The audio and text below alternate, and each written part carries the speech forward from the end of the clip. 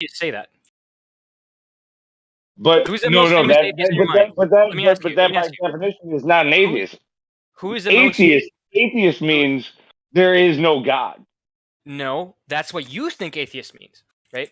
But who is the most famous atheist by your own standards? Charles Darwin, no? Darwin. No, if you name some names, I would recognize them. But I thought Charles Darwin was one of the most famous. You mean atheists. Richard Dawkins? Yeah, Dawkins would be definitely up there on the list. Yeah. Okay, well, Dawkins would fit under your definition of agnostic. No, I said Darwin. Well, whoever said Richard Dawkins says, I do not know that there is no God. I just don't have any evidence to believe that there is. You said Richard Dawkins. No one else did. Yeah, no, I said Charles Darwin. He's not. Okay, fine. Hold on. You got me there. Let me ask you directly. Do you believe Richard Dawkins is an atheist or an agnostic? Atheist means no God. Agnostic says they can't determine who God is. That would have been a good point for Jeopardy music right there. I mean, does anybody here disagree that Richard Dawkins is an extremely famous atheist? Is Dawkins the guy who died? Oh yeah, you're right. You're right. He was agnostic. Yeah, you're right. I stand corrected. Right, but he is like a famous atheist, right? Like atheist is what he is famous for. Right? He wrote the book The God Delusion. Right? If you look him up on Wikipedia, I'm pretty sure within a couple of sentences it'll say like atheist. Right? He's deep in it. But who is defining him as such, though? Like, that's the question. Okay, my point is that your definition of atheist isn't the definition that atheists in the colloquial sense use. Well, what I was going to say before, I have kind of like an analogy. It is a little bit kind of a crude analogy, but it does fit. And so, dude, to say, in my viewpoint, to say there's no evidence of a creator this is such like a minimalized kind of analogy. So pardon it for that. And it's kind of like locker room humor kind of level, but it's still okay. It would be akin to going to a party and there's just women everywhere. It's a pool party. There's women in bikinis, just beautiful women everywhere.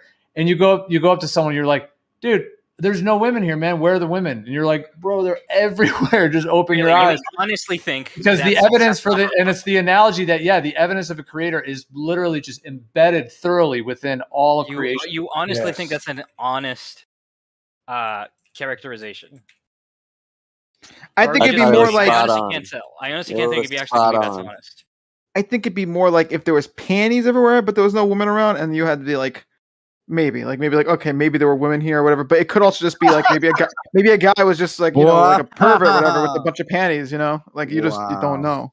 No, dude, I'm talking just there's women in bikinis. All is a pool party outside, sun's out, everyone's having beers, like because dude, the evidence is like it's thoroughly embedded everywhere, so you can't see it.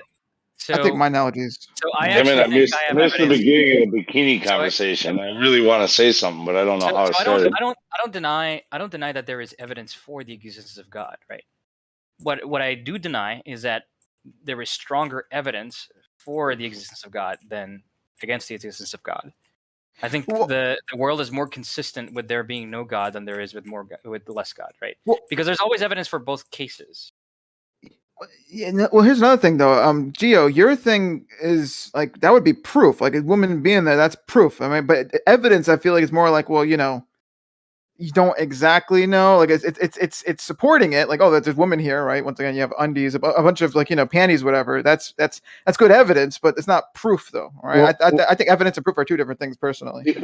When it comes to atheists, like most atheists, honestly, they're uneducated. Like most, not all, like there are educated atheists, but the majority of them who will come at you saying like God isn't real, blah blah blah, shit like that. They're really fucking stupid. Bro, do you honestly think that's a good way to like come forward to an argument with an atheist about atheism? No, I think a better way. I think a better way would say like, what if you walked into a room or a backyard with a pool? And you found like a bunch of babies everywhere. It would be safe to say that there was a woman somewhere, some one point in time that had all these babies, whether it was one woman or like 20 women. Okay, so can I ask you directly what it is? can I ask you directly, when you look around, right?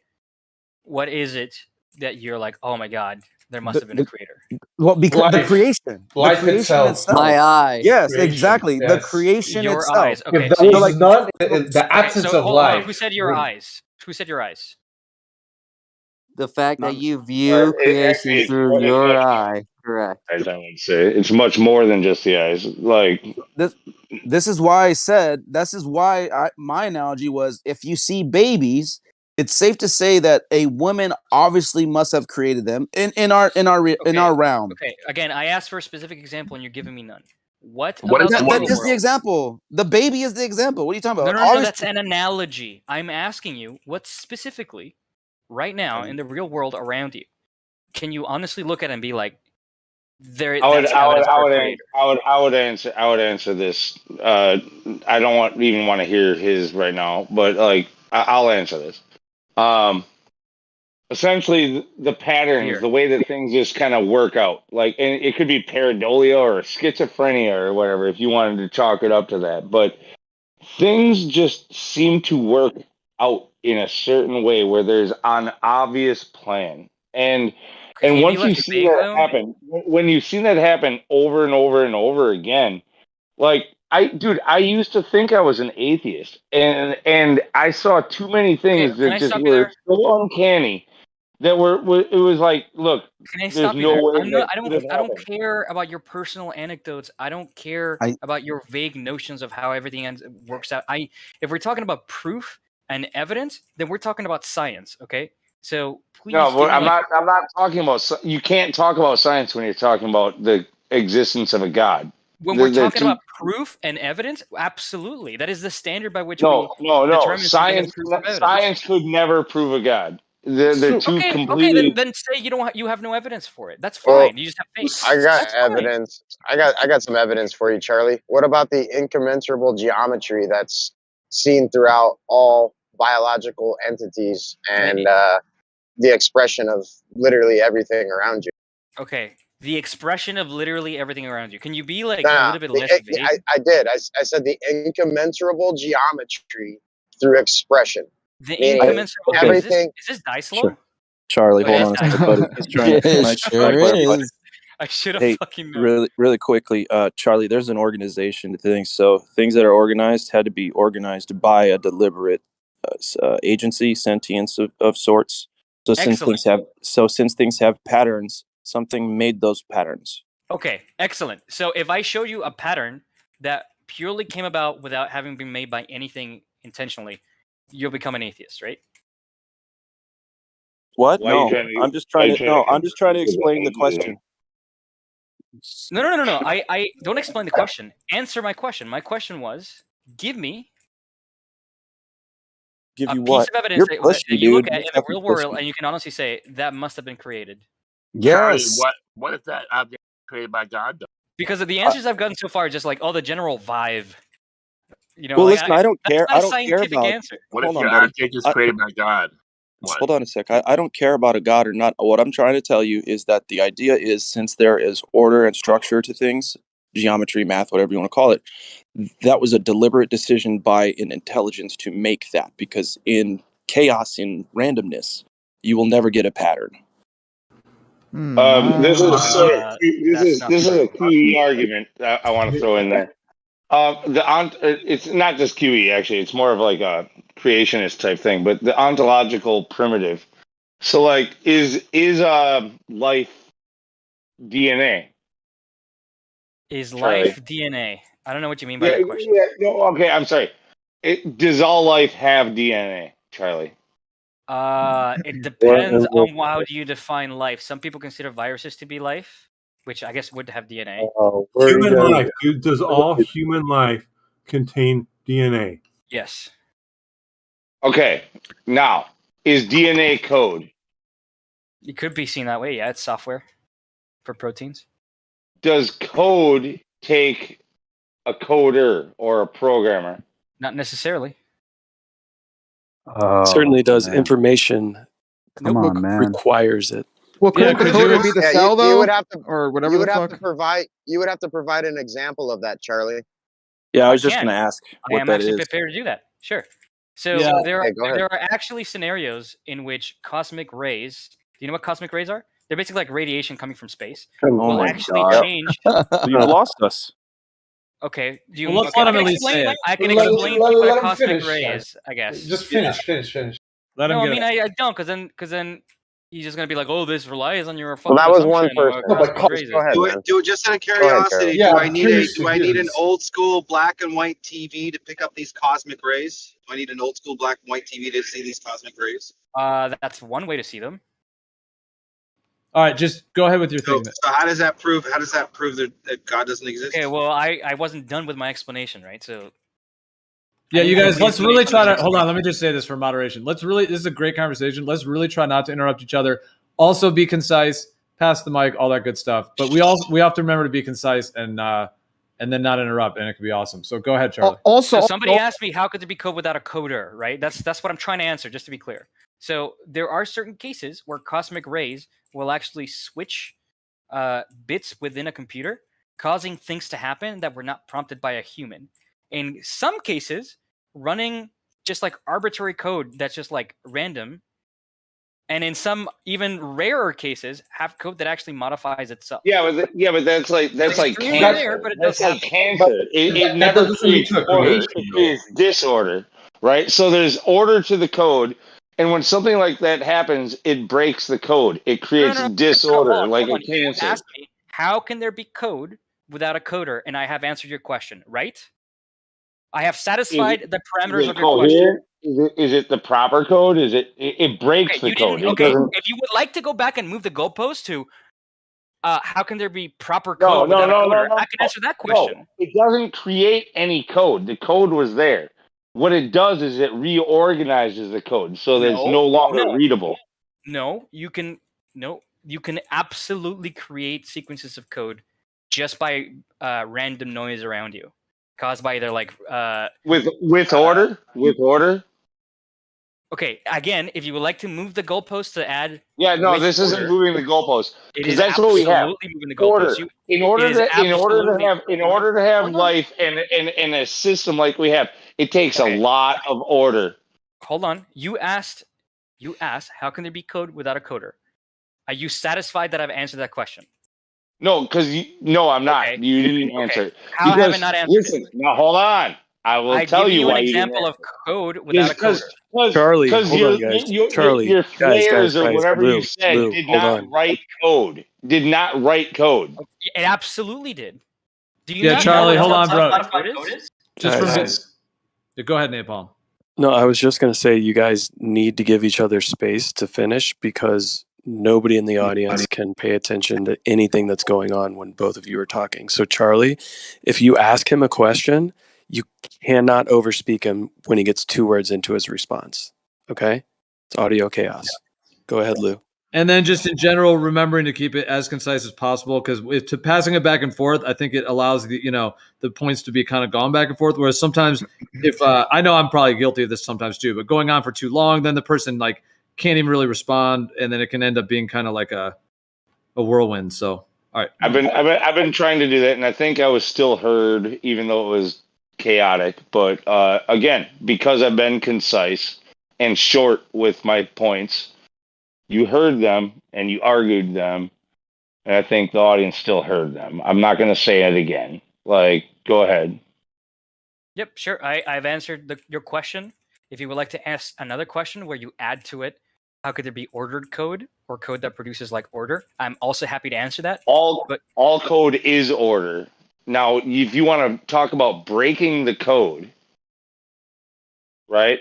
Like if you have a flare or again, like I compared it to an analogy, cancer, something that comes and breaks the code, makes you sick.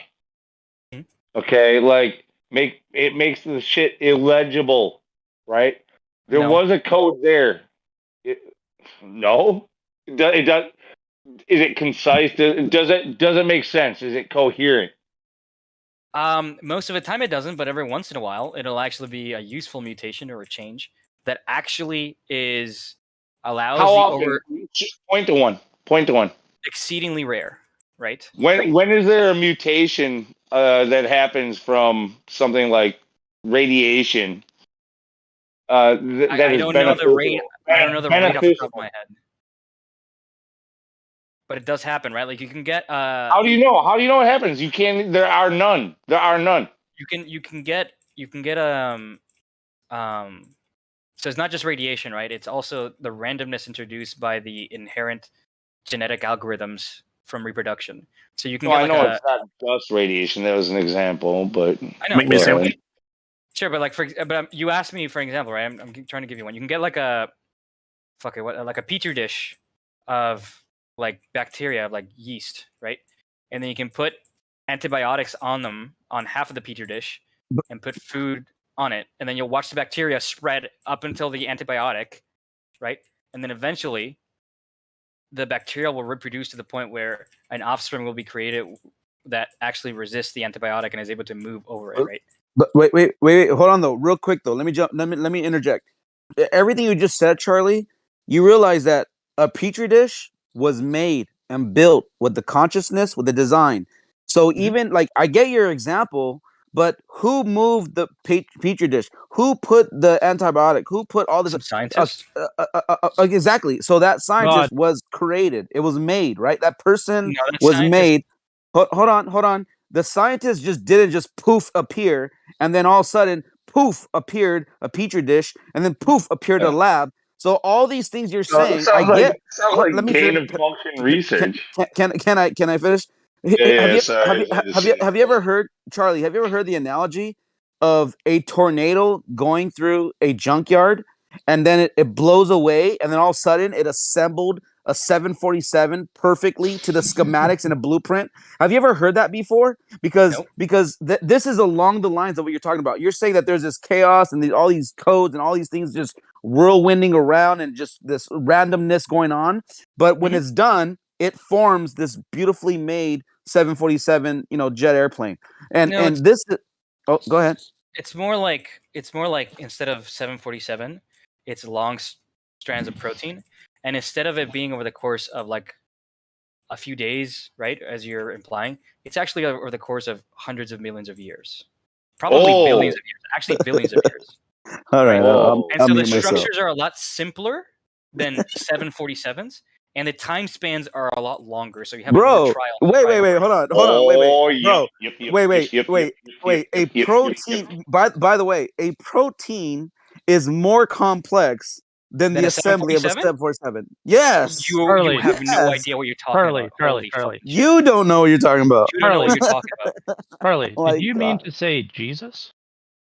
Hold on. Who's the one that's saying that a 747 is simpler than a protein? Who the I'm fuck saying said that? I'm saying a protein is more complex.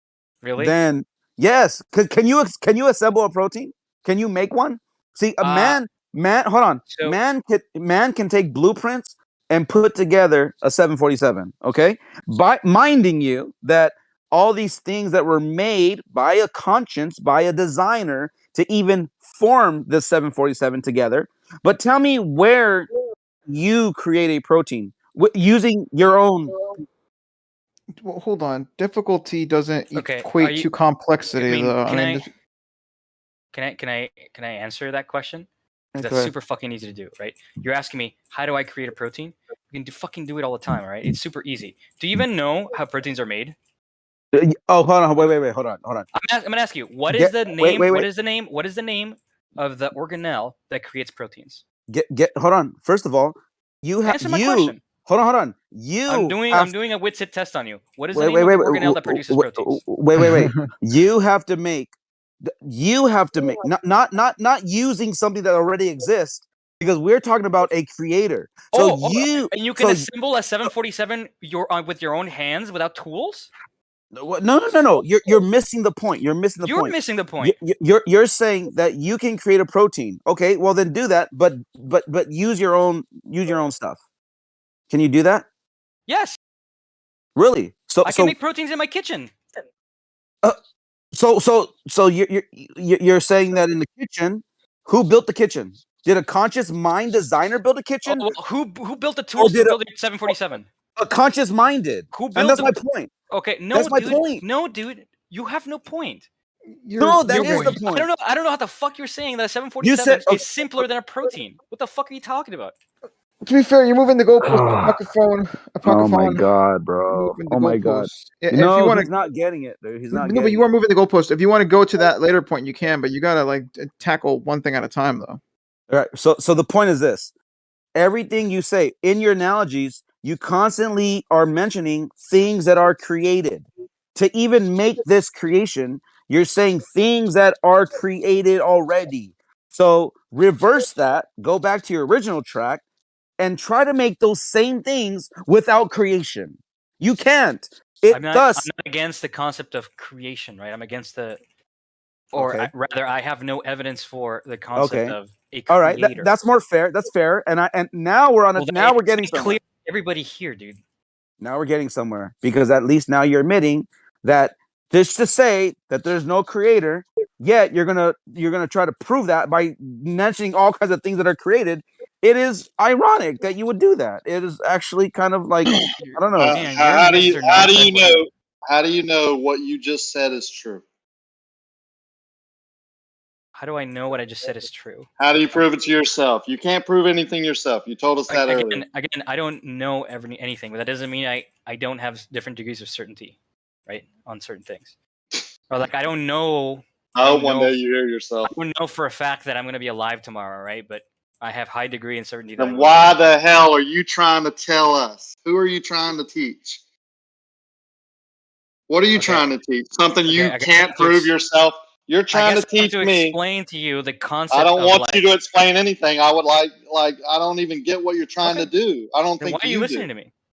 I think it's interesting, man, that people think like this. I can't know anything, right? I can't know for sure what I'm saying. I'm even speaking, but I'm going to try and teach this other guy that I came into a room with that I don't know what I know.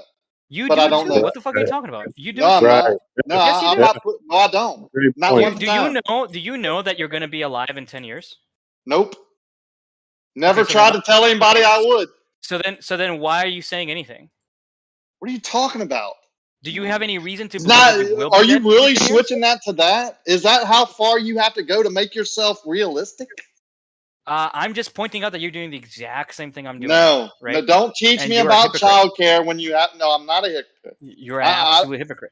I'm not. Right? You're twisted it around to call me a hypocrite. So I don't know why we don't know things doesn't mean that we don't have an opinion about things. Or that we don't have different degrees of certainty about them. You can have your opinion, but you're trying to tell us what you don't know that you don't think you ever will know. That's so weird, dude. I don't know what the fuck you're saying. Yeah, you don't even know that I'm saying it. I think that might have something to do with what you're saying, not with my understanding. No, it might have something to do with your worldview of you can't know what I'm saying because you don't even know I'm saying it. Well, that is that's weird. It's a weird argument. Yeah, I know. That we're having to listen to a guy that is trying to tell us what he doesn't know because he can't know because there's no way of knowing that he knows. How long do we have to listen to this? And I sound right there, buddy. He's putting a gun to your head right now. Yeah, I know. I came in this door to make this point to everyone who will listen. No, so keep on telling us what you can't know because you don't know what you know. The door is right there, buddy. I was having an ammo. I know where the door is. I know where the door is, buddy. As soon as you say buddy, that's your tell. You can use it. Maybe you should not tell other men where the door is. It's your tell. But I know the door that I came in. Yeah, let's just relax and don't tell other men what to do. But I'm just questioning why you're here. I'm asking you a question. Why are you here telling people that you can't know anything, but we should listen to you? Again, because the fact that I don't know anything doesn't mean that I don't have different degrees of certainty about things. And I actually truly believe that you don't understand that. That you truly ingested what I. How do you know I don't understand? Because you keep yapping about things that demonstrate that you don't understand what I'm talking about. Maybe tell me where the door is and call me buddy, which will make you sound more like a smart engineer. Buddy. I never called you buddy. You called yourself buddy. What are you talking about? I think it's your tell, not mine, because I never called you buddy. We can run a teabag. You accused me of calling you buddy, and that is my tell. I never called you buddy. What'd you call me then? That sounds like buddy. Buddy? Buddy. So I Is guess this it's a your bird? tell. Do we have an Did I actual? rattle you? Anyway, I don't know why you're talking about Are me we just again. trying We're to, talking are we about just the trying to person. call out Canadians now? Like, Alright, buddy, let's just hey? let's just get back on track here. Where were we? The track is Say that that, we can Jeremy? just say whatever we want here for entertainment, which is fine, right? But when asked a question, why are you trying to explain? Like, I'm not even talking to him anymore. If someone else was trying to do this, like me, I'm trying to explain to you how to put a puzzle together, but I can't even know I'm putting the puzzle together because I don't know. You don't even know if the puzzle exists. Yeah, it's weird. Yeah. Why would you listen to me? Isn't that weird? He said it 1,000 times already, though, that he could, just because he doesn't like necessarily, think he knows anything, he could still have like opinions on things. Well, he and, said it was a fact. He doesn't know anything. He said, despite the fact I don't know anything. He literally, that's verbatim. He just said that. Anyway, do we have an? Well, I share a very thing? similar opinion where I don't think I can truly know anything, but I mean, I still, there's always the possibility, so I'm still going to, do these things, I'm still going. That's very enlightening. These guys don't understand that when I say I don't know anything or everything, these guys seem to think that means that I must be uninformed or have no priors about If you can't know anything, we don't need to listen to you. This conversation is over. Like, that's it. You can turn off his voice if you want. Oh, hold on, that's not how that works because, God damn it, like if do you have anything real to talk about, guys? Apparently not. What were you guys talking about before?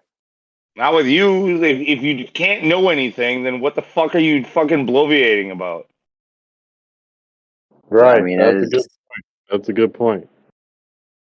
I think it's pretty crazy that we can't replicate blood. I feel like that's good for creation. I think APOC was talking about DNA maybe and not proteins. I'm not sure what his position was, but I think he's talking about the DNA. You said you guys let him get away scot-free with that one. All he Free with said what? was I'm more than willing cosmic to go back rays. to talk about how 747s No, you don't need more to go there. complicated or less complicated than a Hold protein. on. You said, correct me if I'm wrong, when asked about DNA, you said cosmic rays, correct? I mentioned cosmic rays in the context of changing DNA. Right, but didn't you skip a step there? A step in what? What do you think I was trying to explain? You were trying to explain how DNA started. DNA what? Where DNA came from. Who wrote No, DNA? no, Was that not I what you ran were... him through a series of questions, and that was his rebuttal to it, is that the sun could change and code things. The reason I brought up cosmic rays, right, is because somebody asked, how can there be code without a coder, right? Exactly. And I gave an example of cosmic rays, and it actually wasn't with respect to DNA, now that I remember. It was with respect to just code running on a computer, for example. Or not even running, right? You can have cosmic rays hit a computer, switch a couple of bits, and then cause the code to start running, even like random code or code that's just like garbage. Even possibly Really? self-mutating code. Yeah, absolutely. It's happened before. When has that ever happened? Like in your experience, any of your like professors or with his fellow point, students? Hold on, bro. It's garbage code. He literally just said it's garbage code. I compared it to cancer. Like it's garbage code. It's not real code. It took the code and scrambled it. It destroyed the code. That's what it did. It was a destructor, not a creator. It happened in voting. Your question was, how can there be code without a coder? And I gave you the answer, right? That's not an answer. And you're going back and moving the goalposts, like saying, like, oh, well, there wasn't ordered code, right? Now, if you would have asked that question, I could give you an example of that instead. But that's not what you asked. Fine. So Why do we have to go 30 minutes later? Why not understand what I meant? Instead of saying ordered code, I said code. Because I want you to acknowledge that you're moving the goalposts, and then you should be happy with hold on, guys. Hold on a second. When you say code, this is nonsense, it's automatically. How do you even that? How do you explain? I'll even give you the code. I'll even give you the computer, the program. Choose what do you want? Python. What do you want? It's all there.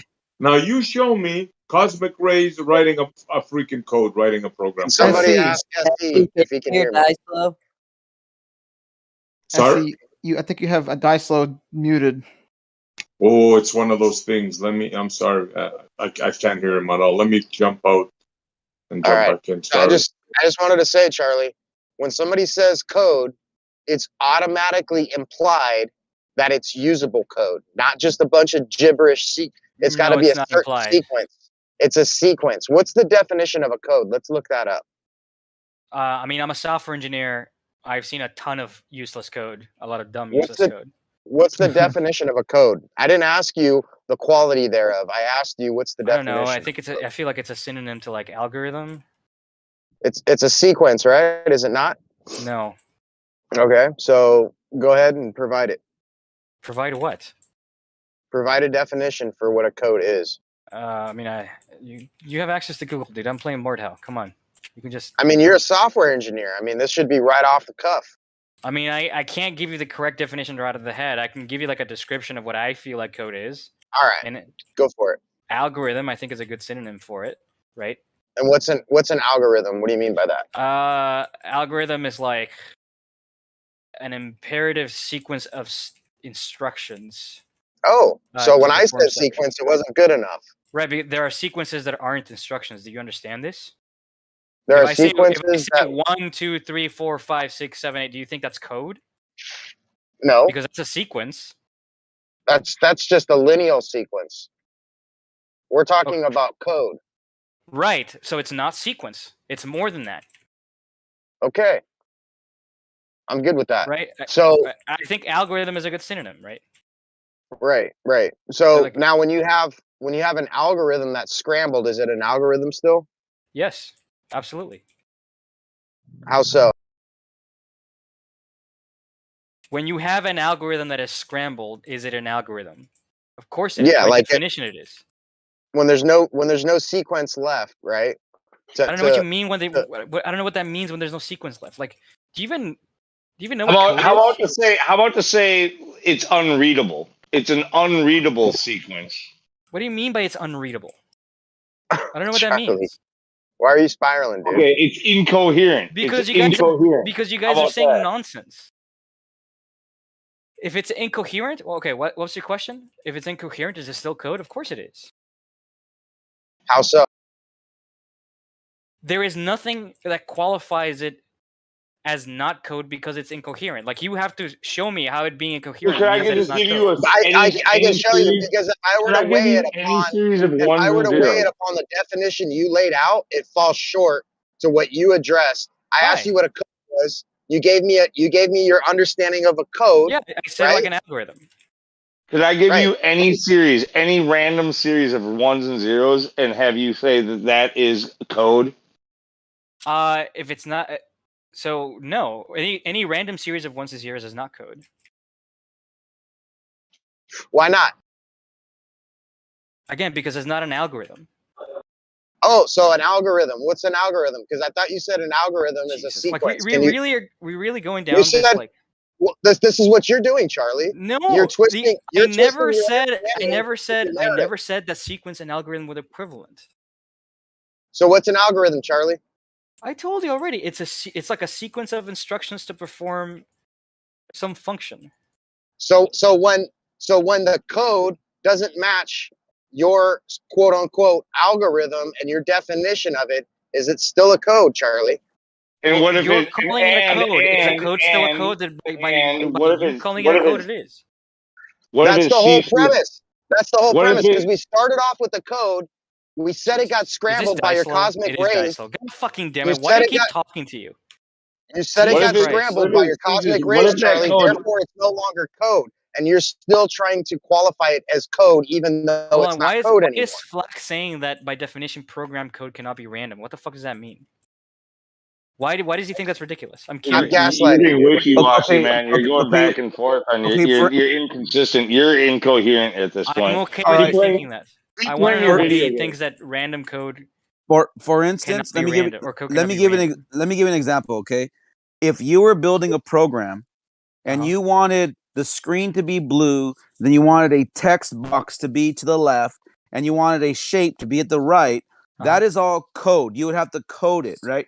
Sure. But if you went up to the computer and just started randomly hitting buttons like blah, blah, blah, blah, blah, are you going to get a blue screen with a text, box and a shape at the bottom right? You're not going to get that code, quote unquote, because it's not going to be what you desire to create. And at the end of the day, if you say, "Oh, well, these sun rays came in and messed with my code, which was so random, it didn't even make what you were planning to make," then this is their argument towards you, Charlie. Okay. So let me. The game that you're playing. Can I please answer him? Okay. In your example, what happens if you go on, you smash your face on the keyboard or whatever? I love that. You smash the keyboard, right? And then something totally That's random code. pops up on the It's screen. the code of your face. Something totally random pops up. Shut the fuck up. Let me answer him. Something totally random comes up on the screen, right? Mm-hmm. And then I'm like, okay, that's not what I wanted. I wanted a blue background with a text box at the bottom, on the left, right, and yada, yada, yada, right? So then I ask you, okay, smash your face on the keyboard again, right? And then you do it again, and then it gives something totally different that's also not what I want. Okay. And then I ask you, okay, do it again, and then it gives me something totally different that's not what I want. And so you're I do saying... Hold on, shut the fuck up. And then I do that for 10 billion... first of all, don't talk to me like that. And then I'll be respectful. And then I do that for No, you're 10 not. billion No, you're not, years. not Do even. you think eventually something might pop up that might look like what I want, and I'd be like, okay, stop. I'm going to use that. So what you're saying is that if you took enough monkeys to type into a computer for millions of years, they can type out the story of War is Peace or whatever the fuck that book is. You probably need a lot longer than millions of years. Okay. But yes, in principle, yes, it could. All right. Given enough time.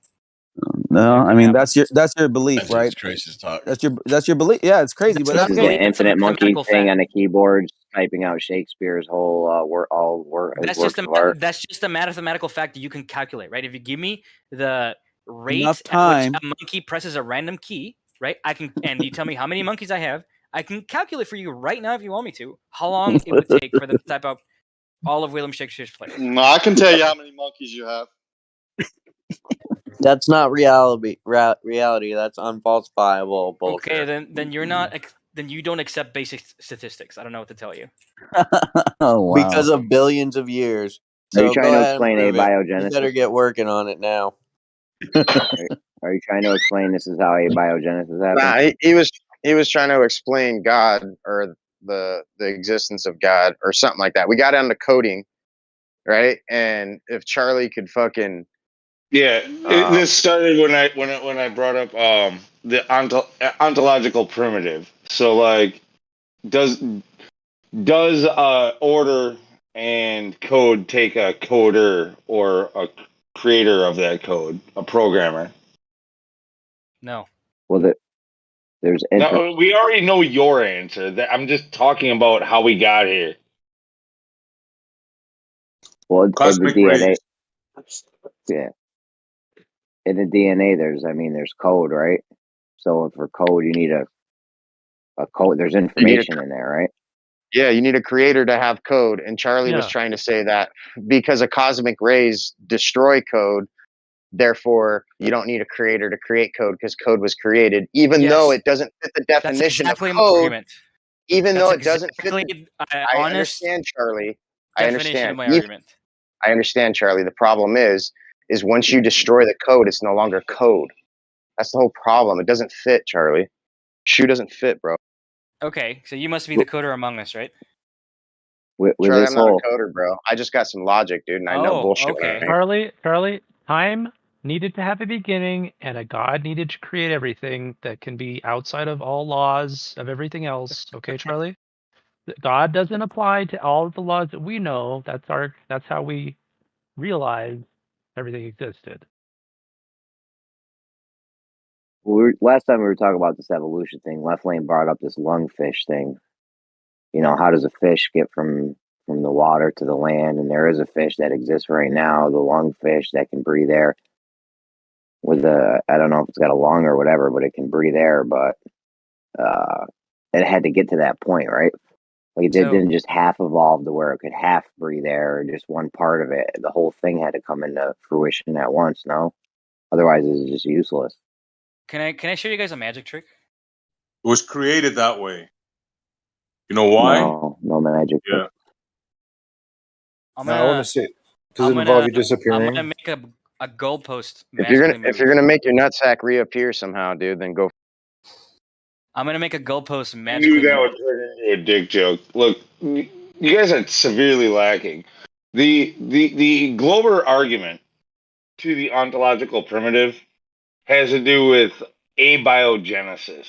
You would have to argue for that in order to So beat what I have produced for you. so Yeah. so everything that exists must have been created. Is that your position? In order for there to be code, it takes a coder. Now, in order for you to argue against that, you would have to say that code can be generated randomly over time. No. What I'm saying You'd is that also have to say that silicon rock, because this really goes down to like the Big Bang Theory and all that. you're And really are like you 7 beers in. listen? Are you do you believe in the Big Bang Theory? I have high certainty that is probably true.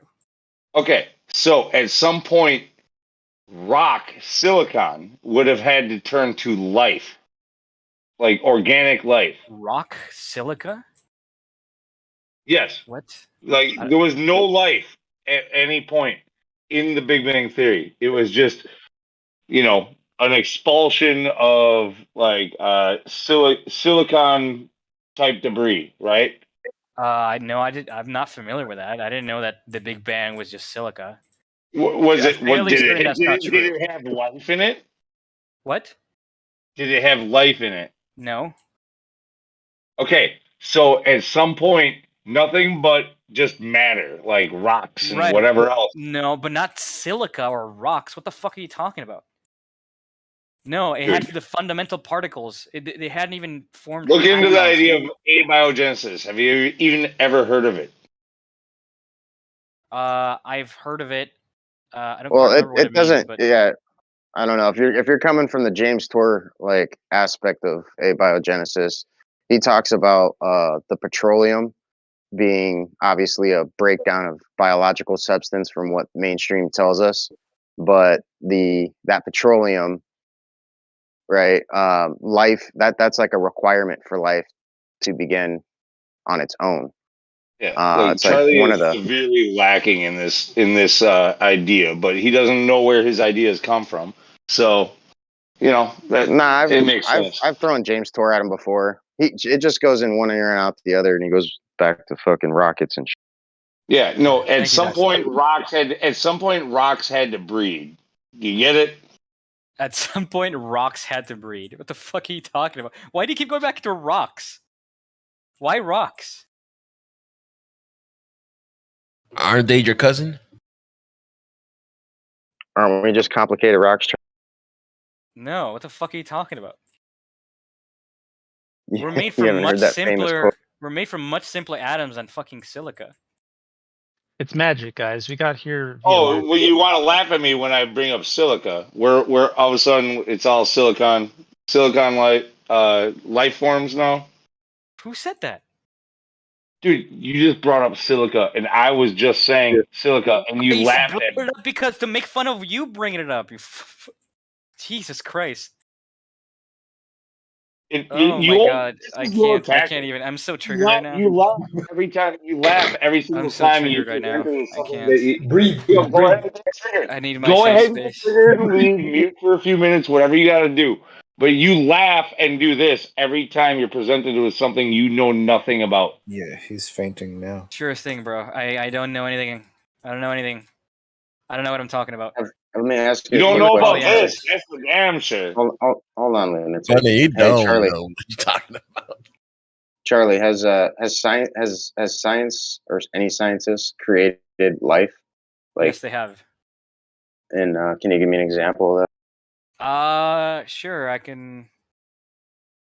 I mean, instead of speaking out of my ass, I can just look it up. But I'm fairly certain I've seen scientists create. I believe they make like arsenic-based bugs. No, I don't even think they can make the smallest, simplest. They can't even reproduce the simplest bacteria, which is like only has 256 genomes. So No, genome dude, they sequences. can't. So They can't even do a No. protein. They can't even do a No. protein.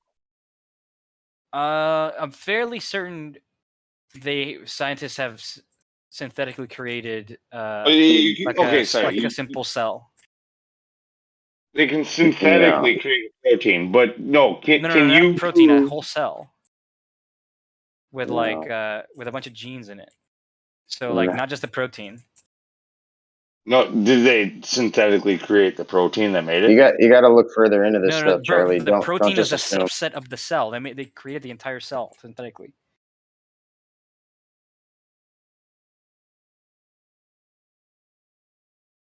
Yeah, they haven't done much. Hey, Charlie, I posted a video. Well, why would you believe my sources, right? I guess. Hey, Charlie, can you hear me, Charlie? You don't have any sources. You haven't presented any. Hey, Charlie, can you hear me? Okay, Hello? there's an article mic here check. from NIST. Mic check. Can you hear me? Scientists create simple synthetic cell that grows and divides normally. Can anybody hear me? New findings shed light on mechanisms controlling the most basic processes of life. 5 years ago, blah, blah, blah, blah. I mean, I don't know what you're talking about. It's there. Charlie, can you hear me? Yes, I can hear you. Hey, so 35 minutes after the hour, I posted a video that I urge you, not only you, but everybody, if you haven't seen this video. Why would I watch? I'm gonna guess this is like an hour long. It's exactly an hour long. Holy shit! Yeah. Not right now. Not right now. Watch this. Why would I fucking watch this when if I were to give you an hour long, deep brainwashing from this shit, there is absolutely no way that you would ever actually watch Charlie, it. you don't want to watch an hour of Christian apologetics? hey, Charlie. If you I'm just saying, like, take a look at it, like, I won't. watch I'm gonna it. be honest with you. I'm not going to. All right. All I'm saying is this: like, this particular person, he goes into depth with scientists and biologists and like people that sure are like. You believe that. Okay, that's fair. That's fine. Yes, I do. And but the thing is, though, that he goes into depth. No, stop. That's not fair. He literally said he will not look at it, and if you want to believe it, go fucking ahead. But he will not listen to you. Here's what's going to happen, Charlie, is I'm going to call you out real quick for being afraid of the information presented in the video. Yeah, he is afraid of it. I'm just saying, if you were to watch it, like, how about you sweeten the deal like I have? You offer me like, I don't know, $100 if I watch the entire video. I'd do that. Dude, go get a job, man. But you'd have to actively critique it bit by bit to show people how it's bullshit. But I would totally do that. But I need an incentive, dude. Like, do you honestly think every single time, like the honest response for me to do every single time somebody sends me one of these hour or 2 fucking hour long videos? No, but if you're gonna present, not every time. But if you want to engage in the conversation and pretend like you somehow know their point, you're gonna have to watch. You're gonna have to watch. Bro, I do know. I've done plenty of research into Christian apologetics. I used to be a Christian myself. Okay, I've had debates with like people like Darth Dawkins. This has nothing to do with apologetics. That guy was an atheist, anyways. The guy in the video. He wasn't exactly. Dr. Lee Strobel cares? was a devout atheist, but he listen. I don't believe in things without evidence. Okay, it's as simple as he was that. exactly. He was the same way. That's the whole point of this video. Well, who the fuck cares? I can find atheists that used to be Christians like myself, and that wouldn't convince you, would it? So why would it convince me? Damn it. Almost every atheist started out as a Christian. Then they abandoned it, and then most of them, come back to it eventually if they have any fucking kind of head about them. Sure, you keep telling yourself that. Okay, so all I'm saying is this, Charlie. I think he's like kind of like maybe along your lines, because he probably believes just as you believe now. He once believed that. So all I'm saying is, if you were to look into his discoveries, because he was originally a journalist, an investigative journalist, that was his career. So he actually set out. So what happened was he married this woman, and she became a Christian, and then he was like, "Get out of here with that! Like, no, that is nonsense." But he actually set out to disprove it, to like try to persuade her from still being a believer of this God that she like found in her life. But then so he went out, he set out, he started looking into science like deeply. He like started interviewing like all these like the top physicists and all these different lab coat titles that you give them. And then he ends up coming to a conclusion like, wait, there's a lot of things that aren't making sense in his paradigm. And he then changed and switched over to realize, yeah, it's not what he's been believed to be. And then he changes. So? Wow, is So that so? Hey, dude, just check it out, man. That's all I'm saying. That's you don't have to. amazing. You don't have to. You're cutting him off to belittle. Like, wow, is that so? Is that Absolutely like an cutting him off to belittle him because I've told him it's unreasonable to expect me to, as part of like an honest response to what he's saying, to watch a fucking hour-long video of Christian apologetics, something that none of you would do if I were to do to you. All right. All right. Well, hey, Like, like this fucking point of like, oh, he used to be an atheist too, or like because he was. That's a fact. Not a good point to make, which is the whole reason I don't make the point. Oh, I used to be Christian and now I'm an atheist. I used to be just like you. Look, myself, I like what is I this? haven't Like a Michael Cera movie? Myself, I haven't come back to Christianity. I consider myself to be a deist. Okay, so which is, I think that's actually covers a lot of the population, even though they don't know it. They don't know the term, but it's like an agnostic, but they know that there must be a deity. Like there must be, like in order to have this code, this creation, like there's too many things that just have to work too perfectly together in order for this to be a thing. Like it would have had to have taken a creator. Now, can I know who or what this creator is? Can I know anything about him or it or whatever that is? Like, does he respond to prayers? I kind of look. I don't think he does. Like I don't think he. I kind of think it's more of like a watcher type thing. But it took that in order to have what we have, because basically entropy laws, like things move towards chaos, right? They move towards disorder. So it takes order from the start in order to move to disorder. In order, again, back to code, like No, sure, it does. you could have. You're wrong about that, by the way. It doesn't take order in order to move to disorder. No, it doesn't. Somebody. Yo, Napalm posted a funny fucking meme. I'm tipsy right now, and that shit got me rolling. So I have an honest question for you. Do you For who? For Lou. Do you for you or for Lou? I'm just kidding. Go ahead. Do you For me. do you accept that I honestly believe that there is no God? That I truly hold that belief? I don't give a fuck what you believe. I know you Like, don't, but I do just you know think that, I'm lying is my you question. like you're an antagonist. You like to argue with anybody, so I do like to debate, but I don't Yeah. see how that's a gotcha. Just get another beer.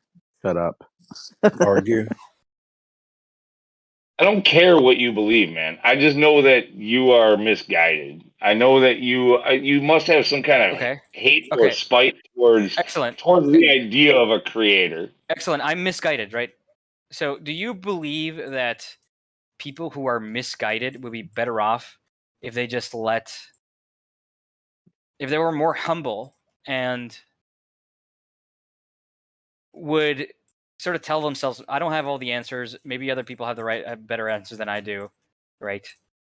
And that maybe they're right. Yeah? Maybe rephrase that. So some people might be right. Is it what? Do you think it's a good attitude to have, to like accept that you might not be right about your positions? Yeah, man, I think that's an Yeah, of awesome course. attitude to have. Excellent. Like, why don't you apply that to yourself, Charlie? I absolutely do. I might be absolutely, horribly, totally, catastrophically wrong about all of this. You are. I have said that over and by over the again. way, you're definitely no, wrong about. because when you say that, right, you're implicitly saying that you're not. So well, you're definitely wrong about the scientists when you told create me, life. hold on, and so therefore, when I asked you earlier, is it good to sort of have the opinion that you might be wrong? You said yes, but when I ask you, do you actually have that belief? You're saying no.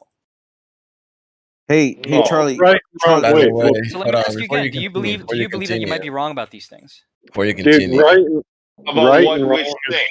Which things? right. Like the About idea everything that we've that been talking about, like evolution, the origin of life, You're yeah, well, talking ship about the a Earth. scientists Babylonian create life construct. thing. The scientists create life thing. You're definitely wrong because I was reading the paper and then I went to the actual published, and all they did was just remodify the genome of the thing to create a different type of. So they didn't create shit. All they did was manipulate what was already there. Oh, really? Well, Which he's paper am I talking about? about Which year did this come out? he's talking about a Babylonian construct, which is a never-ending argument about who is right and wrong. Okay, I guess That's we're what moving you're on talking from about, this. Charlie. Well, So no, this is Here's total the synthesis Chappie's of trying to put just me in. The trivia. Chappie's trying to put me in. Whole lie was recorded Because he knows genome. that I will say, yeah, there's a slim chance that I'm wrong. He wants me to say that I'm 99.999% sure. However, there is that minuscule chance that I could be wrong, and yeah, I would say that. Okay, However, so why are you lecturing me on this if you don't know it? Charlie, were you created? Let's be honest here. Were Lou? you created? Lou, why are you lecturing me on this stuff if you Well, just he admitted just you don't Big know Bang. it? It was a Yeah, Big Bang random no. occurrence. Here's the thing: Born I out don't of a hang Big my hat. Bang. I don't hang yeah. my I'm trying hat to on a minuscule chance, man. What's up? trying to get there. What'd you say? I said I don't hang my hat on a minuscule chance. Yeah, I don't either. Okay, Charlie, were you No, created? you. Sure. Charlie, okay, who created you? Your mom and dad, right? I Right? mean, it depends on what philosophical level we're talking about, right? Like, Okay, sure, my mom and dad. well, okay, who created your mom and dad? Somebody else, I right? don't know, their parents. So with that, like just simple logic, I'm gonna assume your mom and your dad were conscious beings, and they came together and they created you. Now, logically, that would mean that somewhere, if you want to reverse that all the way back, obviously there had to have been a creator, a conscious design to make them That's not true. eventually. So, That's not true. what do you mean that's not true? Okay, Do you watch understand? everybody, hold on. Watch everybody how me, the magician, makes the goalpost move. Okay. So obviously you're gonna come to the conclusion there must have been a creator, therefore God, right? So who created him? Therefore, therefore a Who creator. created him? That is way outside of the scope. Who created him? Why do atheists and agnostics created always him? go to that? He always was. God is magical, Charlie. He doesn't Wow, need to be created. the goalpost has magically moved. The creator always was, and it will always will be. See how the goalpost suddenly moved. Yes, but that doesn't. Be amazed by the magic trick, everybody. But Thank you. logically, I sell tickets for shows every Friday. Okay. So in logic, there was a creator, though, right? Now I don't know who created, but there must have been some creator somewhere, right? No. So like when you take a fish tank and then you put pebbles and water and other fish. Hold on. You just give an example of a being that exists without being created. I'm just saying that there must have been a creator. Excuse me. There must have been a creator. There has to have been a creator somewhere down the road. No, there hasn't been, right? Because because there's creation. You clearly just admitted that there was no creator for the creator, right? So why is your creator exempt from the own rule that you've created? Okay. So when you created, if you have children, I'm not going to ask if you do or not. If you create a child, okay, what if your child says, "Well, nobody created me"? You're going to say, "Shut up, little kid." Backhand him like I created you, dumbass. But then, no, well, I don't speak to my children that way. But then, you're right. It's not. I'm not advocating smacking your kid. I digress. But I'm saying if your creation is thus questioning who created them, then you would be like, "What's wrong with you? I created you, so stop." But then your creator would say, or he, right. This the child. problem is that my child was born like a year ago. you know, like 29 Congratulations. years. Congratulations, by the way. Thank you. Like 29 years since I was born, and so, you know, our lifespans sort of have some overlap, and I can talk to him and everything. But the supposed creator was around like what, something like 14 billion years ago. No. That's a fallacy. Nobody knows because nobody was there. Oh, sorry. You must be a younger creationist then. Like, No. Well, because I question even the things I believe in today, and that's a Of course fact. you do. Why wouldn't But you? this is why it would be a belief. You believe that things were around 14 billion years ago, and you can only believe that. No, because there's no substantial evidence that There would is even. What do you absolutely mean there's substantial no evidence, right? No, substantial there's evidence? not Oh evidence of God! that. Have you heard of I mean, geology? Have you heard of Dude, just because I put why would he accept geology?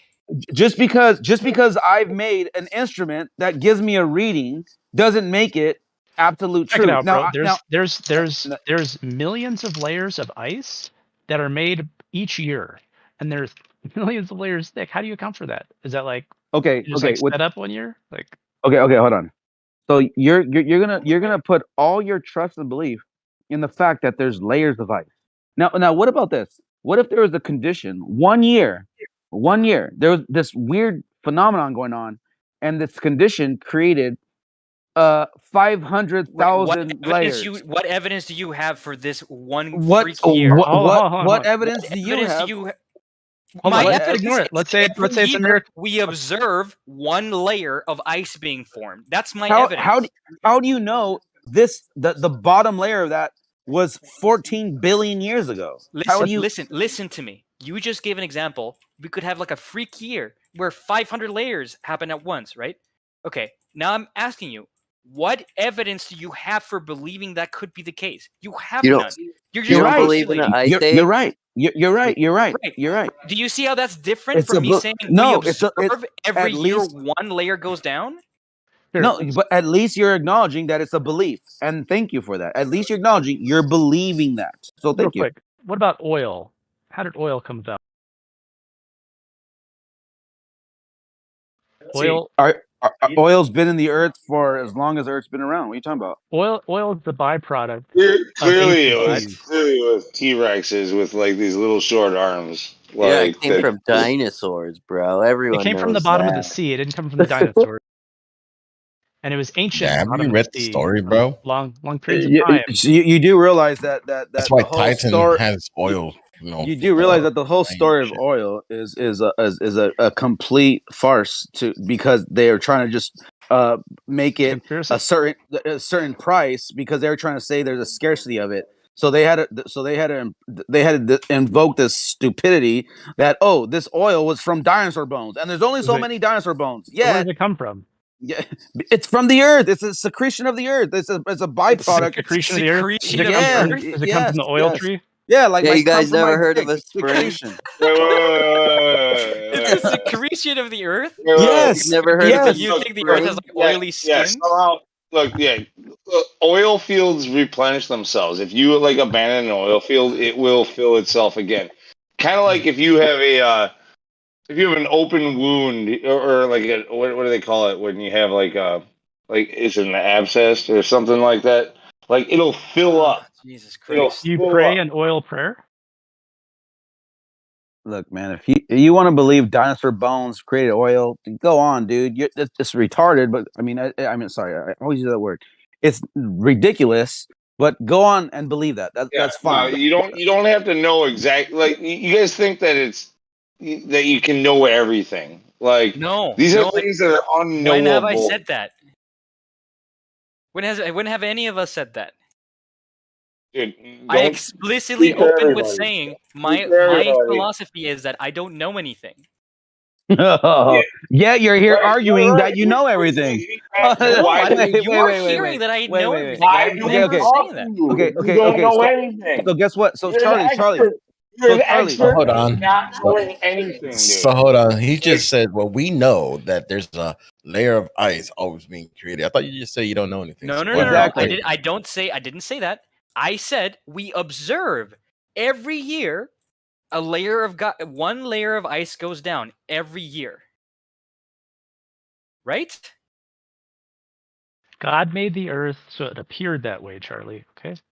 Listen, you don't know, especially when it comes to like over long term. I would imagine that those things would compress, like, and they wouldn't just be sitting in nice, neat Well, that's layers. great that you You can know, imagine it, but have you observed it happening? you're Have you? imagining everything that you fucking said all night. No, we Are there observe. Oh, are Jesus there are Christ. there Did are you there just are there imagine? trees? You just imagine thousands of freaking weird monkeys typing out freaking Shakespeare. What the hell are you talking about? You don't imagine he shit. did do that. So hold on. Well, I wasn't If putting forward that it's a real thing, right? okay, I hope you okay, understand Charlie. that. Okay, Charlie. There's a practice to where they can tell the age of a tree by the rings of it.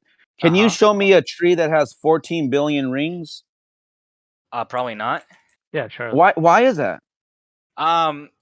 Probably because trees haven't been around for that long. So what's the oldest tree? I don't know, but certainly not 14 billion years. Given that the Earth, I don't even think the Earth is more than like what 5 billion years old. Okay. I don't even know. So can you show me a tree with 5 billion rings? Can you show me a tree with Better 500,000 No. rings? Better yet, Charlie, I have a better question. Do trees have a finite lifespan?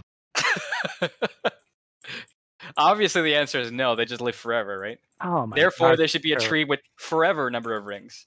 I mean, in your logic, there should be because ice does. Apparently, ice doesn't melt. Obviously, Jesus Christ! Holy these shit! ice 500 obviously IQ logic. Obviously these ice layers that you're talking about, they can exist but not trees. Like they can stand, they you can take those measurements, but you can't take a tree's measurement. Like, dude, Yeah, I don't we're like talking the about creation. comparison to trees. Honestly, like it's gonna take us down a rabbit hole that doesn't do us any credence. So I like, honestly can't believe you're making this Nonsense. argument. You're right. It's nonsense because we all know that there's no tree with 500,000 rings on it to represent a Why? Why do you think 500,000-year-old that is? tree. Let me ask you. Why do you think that is? Because they haven't been around that long. Right, but why do you think trees haven't been around that long? Because because the Earth wasn't even around that long. No. Why is there a tree? just Why answered you. Why isn't there a tree with 500,000 rings in it? what makes you believe in millions or billions of years? Okay, I mean, to the Earth? do you understand fucking what's his name? He said why. He said Areola's answers of like ice. How long do you think trees live? Dude, they'll live as long as you don't cut them down. What are you talking about? They'll fucking Yeah, they'll live forever, Charlie. If you plant a tree today, you think trees live forever? Yeah, Charlie. Trees are the special being on Earth. Charlie, that's why I tried to stop it. So Charlie, we don't want to get into trees living on Is this the new flat Earth belief? Holy shit! So Bro, Charlie, no, it's not. The It's next not level flat new. Earth. It's not new, and it's not a flat Earth belief. It's So Charlie, do you have 5 billion layers of ice? Trees live forever. Okay, that's a new one. All of a sudden, when you get biblical, they start talking about like the tree of life and like old trees and like things that like giants and titans. Like mountains are sleeping titans and all kinds of stuff. You know, like I disagree with. Again, I don't like going down those rabbit holes. Maybe you can answer this question for me then. Holy shit, man! God, you just keep on talking. I know. There are 5 billion layers. I prefer Prokofiev is a bit drunk right now. So he's been drinking. Yes, I am. So, yeah, we don't believe that there's. But you made a good point, though. Holy shit, Prokofiev.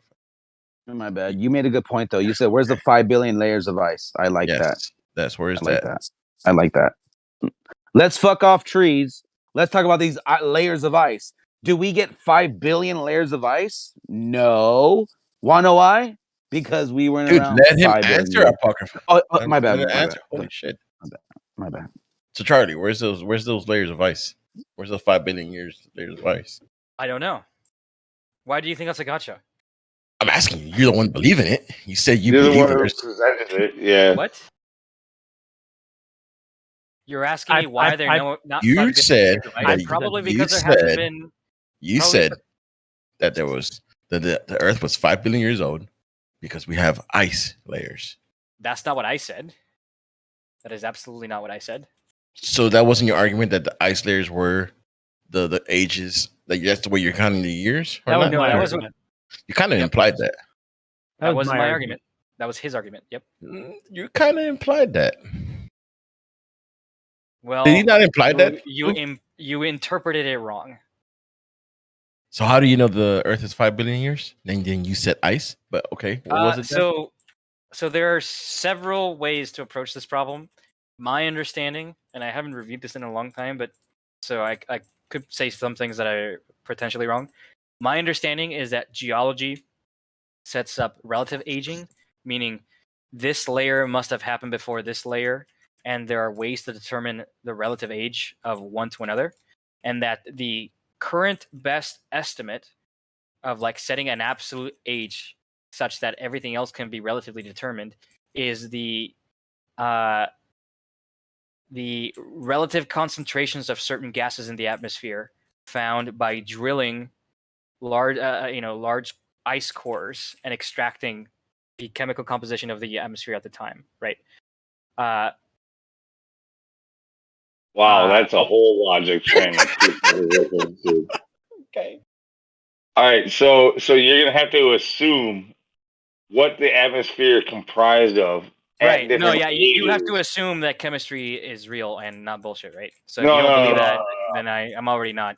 You're cutting me off because you don't want to hear what I have to say. Sorry, go ahead. So you would have to assume that you know what the atmosphere would have had to have comprised of and the timeline of which it would have had to.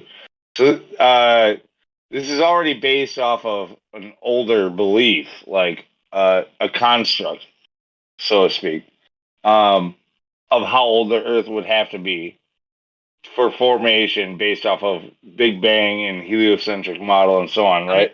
I don't know what you're grilling me on this. I told you that I haven't researched this in like a long time.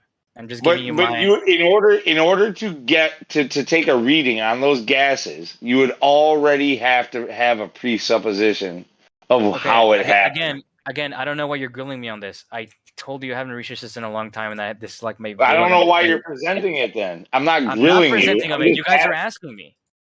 I haven't grilled you. One of you asked me, how do I know that the Earth is like, what was it, 5 billion years old? Actually, I think there might even be better methods. I think there's radiocarbon dating methods. Radiocarbon dating. So you guys probably don't accept either. Well, there's huge problems with radiocarbon dating. Is it kosher? Well, now we're back to assumptions. Like this guy's whole basis of everything he's been saying is an assumption. Okay. So hold on. So you say you didn't believe in things you can have. Do you agree? Do you agree that elements decay with a certain known rate? In today's world, yeah, we can say, but how do we know that this environment was the same then? Or how do you know that? Why would the environment matter? Why would the environment affect the? Because the decay rate? things decay differently depending on the environment that they're in. I don't think that's true. It is true. Are you saying that carbon has a different decay rate based on its environment? I don't know if I can get specific on, like, I'm not a chemist, but well, you're grilling me something. You were grilling me on a claim that I made earlier very weakly. Hold on. Like a body that's left out in a field in a moist environment will decay much faster than one that's left in a dry environment. That's not the same type of decay, right? I'm talking about atoms decaying, not about like bacteria eating anything that decays. There's something that is there's got to be something that's eating at it, and it doesn't just take. Time is not a thing, right? Like the environment has everything to do with the rate at which something decays at. No, you're talking about a different type of decay. You're talking about like organic matter decaying, like bacteria getting in there and eating it. I don't think it matters. That's not like atomic decay. Look, you and I can tell you this right from the start. Like neither you or I are qualified to speak on this. So quit pretending. Yeah, people have been able to replicate I fully believe I know more about this than you do. People You have been don't know able to. shit I am about no it. expert on it, though. I'll grant that. I can tell with those few simple questions that you know nothing about this. I posted I know in the quite a live bit about stream text the meme with the citation on it where they carbon dated a living snail that was carbon dated to be 27,000 years old, but it was still alive. That's wonderful. That's a nice anecdote. But anyway, do you No, agree? it's actually true. Do you agree that atoms have known? Do you agree that elements have known decay rates? Yeah, Or do you and not even accept we that? can create No, I would. conditions that will replicate what you're talking about, like halos around uranium isotopes. We can do that in a very short period of time, where previously was thought to take millions of years. Halos? Halos of what? What is that halo? Do you know what a halo is? A what? A halo. HALO. A halo of what? That's a halo is a ring, but I don't know what Halos you. around uranium isotopes within coal. So you can coalify wood very quickly if you give it the proper conditions. Oh, hold on. Halo around a uranium what? Isotope. Halos of what? This is all this guy can do is argue. It doesn't matter Hold on. what you're Halos going of to what? present. You can even present Maybe look Because it right up. now you just said, "Oh, Right. a circle around a Yeah, uranium isotope." A this is circle of what? And this guy will arguing. just go back into some fucking argument. This is arguing. I'm Yeah, asking you I to would like clarify. to You see said some a halo. agreements instead of A arguments. halo That's of what we're what? here for. All to agree on. Napalm. Yeah. A halo of what?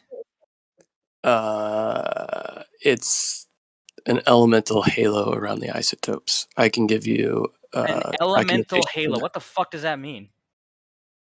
Well, if you hadn't interrupted him and let him finish because he was in the middle of explaining it, he might have. Dude, it's been a long time since I've looked into this, but they've been able to replicate coalification, which they previously thought took millions of years because they had these isotopes with these uranium isotopes with halos around them, and they were thought, oh, this process can only take millions of years, and this is how we know blah blah blah X, Y, and Z.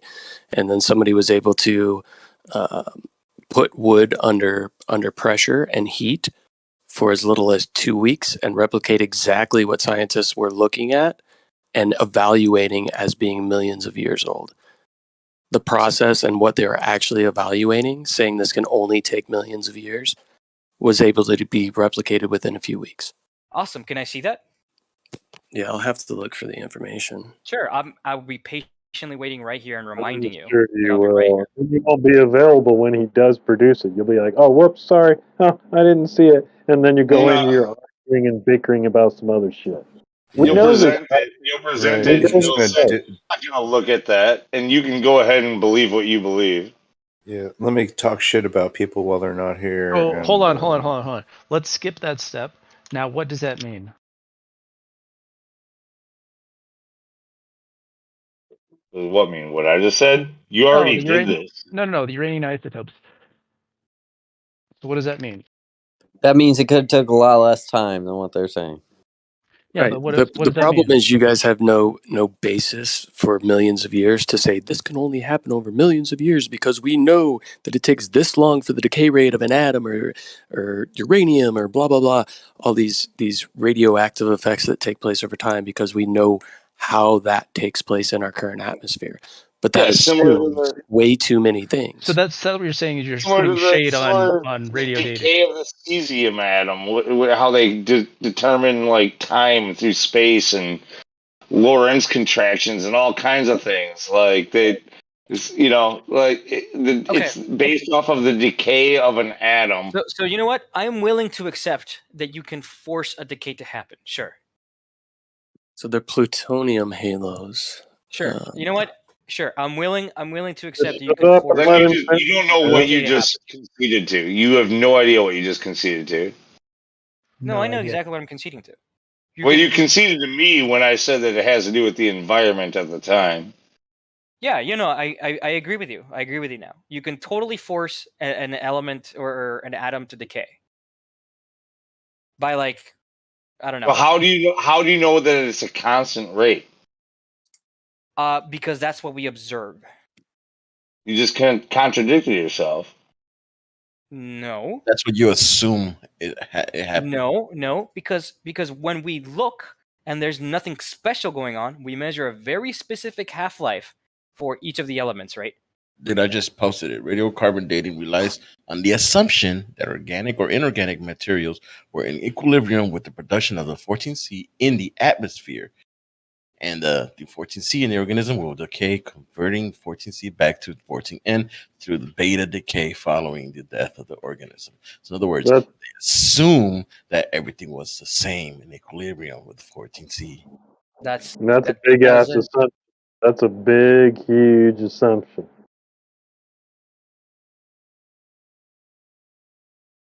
Just because it was like that right now doesn't mean it was the same thing back in the days. Right.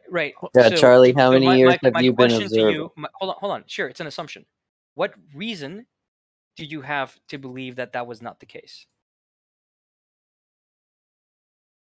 The same as you have to believe that it is the case.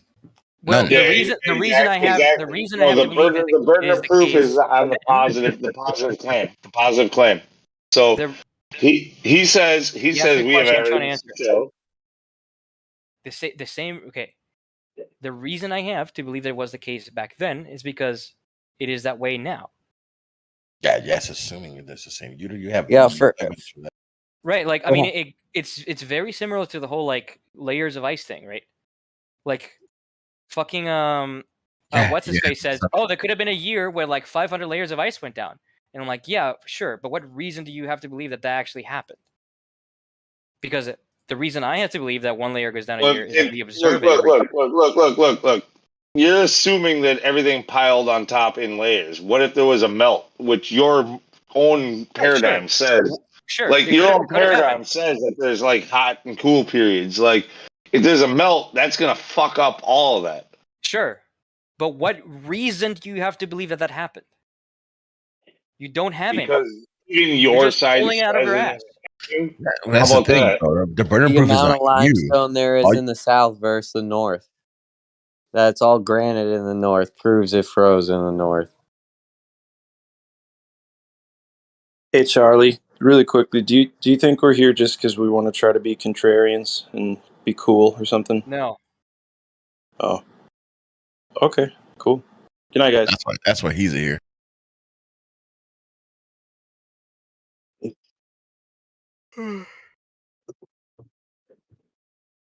I'm interested about that uranium. The halo? Yeah, because that'd be interesting. Because if that were true, right, then it would change the dating, right? So, does the rest of the world know that, or do only we know about it? Well, the reason I'm willing to accept it is because I believe you can induce decay by bombarding elements, right, with radiation. So why wouldn't it? I mean, I'm assuming that's basically a setup that he's implying, where you have. I'm assuming. I think what he tried to say is that you have a halo of uranium, right, which is emitting a ton of radiation, and you have like whatever element you want, like in the middle. I think it's plutonium halos, but I think it was just heat and pressure. Yeah, so you're over time. inducing decay, right? Mhm. Which is fine. I'm willing to accept And that, pressure. right? Yep. I'm willing to accept that, right? But you have my point is that you have no reason to believe that that happened at substantial amounts than what we observe right now. Like, What do you mean? This is the weirdest What do I standpoint, mean? dude. Like What I mean. So you guys, here's what. you Here's can what have Let me you give you can an have a analogy. flood situation that takes place very quickly, floods a very large area. Let me give All you. of the vegetation We gets do not covered need an in a analogy. ton of layers of earth, and those layers weigh down very quickly, put a ton of pressure on sedimentary layers that can form very quickly in a short period of time, and then the pressure and all that stuff that is How would the taken pressure to be on able to create that Earth cold. have an effect on the pressure on the atmosphere? Yep. And if pressure was different over time, would you say that the assumption of the timing could be incorrect? If the conditions were similar to the ones that you supposedly are alluding to, where you have rings of plutonium bombarding radiation Dude, on what's really fucked up about this, on the atmosphere for an extended period of time, along with a bunch of fucking pressure and temperature changes to it, like extreme temperature changes, and then sure, I Charlie, suppose it's right possible, now, for but the you have no sake of reason to argument, believe that was the case. You have no evidence for it. for the sake of argument, just argument alone, you are maintaining the stance that life and the environment has always remained the same as it No. is today. No, not at all. I'm saying that life and the environment, as far as we know, has never seen a change extreme enough to substantially change the observable half-life of like carbon. Over how many years? Billions. Over billions you've been observing this for? Yes.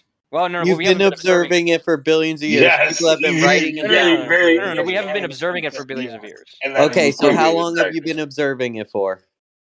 Observing what exactly? What you just said. You just said because we observe it this way. For how many years have you observed it this way? When I say we observe it, right, I'm saying the evidence that we collect makes For how many years? that happened.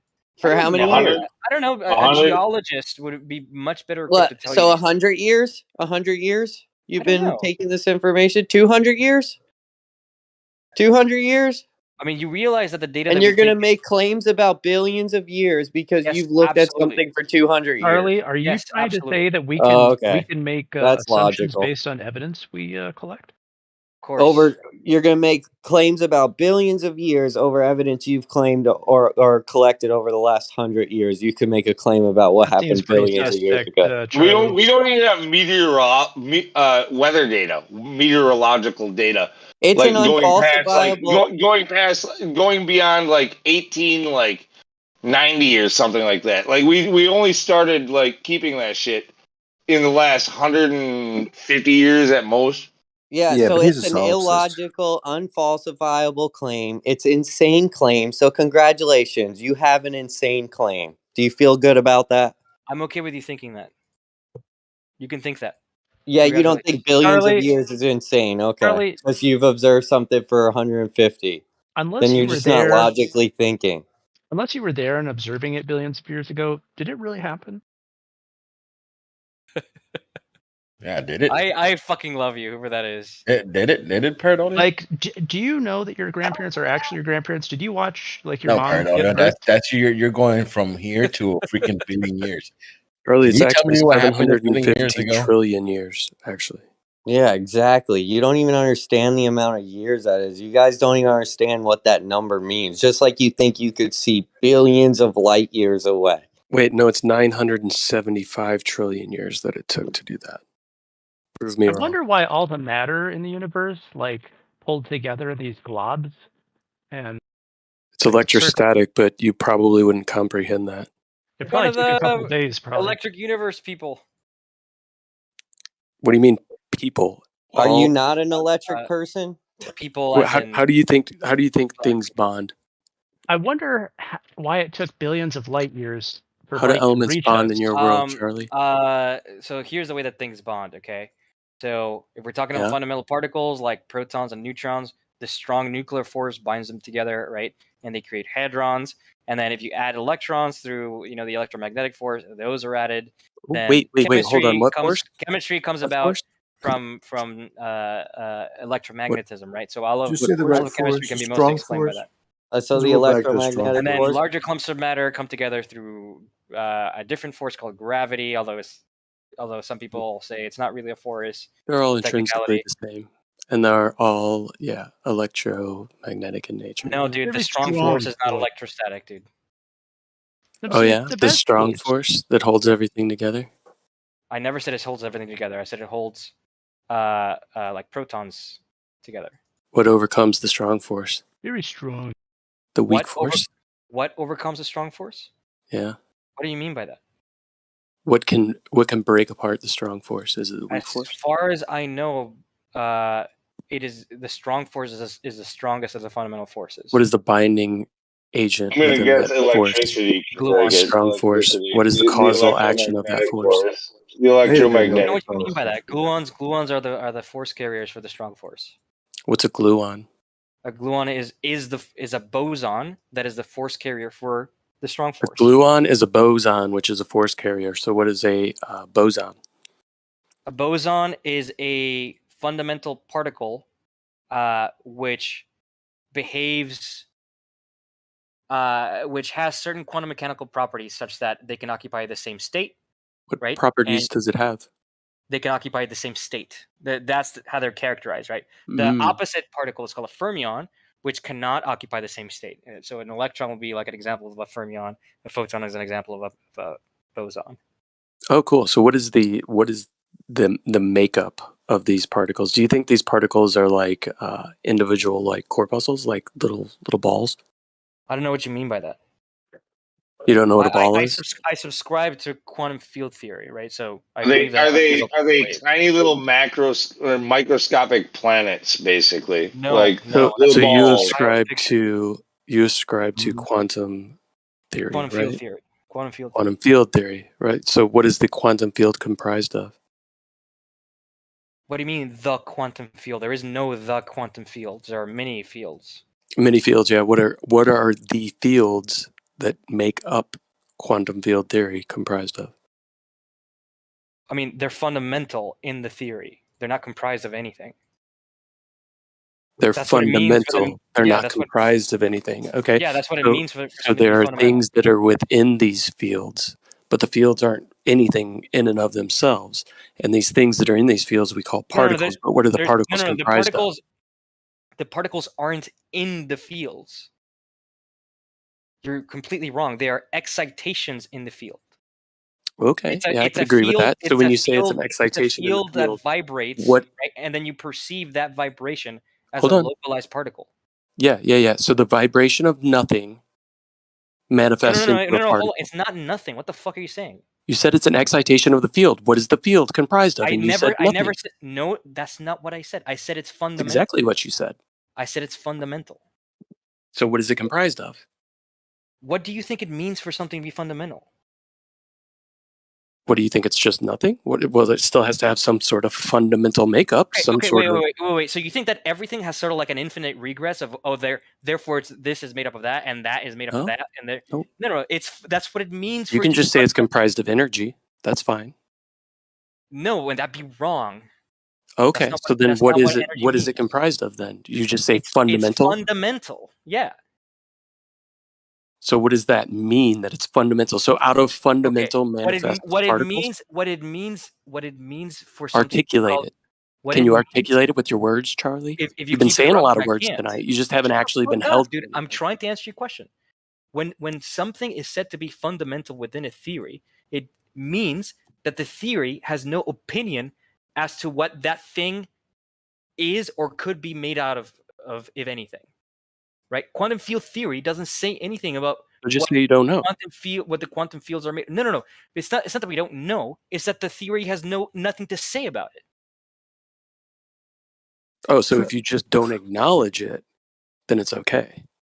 As long as you call it that's nothing. what a theory is. I don't know. You say that it's fundamental. You can say it's whatever. There's just manifestations that come out of these fields. I'm sorry that you're not familiar with the proper terminology when we talk about these things. I don't know what to do. I don't know what to do about it. Okay, cool. God's fundamental. Yeah, that's why. Yeah, that's why they're going to bring the ether back into quantum field theory, correct? So that way it doesn't have to be fundamental. They just call it fundamental because they try to avoid the ether. They try to actually express what the ether actually is. They don't want to talk about the energetic nature of it, right? And the fact that everything is comprised of energies. It's hilarious that are these magnetic say this and shit, but electric or dielectric in nature, and the way that these interact with one another are all set by pressure mediation. What is charge, Charlie? Do you know what charge is? I think ether is in the Bible. Do you know what charge is? Yes. Pareidolia? Pareidolia. Do I you know know what what charge is? I don't. You don't? Mm-mm. So if you said something was positively charged, you would just be like, saying words that you have no comprehension of? I would think it had something to do with electricity. Oh, okay. So, Charlie, would you agree with his statement? Sure. Yeah. So, what is a negative charge? Does it have a negative electricity? No. It's lacking. It's indebted to electricity in some way, shape, or form. How would you define negative charge, Charlie? Oh boy, why am I engaging in these bad faith things? I don't know. I think ether's in the Bible, though. If that makes it better. So you guys don't have answers. So it's just an ad hom, Paradolia? You don't even know what charge is, but then you want to try to come at the argument with some sort of ad hom? It's not an ad hom. What did I say about the Bible? No, I said about the Bible. Oh. Yeah, I know you've been acting like you're a Christian most of the night when all you're doing is actually bashing Christianity He's under the guise prejudiced. of being a I say it's Christian. in the Bible. He's That means prejudiced. He's told us this already. He's just a prejudiced dude. Yeah, they both are. They all have absolutely nothing that they will stand upon. None of them will make any actual claims. Charlie's been deflecting everything for the past over 5 hours I've now. been deflecting nothing. In fact, I've done quite the opposite of it because I'm an aspy motherfucker, apparently. What do you mean we don't make actual claims? Have you made any claims today, Paradolia? Not that I can remember. Yeah. You've asked a lot of questions, though, right? Yep. Out of good faith? Partial good faith, partial Yeah, no, lack not really. of dopamine. Yeah. Thanks for the honesty. I mean, I wouldn't be here if it was boring, right? Yeah, but the problem is you guys tend to have condescension, right? And trying to talk smack and talk down on people to build up your egos. Maybe it's because you guys lack hypocrite in your self-awareness, maybe, Is or that your a human self-consciousness that you have to try to project it onto people for hours on end to try to have the moral high ground. You Hey, are a maybe hypocrite. I'll pay you to take a test, Charlie. You're a hypocrite. Yeah, you're an engineer, Charlie, right? So you know everything about engineering. Yeah, I'll pay you to take I'm a narcissist test, Charlie. Hey, Charlie, you know everything about engineering? Nope, I don't. What So part? What not to engineer? just What bring it kind of down, engineer are you? not to just bring it down to ad homs, I right? have a degree. I'm just trying to make the point that you can't just say something is fundamental and leave it at that, and then have a condescending comment back to people You don't understand metaphysics. when people say that the fundamental makeup of reality could be intrinsically electromagnetic, however you want to define it, right? And then scoff at that. And then when pressed and drilled down to your actual belief, you have the cop out of saying it's just fundamental. I could issue the same challenge to you as I did with Witsit, but guardrail it to just electromagnetism, right? Like, I'm fairly certain that if I ask you certain questions about, like, say, Maxwell's equations, which you don't really should know, care, you say so much about the electric universe. I don't really care, Charlie. Yeah, Charlie, you don't know everything about engineering, yet you have a degree in it. You don't even know everything about engineering, yet you have a degree in it.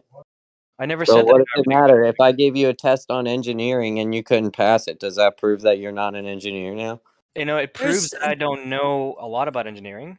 Okay, what kind of engineer are you? He's a software So engineer. I have a degree in electrical engineering and I have a degree in software. Okay, so you know a lot about thermodynamics? Somewhat. So I've Give read. us. Go ahead and give us a refrigeration cycle. How does your air conditioner work? Sure. So let's see. So I believe that it works by the ideal gas law, right? So where you have a gas that is decompressed, it severely drops in temperature, and that is the part that's exposed to the inside of your fridge, right? So yeah, what's the mechanism that does that? What would that be called?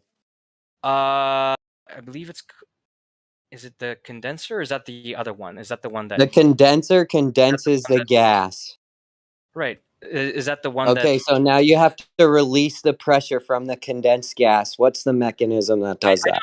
I don't know. I think it's like a coil. Okay, so if I gave you a test on engineering, you would fail it?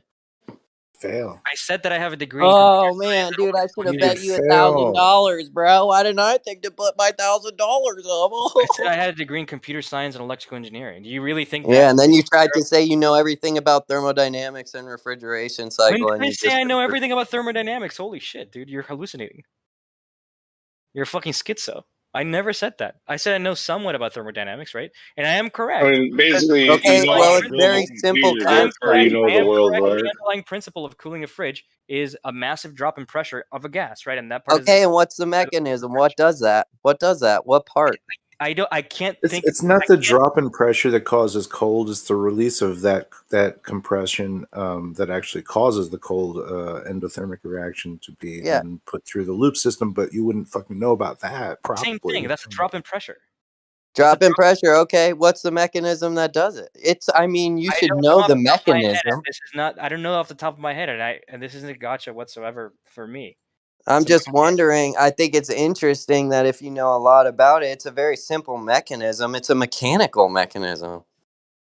Its simplicity has nothing to do with it. It's about remembering. Yeah, except that guys that don't have to go to any type of school know the answer to this. I'm You sure make there are claims- some people that are much dumber than I am that know the answer to this. You make claims about refrigeration systems, Charlie? Nope, never. So you don't know the answer to something that you don't make claims on. Correct. He said he was an engineer and he knows a little bit about thermodynamics. I was seeing what that little bit was, and apparently, I should have put the $1,000 up because if I say I know a little bit about physics, apparently now I have to take an SAT on it. I answered the thermodynamic question, right? Is it not correct that a drop in pressure for a gas causes the gas to cool? And that is fundamentally the well, what's the rest of the thermodynamics causing the refrigeration cooling cycle? in the fridge. You've only explained one half. The fact that I can't remember the specific implementation that's used in fridges is like a dumb point to bring up to try and like. No, you've only got through one half of the refrigeration cycle. You haven't even gone through the rest. Oh Jesus. After that expansion valve or fixed orifice releases the pressure, what then happens? I don't know, dude. Why don't you tell us? The hot gas turns into a cold liquid. Then that cold liquid is evaporated. That's awesome, man. Yeah. Then that cold gas goes back to the compressor to repeat the cycle. That's awesome. Did I make any claims about, Did you not say you know a little bit about thermodynamics? I did. Isn't that a very minuscule amount to know about thermodynamics? No, it's not. So knowing the specific implementation that fridges use has very little to do with thermodynamics, the thermodynamic concepts themselves. I thought that you were going to quiz me on actual thermodynamics, like what is a fucking Carnot cycle, or do you believe pressure and temperature correlate in an enclosed system? Hold on, I'm Yes. trying. Hold on. You're really far off you're into the weeds right now. The question here is the crux of what's happening is, do you really think that an acceptable answer for someone asking a question to say that it's just fundamental and leave it at that? Do you think that that is an acceptable response? Yes, and you guys use it all the time. When? Really? For example, when I get asked when I ask what is God made out of, or who made God, right? The answer is God always existed, right? And nothing made God. That is what I mean when I say something is fundamental. So so you're saying that that's so you say it's not acceptable for us to say that, but you can say that? No. I'm saying either neither of us can say it or we both can say it, right? Well, I'm not right now saying that. I would love to hear the answer to this guy's question. He wasn't actively saying that. He was asking you questions about specifically what you're talking about, defending or believing it. My brain just scrambled in whatever the fuck you just said. Can you repeat that? He asked you very specifically. He wasn't talking about something about, he said, if you say it, we can both say it. He wasn't saying anything about that. He had a question. He asked you about something you specifically believed in or are defending. Right, and I very specifically said fields are fundamental in quantum field theory, right? And he had a freak out about that. And I am accusing him of being a hypocrite because he does it too. There's nothing wrong with saying within a theory X is fundamental. That's what it means for it to be fundamental. So if I'm trying to prove Santa Claus, and if I just say that it's fundamental, that's an acceptable answer? Acceptable within what framework? You're missing the entire point. I think you don't know what we're talking about, right? Like, what do you think it means for something to be fundamental in metaphysics, right? If we're talking about metaphysics, what does it mean for something to be fundamental? Why are you still here, man? I don't know. Why are you still listening to me? You know, that's a good question. Yeah, so shut I'm the fuck up. entertaining myself because you keep being challenged with exactly what you're saying, and then you just keep redirecting. You keep changing the subject, and no matter what subject you change it to, you're still challenged, and then like you just keep changing it. It's like, what is that your deal? I've only followed the questions that you guys asked me, right? I said right off the bat, you guys can ask me whatever you want. I'm an open book. The only reason subjects change is because you guys change the subjects, right? Nate Baum was the one who asked me about like the strong force and what can break it, and he asked me about what I believe quantum fields are and whether or not like what they're made of. And he's the one that had the freak out of like over me saying that the fields are fundamental.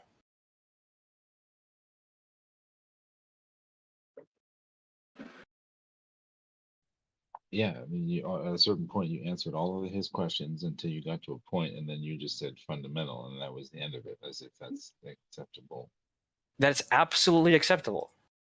So, all right, if I'm going to try to prove Santa Claus is magic, and I say, oh, well, you need to, how does Santa Claus work? Well, he's got magic. Well, what kind of magic? Well, Nate Baum hit him with the best zinger right there. He said, fine, God is fundamental. I think it's more like saying, so he asked me, what are particles made out of, right? And I said, well, they're made out of fields. Quantum field theory says that they're made out of fields. And then he asked, well, what are those fields made out of, right? And I said, they're fundamental, right? That means that the theory has no opinion about what the fields are made of, or whether or not they're made out of anything at all, or if they're fundamental, right? Like, what I'm trying to say is that I have no opinion what they're made out of, if anything at all. And that's a totally okay thing to say. So, right, I have no opinion on what kind of magic Santa Claus uses, but it's just a fundamental force in his day-to-day operations. Okay, so if Santa Claus were in front of you and if he were to like wave his hands and something levitates in front of you, right? Then it's clear to you that he's doing it, right? How he's doing it has no bearing on whether or not he's doing it. Does that make sense? Not necessarily. Okay. If a woman gets sawed in half in front of me, that means she actually got sawed in half and put back together because it happened right in front of me. So if I walk in front of you, because I don't know the mechanism of how it happened, means it did actually happen. I just don't know how it happened. Well, what actually happened is that you perceived that the woman got sawed in half, right? That actually happened, regardless of of the underlying implementation of how it was done, right? Like that's exactly what I'm trying to say about like it could be like quantum field theory. It could be the case that the quantum fields are made up of something else, but I have no opinion on it. I have no need to explain what the quantum fields are made out of to explain what happens with those fields. Just like I have no need to explain how elf magic. You cut off. I don't need to know exactly what or how elf magic works. I just know that the toys are made in the amount of time and it works. Sure. I have no opinion on it. Sure. That's exactly what I'm saying. Okay, and if you think that that's an acceptable answer for something, then okay, great. Thank you for the Yeah, that's clarification. absolutely an acceptable answer, right? I don't need to know how a car works in order to drive the car, right? The concept of abstraction is a beautiful thing. Right, but you can talk to a mechanic if you were so inclined. What's up? But you could talk to a mechanic and learn if you were so inclined. Yeah, of course. Take apart an engine and put it back together and make it Yeah, work. and you can talk to like string theorists who theorize what these fields are made out of, right? Well, theorized, yeah. I have theorized about elf magic, but I can't go talk to one in a hole and figure it out, play with Right. it. I don't know why you keep coming up with elf magic as if that's somehow a gotcha here, because elf magic is ridiculous, and therefore, what is analogous must also be ridiculous. That makes no sense whatsoever. It's a non sequitur. You don't see how it doesn't that you by you saying something that's fundamental isn't an answer. It absolutely is an answer. But it does it carry the same weight as my fundamental answer about Santa Claus? I don't know what you mean by that. Does it? Is it? What do you mean by does my answer carry the same weight as your the- Santa Claus answer? What does that mean? Could I build my same level of belief that you have in quantum field theory? Could I build it based on that evidence? No, because you have no evidence that toys are manufactured anywhere, right? But by elves. The question isn't whether. Well, the no, question I isn't see whether. that- The question no, isn't no. whether. Jesus. The toys appeared on Christmas morning, and the reason they got there is because Santa's elves made them. I see them, I play with them in front of me. Therefore, No, that's not analogous at all. That's not analogous at all. We observe these fields in laboratories every day. We have the direct observation of it. What would be analogous would be if you actually saw elves using magic to make toys, right? And then I were to ask you, well, how do they do that magic? You're obviously going to say, I don't know, but I don't care. I saw them do magic and build the toys. Can you show me an observation of these fields that you talk about? What is a Sure. field? Sure. I mean, we have so we have predictions that these models create, right? So, for example, the Wait, Higgs is the boson. field a model now? Is that what it just a mathematical equation? They're modeled by mathematical equations, sure. You said we have observations of these fields. Mhm. So what are you viewing when you have an observation of the field? We make a prediction using our models of the fields, right? And we say, okay, if our assumptions about these fields are true, then this must happen. And then we look there, and lo and behold, that does happen. So you see an effect. No. That's We taking make a place. prediction. We make a prediction. We hypothesize. Okay. Okay. This model predicts that this is going to happen, right? And then we go look, and we verify whether or not that does happen. You know what? Okay, so when you say you observe these fields, Huh? Did you have a question? Do you know what affirming the consequent means? Yes. And the red flag doesn't go up in your brain right now? No, not at all. It's not affirming the consequent fallacy at all. At all. It's a textbook what you just said. No, it's not. You come up with an idea, Uh-huh. then you look to see that that idea is true. I have an idea that unicorns cause the sun. My model of the unicorn theory causes the sun to come up in the east. I look towards the east. There it is. Therefore, my unicorn model is. That's not at all. That's not at all. That's not at all. No. That's not at all what the predictions look like, right? These are very complicated equations that make predictions about what sort of energies we will observe of particles in like particle colliders, right? energies you will observe within particles. So what are particles? Observing the sun will rise in the east is something that we have empirical data before we make the hypothesis, right? So it's not at all comparable. Will you at least admit that what you call particles are just a quantized portion of an energetic wave? Yes. Okay.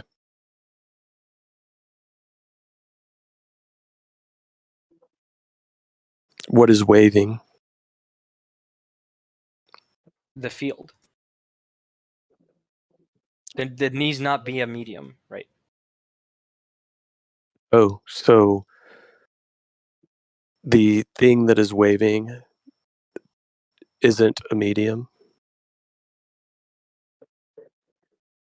The thing that is waving isn't a medium. I mean, depends how you define medium, but in how I've been using it, no. So what is waving? Something has to be waving. Waving is the action that something is doing. The field is waving. What is the I have a field? You say question. you observe the field waves. The I already told you waving the is field what you is fundamental. quantify. I already told you the field is So would it fundamental. would it just be easier to say, okay, the excitation in the field manifests as energy, so maybe the field is a background energetic medium at a pure inertia state? I have no idea what the fuck you just said. So, first of all, an excitation in a field is not just energy, okay? Energy is required for an excitation of a field. That is a prerequisite for it, but that doesn't mean that they are the same thing. How is the excitation measured? It depends on which field it is that we're measuring, right? Usually, for Pick the a more field. elusive fields, we observe how the field decays into other fields. So So what is decaying into another field? How are you measuring this? we have What are you detectors. measuring? We have What are you detectors. detecting? The so-called things that we call particles that we've been talking about, right? So a wave, an energetic wave function. So you're No, we don't basically measure the wave saying function. Well, I mean, I guess the wave function collapses, right? But it's more it's complicated the than that. smallest quanta of energy. It's a What? wave function. It's not a collapse into some sort of particle. Have a discussion with Jay Ace about that, and maybe he'll set you straight.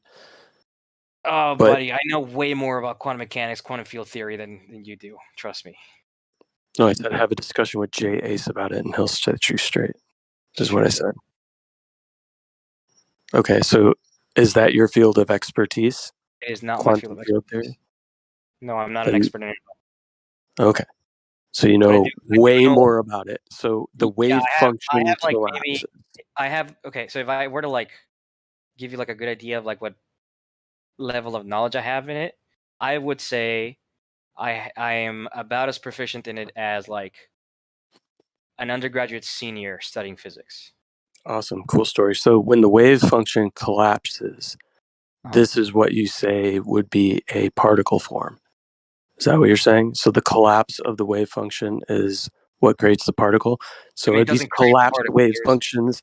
Are these collapsed wave functions taking place within the field that you say you observe, but you haven't given me an observation? I've never said that collapsing a wave function creates a particle. That's not at all what I've said.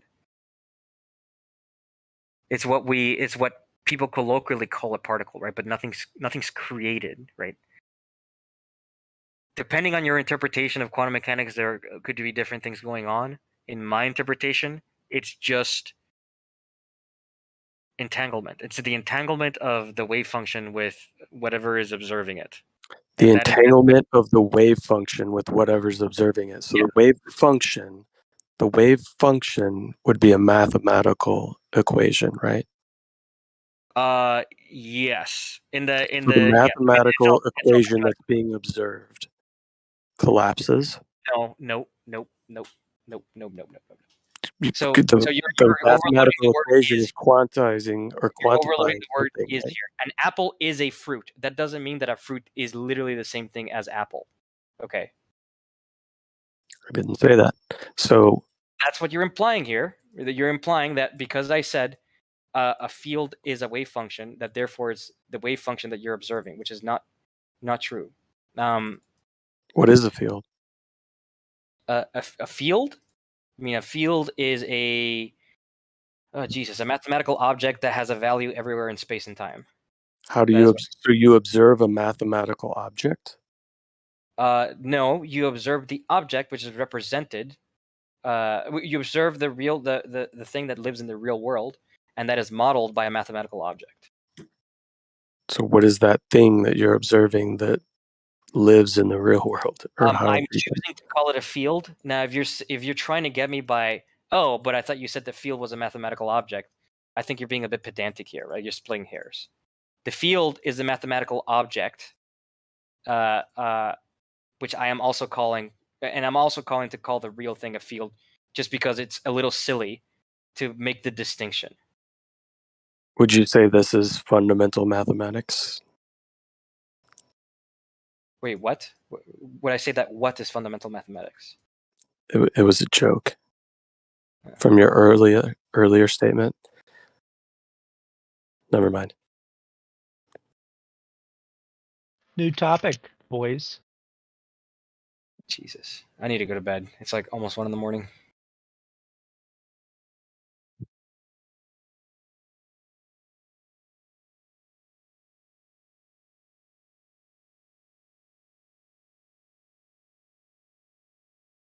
Well, good night. Be sure to tuck yourself in with the fabric of the universe I tightly. wish. If you can solve the equations to be able to do so. Send up some prayers into the sky. What was that?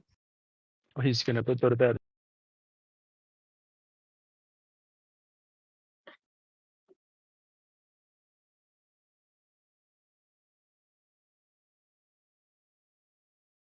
Was that? Did you say something about prayers? Is that?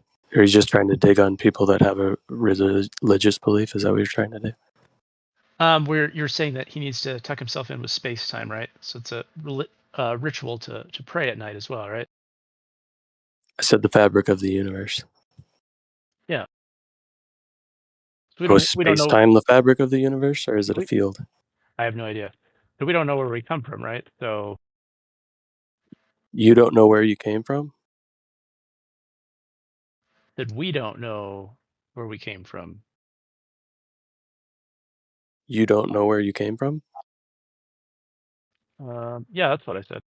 Yeah, I think he's comparing his belief to a religious belief, like he's saying the fabric or the field that he's tucking himself into there is just like a prayer or something. I don't know where I came from, but other people do. Well, I'm sure an easy assumption would be, first off, you came from your mother, right? Oh, you mean like my family line? Well, I don't know. Did your mother beget you? We're not talking like cosmology.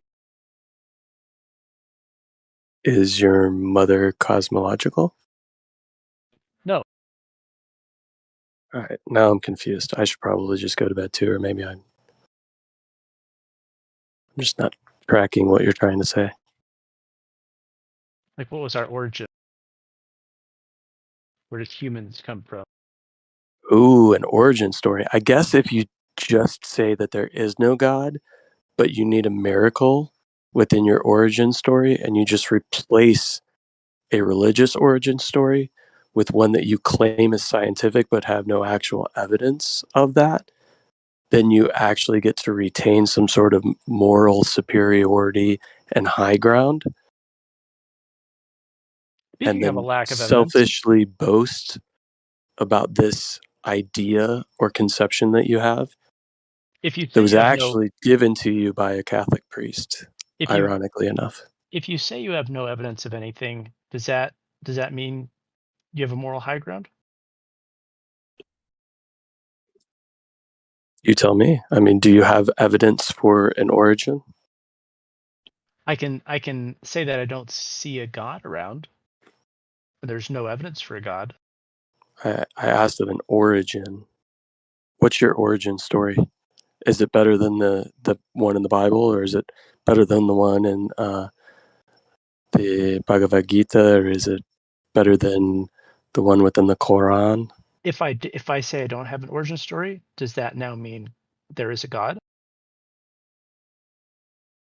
No, I'm asking you what your origin story is, which one you believe in. I have no origin story. Ah. Are you a solipsist as well? No.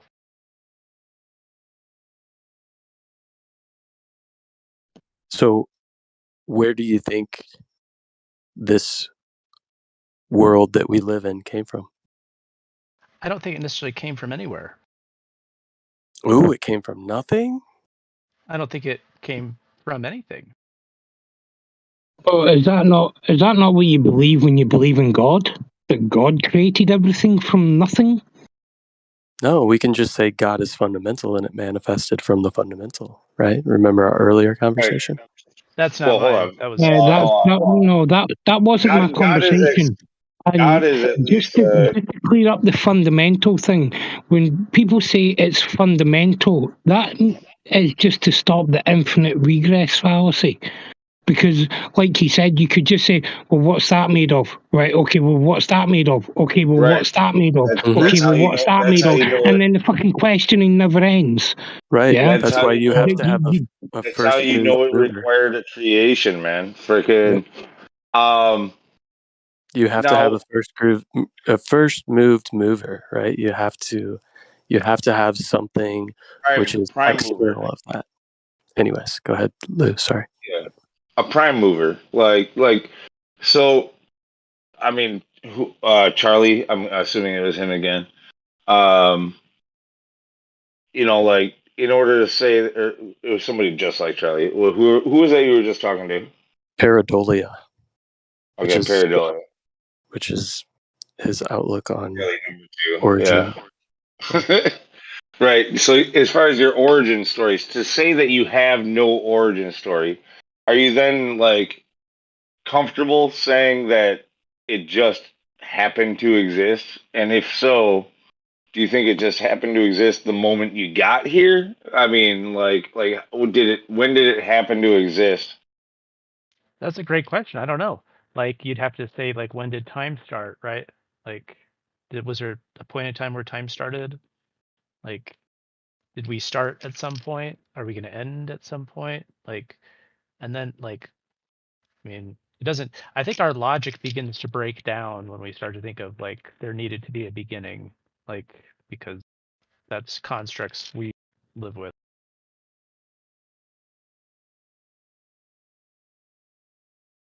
Okay, so it's a good question that you're gonna have to think on because that was not a real answer. Yeah, because when you say time started, you mean like in your paradigm when the Earth started spinning? Because don't you keep track of time like by the sunrise and sunset?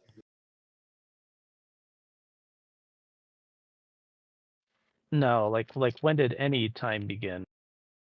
How do you keep track of time? Like, what is time, right? It's like a position where the sun is. Like when it's over top of your head, it's called 12 o'clock noon. It's a construct. It's man-made. Once again, it's nihilism. Seriously, the world started when you got here and started paying attention to it.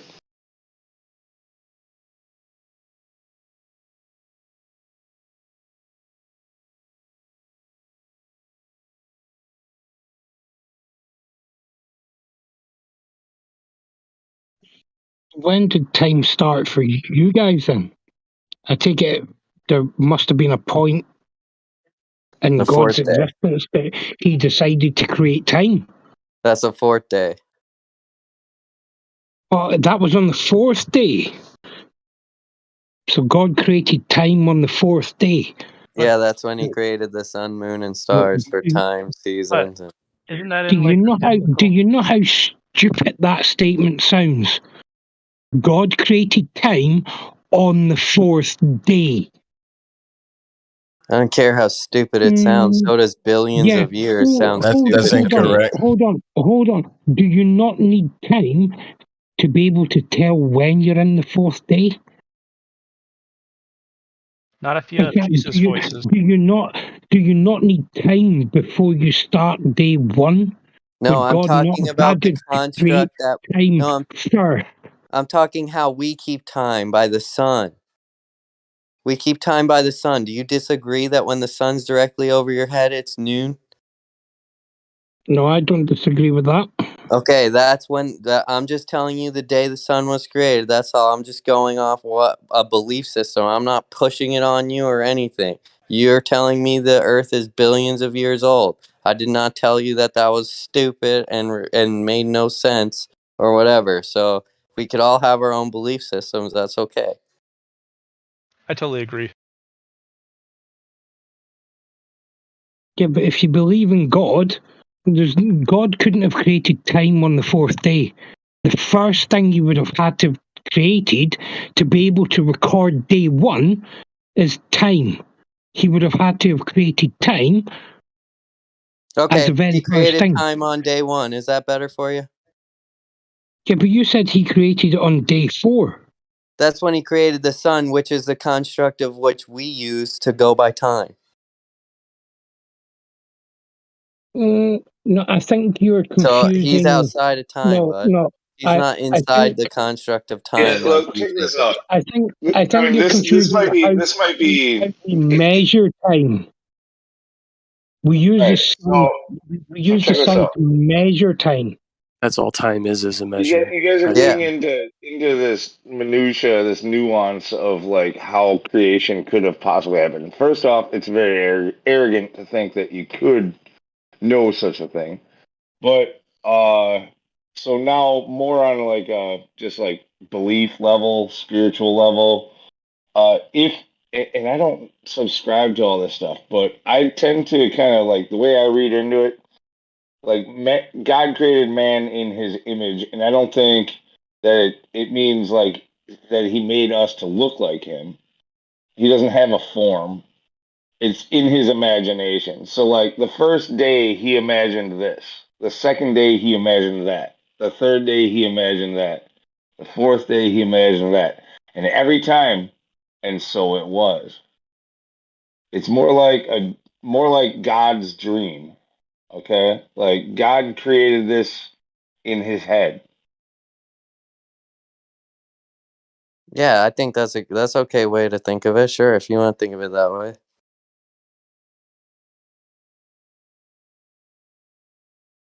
I was just going with It's time as very a real to man-made us. construct. Yeah, it's very real to us, but to him, he just made it happen.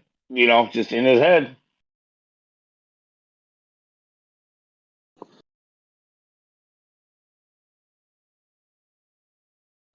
How we measure time is a man-made construct.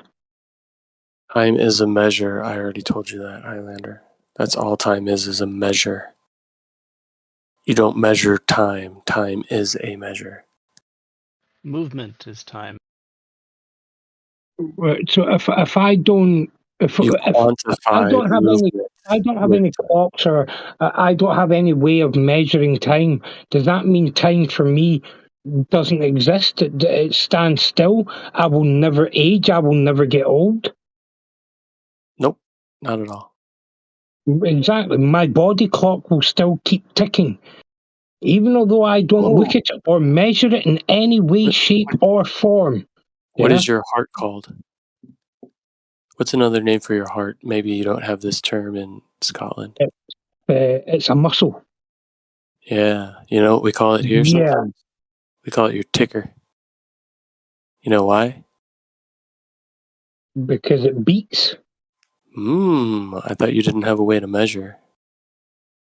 Right. So how am I sitting here measuring my heartbeat? I'm not. A certain amount of heartbeats would be a certain amount of time. Is that not correct? Right. But so how am I meant to know how many heartbeats has passed? You count them. Or But you I'm could not say, doing. Yeah, but I'm sitting here. I'm not doing that. So if I'm not doing that, does that mean my internal body clock has stopped? Because so I'm not Highlander, you counting always have time. the ability I'm to not measure measuring. time, and you don't even need your to check your heartbeat to do it. Do you know how you can do it? So does that mean time is different for everyone? Nope. You know how you can Because measure time? their Everybody own can measure it. their own personal ticker beats at different rates. How was before watches were made, before we had digital or analog watches, how did people keep track of the time? Through sundials. Oh, so you're telling me there's something that we can measure the time by? That's interesting. I didn't say we couldn't. Yeah. We can get the measure of time through a sundial. You said, well, if my watch breaks, Yeah. does time stop for me? Right. So If I don't have anything to measure it, you can always measure by the stars and the sun and the moon. Before we measured time, before this man-made construct of time, right? Before humans, does that mean there was no time before man came along and decided to measure time one way or another? I don't know. Maybe when you meet God, who's outside of time, he can give you an answer to that. Who says there is a God? Good question. Maybe that's a question you need to ask Says there yourself. isn't. Maybe that's a journey you need to go on, honestly. With So an where am I going extremely on? open Where mind. am I going on this journey? Ooh, If you whenever don't, you decide to take the first step, my man. if you don't believe in the right one, though, you're going to go to hell. Ooh, really? Says who? The people that believe if you don't believe in the right one, you go to hell. Hell, People Michigan. people say that? What about the scripture? Does the scripture say that? Well, that's people, right? Is the scripture people? Yeah. Like, who wrote it? I don't know. Maybe you should do an analysis of that. People wrote it. People wrote it. Yeah, and then there was the biblical canon. And they're like, this is the Bible. Don't add or subtract anything. Amen. They There's add stuff and outside of subtract it. from it all the time. Yeah. I What think are you talking about? it's funny because I feel like non-Christians or whatever, or I guess you could just say atheists, right? They seem to really hate Christians. They don't seem to have the same questions or vitriol towards, I don't know, people who are Buddhist or I don't hate Muslim. Christians. I don't hate Buddhists. I don't think that's a Well, fair I'm not talking statement to for you, you to Eileen. make. But the thing about it is, like, if you want to know what somebody's maybe religious belief is, it's probably something personal to them, and it's probably beneficial to maybe ask them as opposed to assuming you know what they believe or what they ascribe themselves to. Word. Take notes, Paradelia. Did I do that? It doesn't matter. It doesn't matter what God you believe in. You You can said pick something about if any you don't one believe of in the the right gods. God, you go to hell. You're Who still believes that? imagining. You're still imagining this giant sky wizard up there creating and controlling everything. Hey, does anybody here believe that if you don't believe in the right God, you go to quote unquote hell? Nope. Yeah. Yeah, I don't believe that either. I believe that. That's weird. You It's not believe even that? written in scripture anywhere. Hell is just south of paradise, isn't it? Yeah, I mean, South of paradise. I didn't know that. I'm sorry. I just thought it was funny. I had to insert that. There's like a paradise, the Paradise, Michigan, the train derailment. Anyway, I mean, how do you I learned know? that just but no, I don't believe that. Hold on. How do you know there even is a heaven? Who claimed there was? Who claimed Because that there's a heaven you go to after you die? Is that what you're referencing, Highlander? yeah, No, yeah, that's not in the scripture either.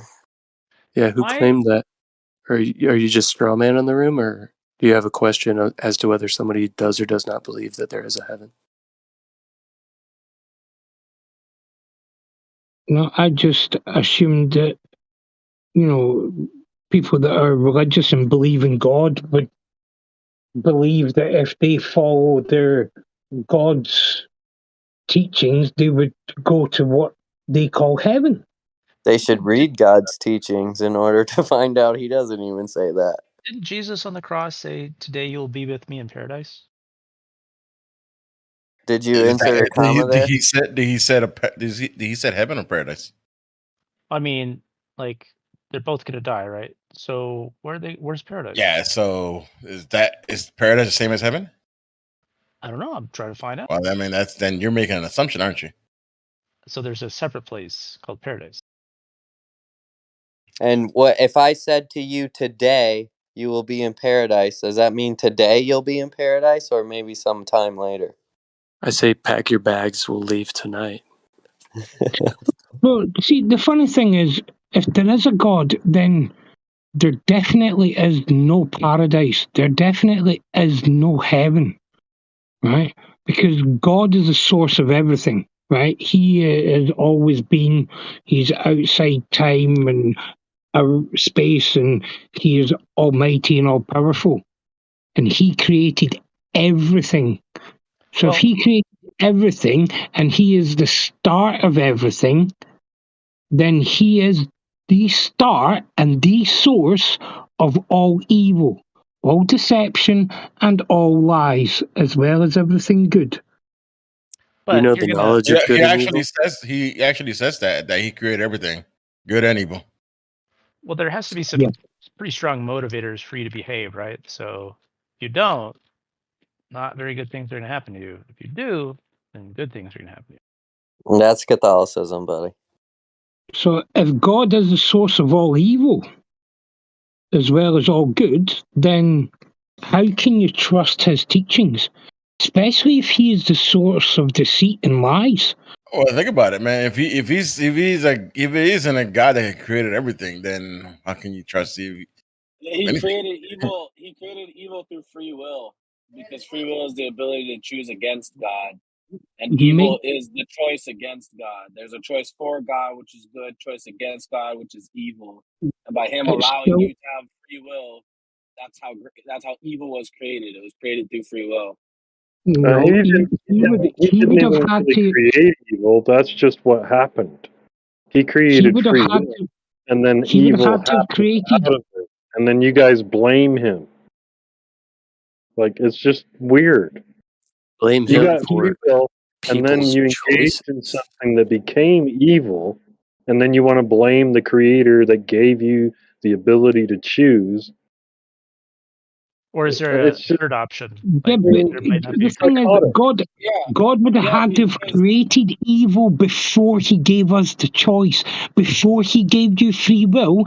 Evil lies and deceit, would have had to have been created before he gave us the option to choose them. All right, hold on. I'm going to bed here in a minute, but I just want to chime in on this.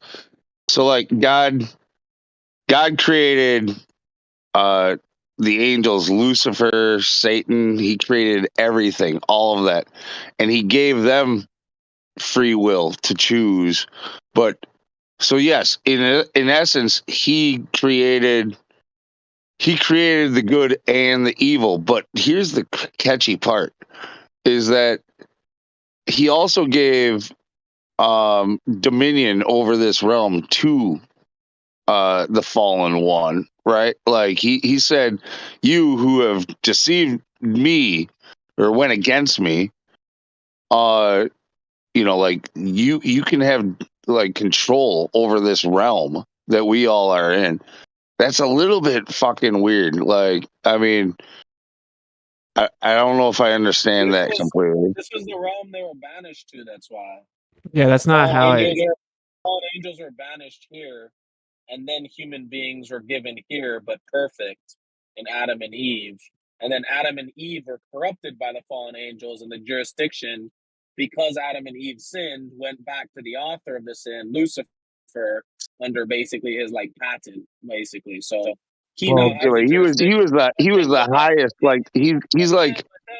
But then Christ came as the second Adam, and basically you can opt in with him and supersede Satan's jurisdiction, and that's how it works. So just to clarify here, for one, the Watchers were made with the actual job description of coming to Earth to watch over people. So their job was literally to watch over people. So they had powers that we do not have. So they could adequately watch over us, going back and forth and having metaphysical capabilities. They had to be superior to human to adequately watch over them. And some chose to come take women. They weren't allowed to go back up. It wasn't really that they got kicked out. It was that they weren't allowed back up. They were already going back and forth. And of course, if you're a metaphysical entity with tons of power and you're not allowed to go back up, then where you stay is here. You're still made with more power than man. And only one of the Watchers chose not to take a wife. And that's the one that's still out running around doing his thing, if you will. So that's the accurate interpretation. And the whole good evil conversation is always as simple as what is the alternative? It would be to not have free will, which would mean that there would be no purpose of creation. So. Yeah, that's exactly what I was going to ask So, Lou about.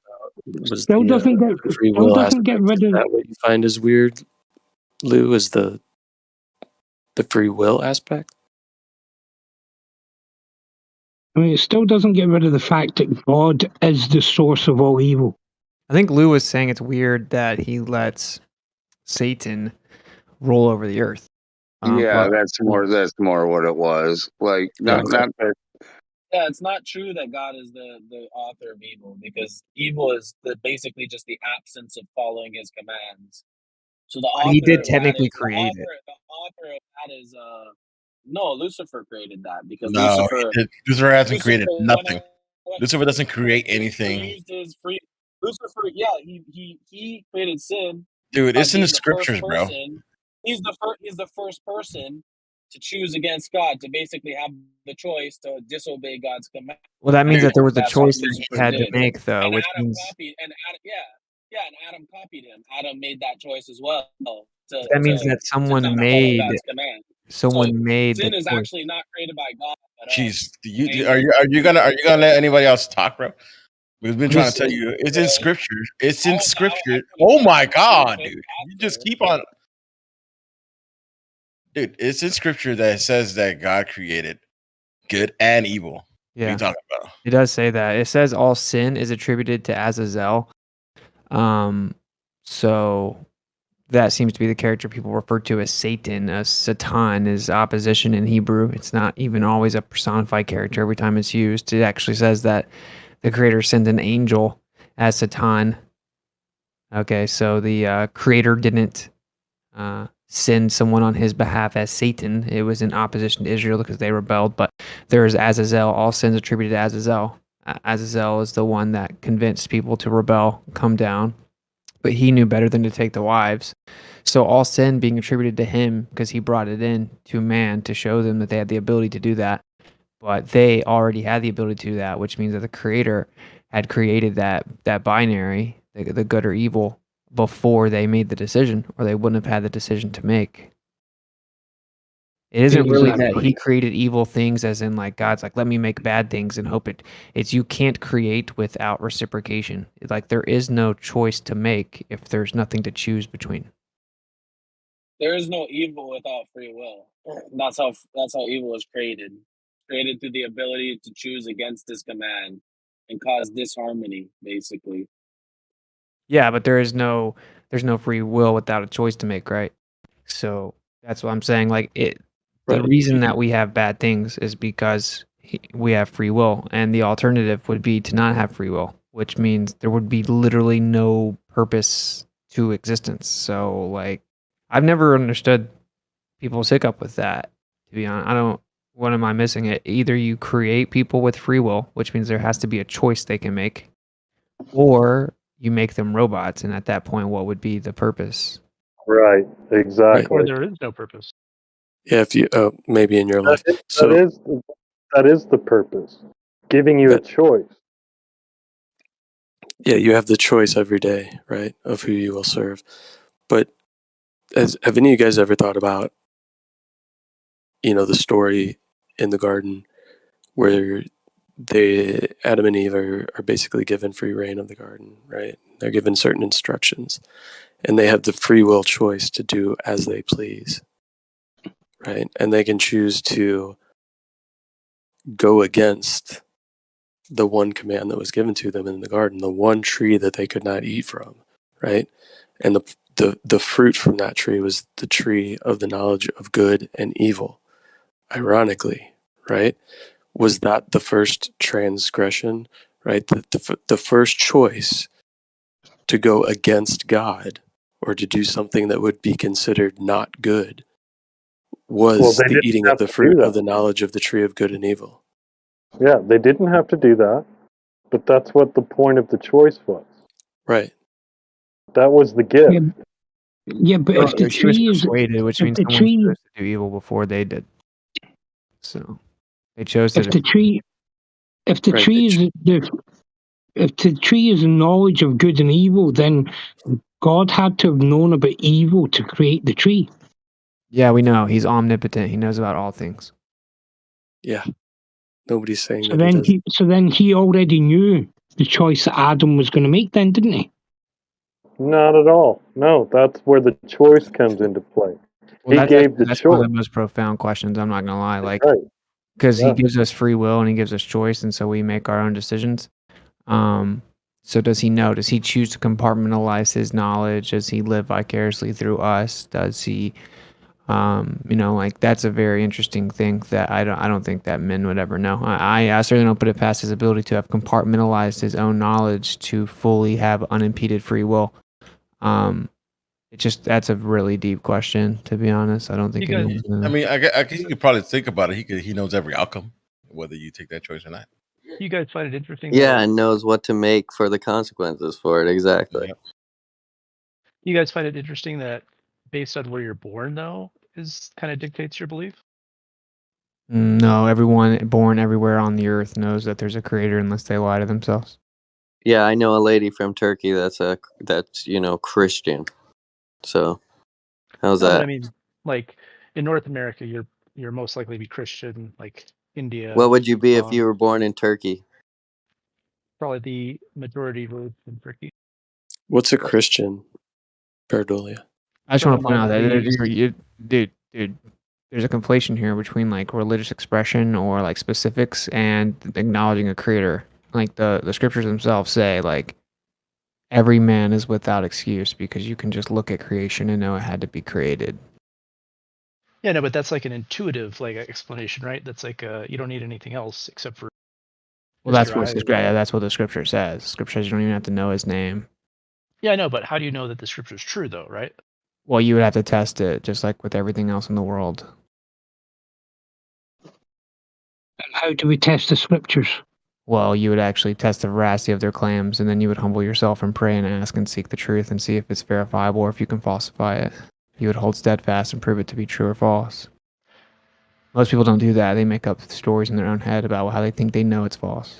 But so if I pray to determine if it's true, how can I, like, if my prayers are answered, is God real? And if they're not, he works in mysterious ways?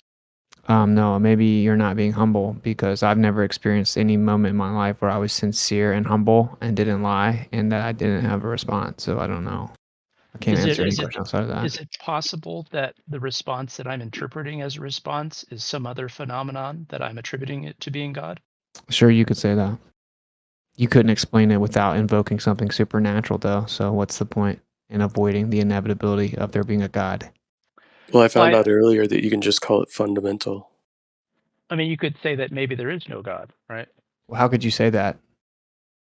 Well, I mean, would you say if there's any?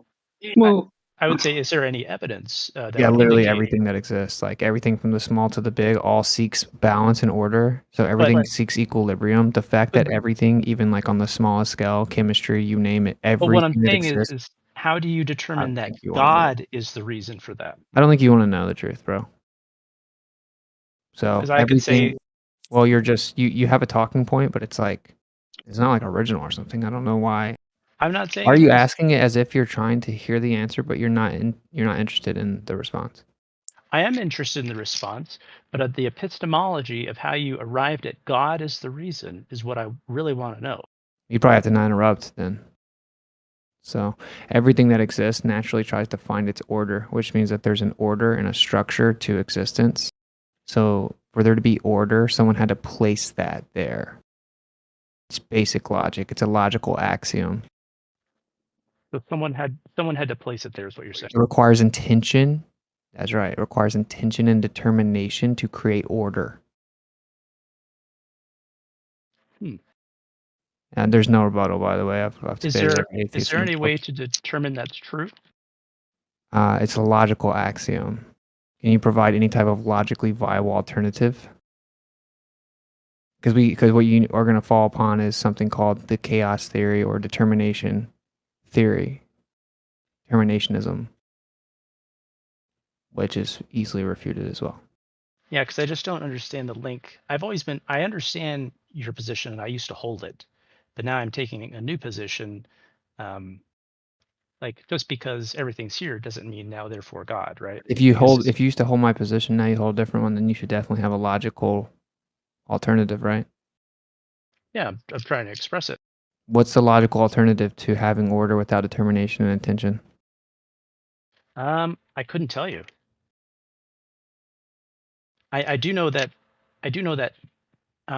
because we exist, therefore God isn't a good idea. That's not enough. Like, because why isn't it a bag of peanuts that we're here? Why isn't it the cat that we're here? You're saying it's specifically because of God. But Because we've it's never seen not. God. You're not a We've never bag of seen God. We've peanuts never or a talked to cat. God. We don't know what God looks like. No one's ever seen God. Like, how do you know therefore God? Yeah, but you said Came as a you have to man. pray, Came as a man, which I and then did he once. actually physically created us as mankind. He physically created the entire world. But He how do you know physically that? wrote laws because of the evidence. Like, what evidence? The fact that everything in your reality is based on an event that happened 2,000 years ago.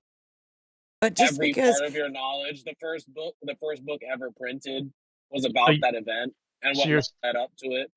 you're That saying it's basically the origin of all wisdom in You your you entire do reality. Your entire you're you do saying calendar know is the based off Bible of it. justifies itself.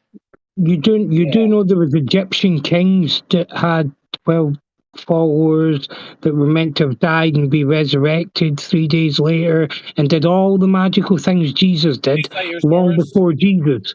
Yeah, it's written on the walls of the Can you pyramids. cite your source? The pyramids.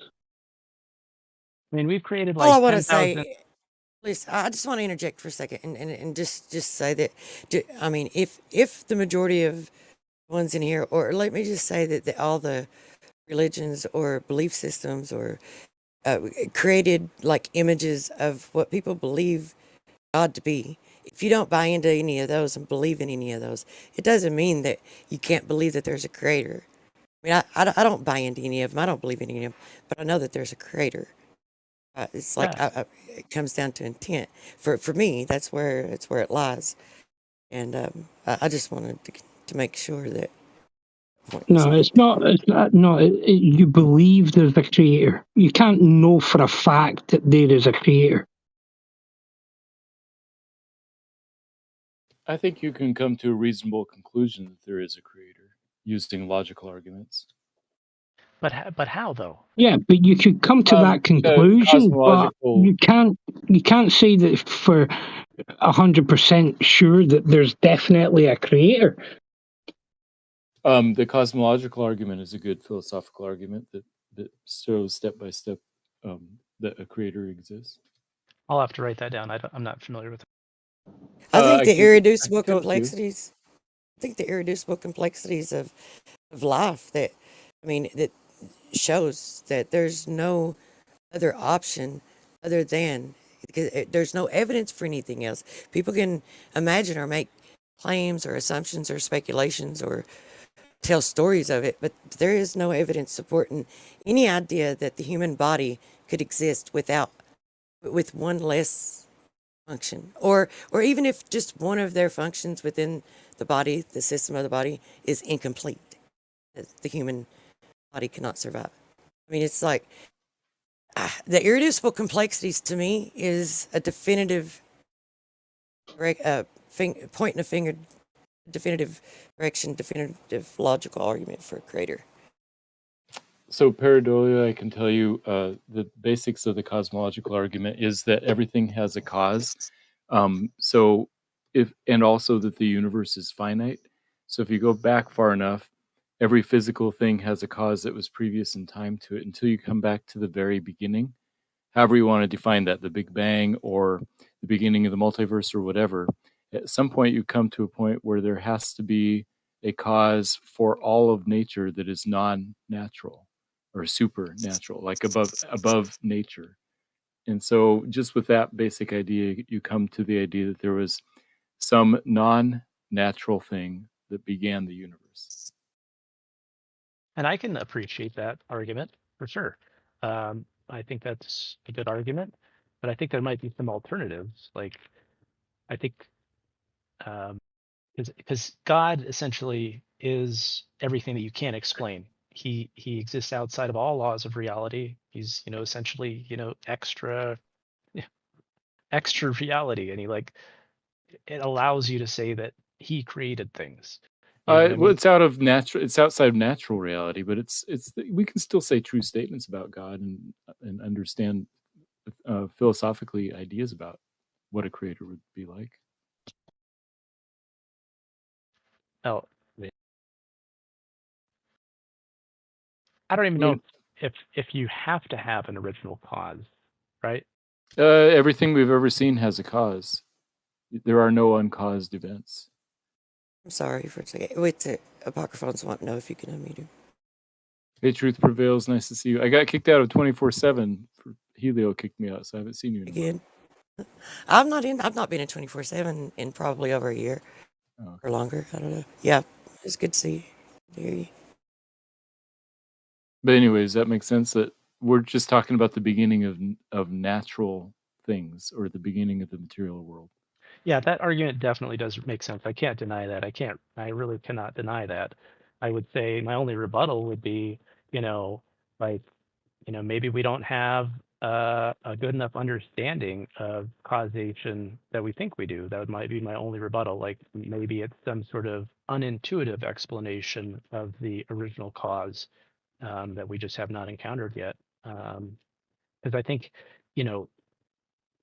everything has a cause, therefore specifically God. I just don't, because there's no evidence of that. Like, I think I don't know. Sure, I see what you're saying. I mean, obviously, when we're talking about the past, we have to infer things we can't prove. The beginning, how the beginning happened, or that God did it. But it seems like a fairly strong inference. But I get the force of your objection. The fine-tuning argument is another positive argument for the existence of God. The fact that the charge of the electron, all of the physical constants in the universe seem to be finely tuned that if they were off by a tiny fraction one way or the other, then life would not be possible. Yeah, I used to be more attracted to that type of argument, because that's the same argument for like the complexity of the hand, the eyeball, right? To some degree, right? Sure, except that those could be ostensibly like explained by evolution, if you want to believe in that. But with the physical constants of the universe, those didn't have a chance to evolve. They had to be exactly right from the very beginning of time. Sorry to interject into your conversation, but we haven't confirmed that the universe is a place that exists. That's really okay, but I think outrageous. it exists. So there you go. Yeah, that's what you think is different from actually proving that it does exist. Philosophers call it a properly basic belief, that there are some things that are just raw beliefs that are, it's okay to believe them without proof. Things Well, like not the really. universe No, it's exists, not. the past exists. No, it's not. It's not. It's not okay to believe in something that doesn't exist, that you haven't proven to exist, and to carry that through your lives and perpetuate that as a thing that is actually happening. Well, That's for practical wrong. That's completely purposes, wrong. for practical purposes, we're here, right? Like, we need to eat. Like, right. We have kids. Like, we need a house. Like, for practical Yeah, purposes. that's provable. Yes, that's provable. We can do that. That's here on Earth, but a universe, we don't know if that exists or not, do we? By universe, we mean everything that exists. I thought you meant, the universe as in the space that, where they reckon man has been to, and returned, part of it, and we can see 40 billion light years. That universe is what I'm talking about. Yeah, even if we disagree about what the word universe, or what is included in the universe, I think we could just use the word universe to mean everything material that exists. Well, that's the point of the word. I'd like to be more accurate on that. The point of the word is that it's a unified understanding of existence, and now you're trying to say there's some other place that's outside of that. I mean, Jen is just where are we at if arguing we can't agree whether on the these? universe includes galaxies or not. I know. It's just ridiculous. No, it's not ridiculous at all. It's accurate, isn't it? Because when they You say the said universe, and you said they're the giving us, they universe give is us. based on what man has experienced, but that's not the case because we haven't explored the ever expanding and the origin of the Big Bang, which this whole universe. The universe, the definition is a unified understanding of all of existence, and there's nothing outside of that. And now you're trying to tell me that the universe is based on what man has explored, and there's some other pockets out there that are outside of that. That's counterintuitive, man. That's why we have words and definitions. That's why it's called universe, as in monotheistic. And then now you just want to go and argue. Like, where are we at if we keep arguing about the terms that we come up with to describe what we're Well, experiencing? yeah, because it's inaccurate. We need to make sure that it is accurate, right? When you say the universe, and we're talking to those astronomers and physicists and alike, they're talking about they can see over 40 billion light years. We can't see that. That's bullshit. That's their That's not what universe they're they're talking saying when we talk about That's universe. what they're We're talking saying. It's about what they claimed. They that's make what that you're claim. saying they're saying. That's what they're saying. That's what they're saying out of their own mouth. They My can lord. see. They My can lord. see beyond 40 billion light years. They've said it. I've heard it's in the documentary called The Principle. That you hear them speak. Jen, we were talking about the origin of the universe and whether God exists. If you would like to take the conversation into what the universe is instead, No. I maybe. mean, I like what you're saying because I was talking to my student only 2 hours ago about how does she know God exists. Bearing in mind she's Japanese and she comes from the Shinto religion where they have many gods, don't they? Okay, many gods they have, don't they, in the Japanese religion, Shinto. But I asked her, how does she know God exists?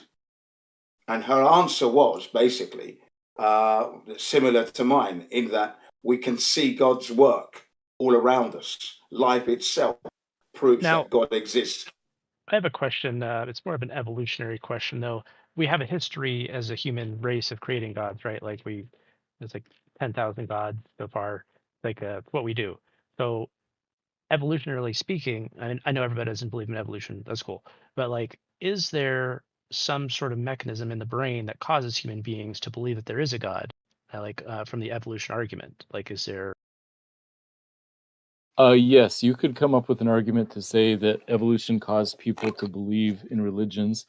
However, the problem with that argument is that if you say that evolution designed human brains to think certain ways in order to maximize our survival, then there's no reason to think that the human brain is capable of comprehending truth, because truth is not as important to survival as like being cautious and that type of thing. You see patterns in the weeds and the tires. So if you're going to say that evolution maximizes survival, then you're going to have a problem that does not maximize the brain's ability to even do logical arguments or think of truth.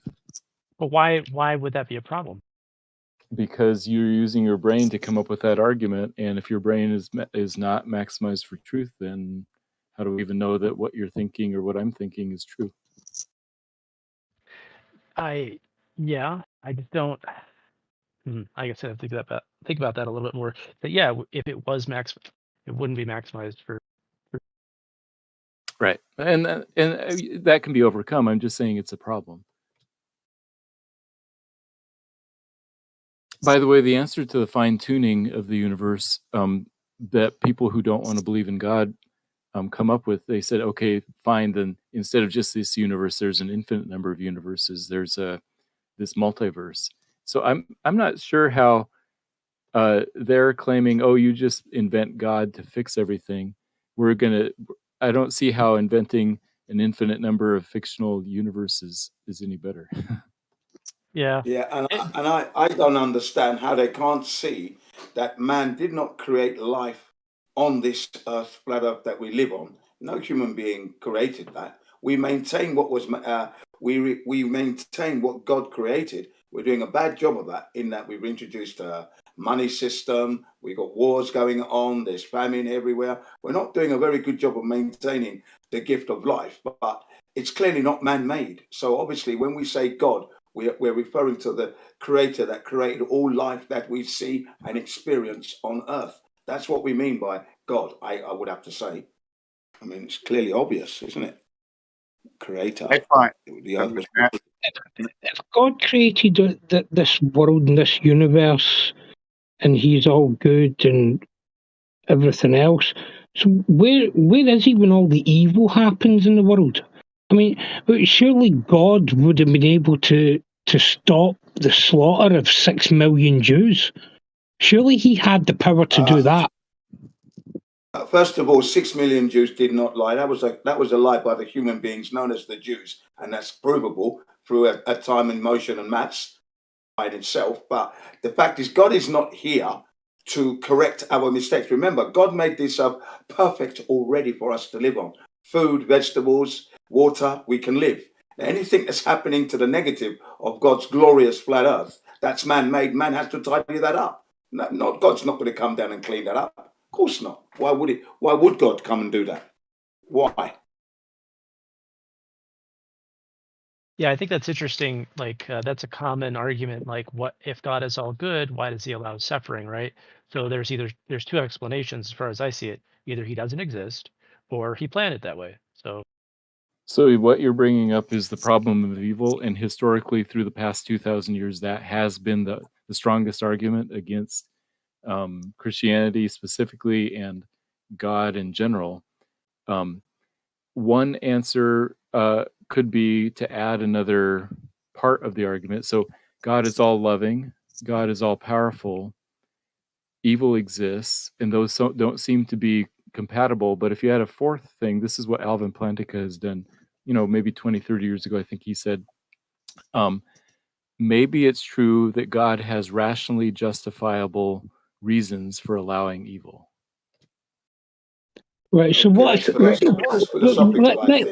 hold on, Jack. Let's take a case here in the UK a few years back, right, where this toddler was subject to some brutal abuse and eventually killed by his mother and his stepfather.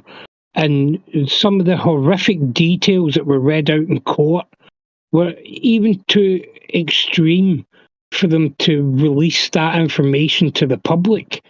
Yeah, what this child went through.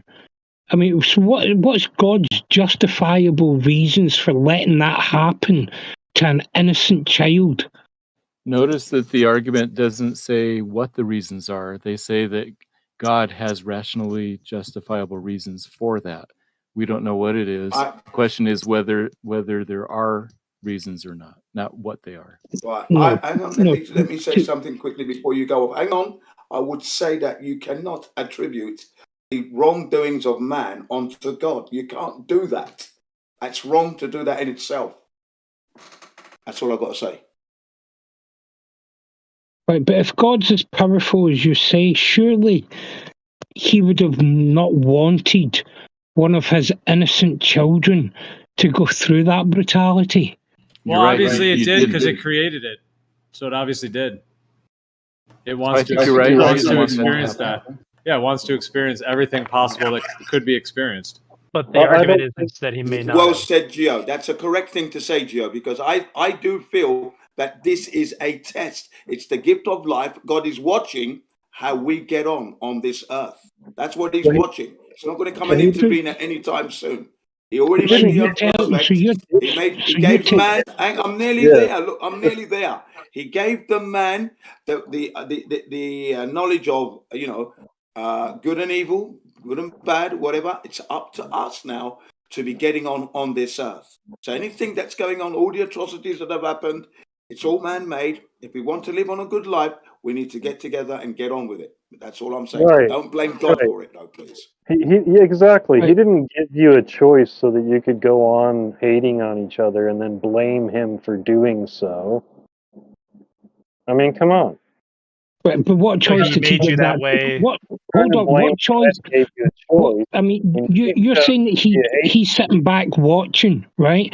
So you're telling me he sat back and watched that toddler go through that brutality and did nothing to stop it? Yeah, right. And yet that young toddler has done nothing wrong. He didn't. He's barely even started life. Yeah. You telling me lessons to that be learned. God let that toddler choose to be abused? He sits back and lets you talk about him this way. This is humanity's it's humanity's fault, not God. Humanity, we the So now, 99% coward people. We are the ones. so now it's a toddler's. So now it's a toddler's fault that he got abused. It's not the toddler's fault. I said, you heard me say clearly, it's humanity. Who knows what? Allow me to finish through now. I mean, allow me to finish through. Blimey. We don't know what those parents went through traumatically, perhaps, for them to be doing what they're doing. We know there's a chain of events that we need to follow through and go back and analyze psychologically. We don't know, do we? But we cannot blame God. That's my point. Impossible. Ourselves, humanity. First and foremost. Yeah, you're literally attributing the works of man to God. When two human beings do something evil, that's not God doing something evil. That's God giving free will. Right. And that's what I'm saying is the cause of evil is free will. It's our ability to choose against His command. Right. I'm not saying that God made them do it, right? But you're just saying that God sits back and watches everything go on, he said, right? Don't do that, and they did it. Actually, he specifically said not to do that. That would be an instance of them not doing what he said, going directly against his rules. And he is sitting back and letting it happen because he gives free will. Because the kid if you have the faith, the kid gets paradise, where the parents are under still the long suffering, even though their act is so horrendous. That's how patient he is.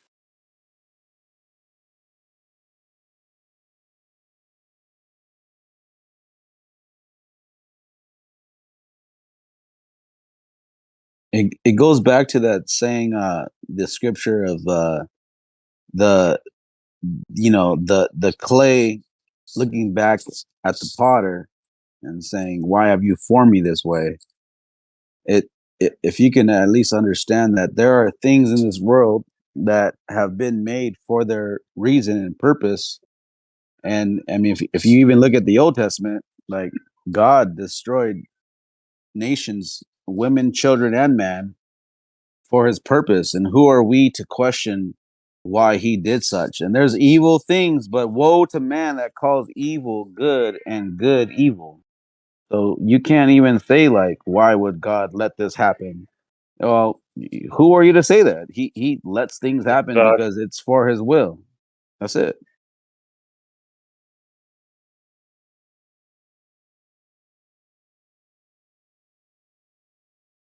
Yeah, that's a good point. It is for us to be living together harmoniously, because you can see it's the gift of life. You can see it. And if you can't see that, well, something's wrong there. You're disconnected from reality. Yeah. And plus, after this world has passed, you still have eternity if you pass the test in this life.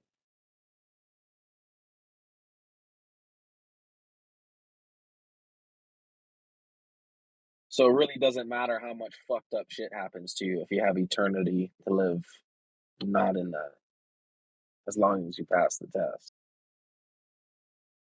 Right. It's a test. Definitely. You have to experience everything. Now, you don't have to experience literally killing somebody. I mean, that's the worst. That's the worst level of existence, when we're killing we did not make. Isn't it a And bit that could be suspect, animals. Sorry?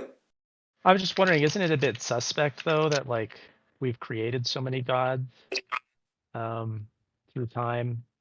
And, like, we currently believe in Christianity and Islam. We used to believe in, like, Zeus and Thor and whatever. I don't know what we're going to believe next, but isn't it kind of like... I think man will choose his or her way to create a religion or whatever, to connect with the creator as best they can, because they feel that there is a creator, because they can see it through living, and they're experiencing life on earth, and they know it's wondrous, it's beyond their power.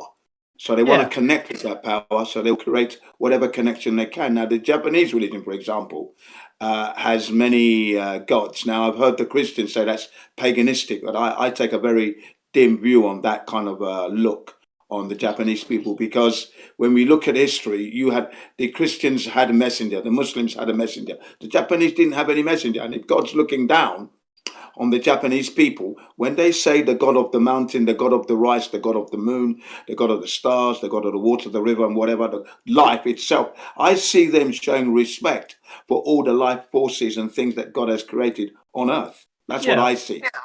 But that's like kind of the God of the gaps thing, right? Because they didn't know like what caused lightning, what caused tornadoes. Right, so, but like, they show respect. They didn't destroy, did they? They showed respect by acknowledging that force. For example, when they chop down a tree, okay, they're going to chop down a tree, they're going to make a temple, make a house, and use all the facets of that wood. What they do is they get the priest, the Shinto priest comes in with his disciples or whatever, his other assistants. They all stand, and the family who wants this piece of tree, they stand around the tree. They decorate the tree with an obi, which is just a very beautiful ceremonial decorative belt, which they wrap around the tree. They tie it up beautifully. It's a lovely colored belt and that, okay? Gold, red, white, all different colors.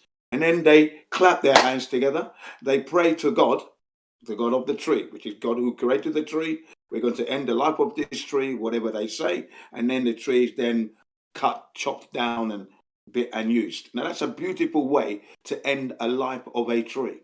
Whereas here in the West, timber, and there you go. But all right. Yeah, I definitely agree. It's a beautiful thing. I think religion has a lot of beautiful things, a lot of useful things. They just, But there's also You must admit the chainsaw way is a faster way, though.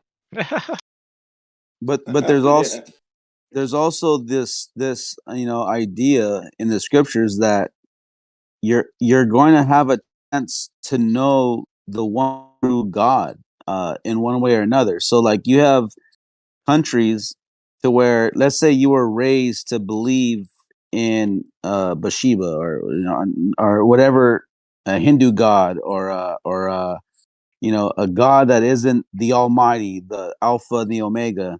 Well, eventually someone's going to come across your path to tell you about this one true God, and it's whether you believe that or not. That's not for the person spreading the word. It's for the spirit of the one true God to even speak into that one person's heart. This is why you have so many people in countries where they've been born into a certain religion, but then someone comes along and talks to them and shares the good word, and then they have a choice. And a lot of them do make that choice. Now, what happens if they choose incorrectly? That's not for me to say. That's neither here nor there. Hang on, who's to say that they're choosing incorrectly? Because every culture, each culture has a right. Everybody has a right, I do feel, to connect to God in any way they see fit, as long as it's not killing people. They have their way. So if you hang on, I'm nearly there. If you bring the one God idea, which I think I think it's just one God that created everything. Of course, that's the only thing I can come to. I can't imagine many gods. But when the Japanese speak of many gods, what they're speaking of is the one God that created everything on the earth, and they just center punch it and underline it as that's all they're doing. They're not really thinking there's many gods. Well, one example that I can give is there's this literary. He wrote a book called The Shack. And if you've ever read it, there's a part in it that this particular man is talking to Yahushua, and he's like, "Well, what about all the other religions? Are they all wrong?" And then the writer of this book, he wrote something that really spoke to my heart, and he put in the book, "Oh, there's not a single road that God will go down to call you to him." So like you have all these religions that, like you said, like all these other religions, matter of fact, there's some people that aren't Christian, but they are more Christian than Christians. You're breaking up, dude. You're roboting. Oh, my bad. What's the last thing you heard me say? I'm sorry. People in other countries that are more Christian than. Okay, yeah. So there are people that are more Christian than actual Christians just by the principle of their life and how they live. So like you have people that are so like they're harmonious, they're kind, they're loving, they're not doing all this sin, but yet go ahead. You said that you have the opportunity to hear, like you have the chance to hear the correct thing. Am I paraphrasing correctly? You have a chance to come to that one road that would lead to God. Yes. Okay. Now let's say you're in the middle of Egypt. You're in the middle of Africa. You never hear of any God throughout your entire life, Right? Whatsoever, right? Then what? Well, that's what I'm saying. Oh, you're roboting. Oh, darn it. Okay. Can you hear me now? Yeah. Sorry. Yeah. Yes. Yeah. Egyptian that has never even heard about here the ransom sacrifice. He died. He or she lives a life that is like more of a testament to a follower of the Messiah than anybody else. So I would argue that there that at least will have a chance to hear it, but the Spirit is going to drive them to Himself. Because as it's written, dude, like you didn't choose Him, He chose you. So like, that'd be an argument against like missionaries, right? It's like, what would be the point of missionaries then if it's no net positive or negative? Like, do you need to hear God's word in order to be saved? Like, what if you don't? Do you go to hell? Like, I personally brought this up. I personally brought this up way back, in my teen years when I was going to church, and I had this discussion with the what they call them, the youth pastors.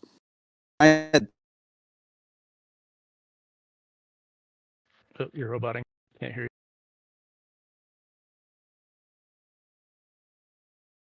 He's just completely cut out now. Yeah, I think Paradolia, your question is answered in scripture that it says just by looking at the creation, you'll know the creator. And to say, then why do we have missionaries?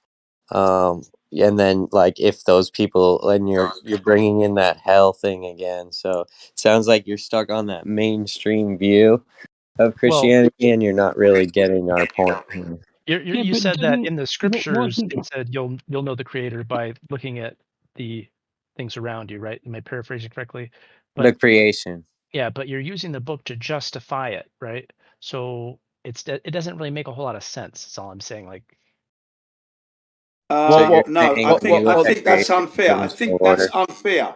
I think that's unfair to say. If I may to say this, I think it's unfair to say that they're using the book to justify, because man and woman can come to that conclusion without the book. That's why I've made a deliberate point of not reading the Bible or the Quran, because I want to see this earth for myself, my way. Okay, and I came to the conclusion that there was a more powerful force than me at the age of 6.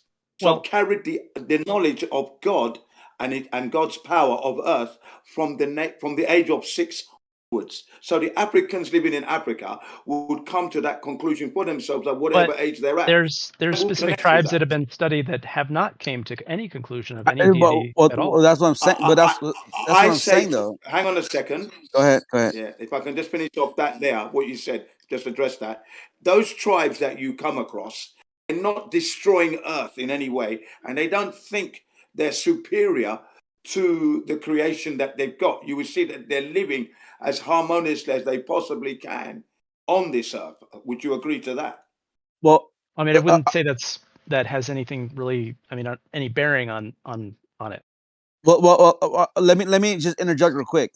Okay, so if a savior comes and then tells man, look, live as I do, follow my commandments if you love me, and you will be living according to the way my Father wants you to live. Now, if you have this like Aborigine, out there in the wild, but he's living that life, like who is anybody to say that person wouldn't see that day of, you know, in the resurrection to be with God, because clearly that person, without even knowing, they lived a life better than the secular world that we live in.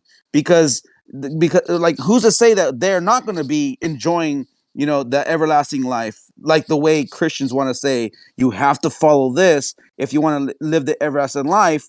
But these people do it because that's just who they are. That's just the way they live. They loving, kind, respectful. Instinctively. Exactly. It's almost Exactly. as They're doing it though Yeah, but your instinctively. morals are not. I thought the Bible said that you have to accept God. You have to come to him and accept him. So Yeah. these people are not going to him and accepting him. I know. They're I just think living they their are lives as accepting. normal. I know, but they're I think they living are their life though. accepting by So acknowledging that there is exactly. So remember, if you remember, James said, I will show you my faith by my works. So who's to say that these people that are doing the work without even realizing that they're doing the work, who's to say that they won't also, you know, inherit the kingdom of God? Because remember, the kingdom of heaven is as this, and the kingdom of heaven is as that. So there's like a lot of parables in the scriptures, but to us who read them and know them and understand them, and then still choose a path that goes against that, we are now fallible, and we are now going to be held accountable for our actions. To where the So people that are instinctively just living this way without even knowing these scriptures, who's to say that they will not inherit compared to us? it would be That's all I'm more saying. beneficial to not hear about it to begin with. Exactly. Way more beneficial. The fact is, if they're living harmoniously on earth as God intended, they're not breaking any of God's laws, are they? Exactly. Exactly. So But guess my what? point is, if there was no book and no laws written, and we were just left alone to live harmoniously with the environment round about us, we'd all end up in the same place. We'd all end up, yeah. But now we have this book and we have these rules, and we must follow Right. this. We must That's live why this way. that's And why Paul now that's there's people that aren't going to be with us at the end because they didn't live the right way.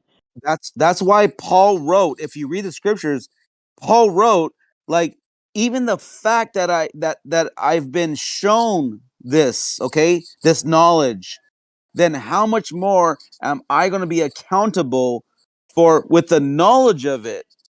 And I still am disobedient and I do the things that I'm not supposed to do.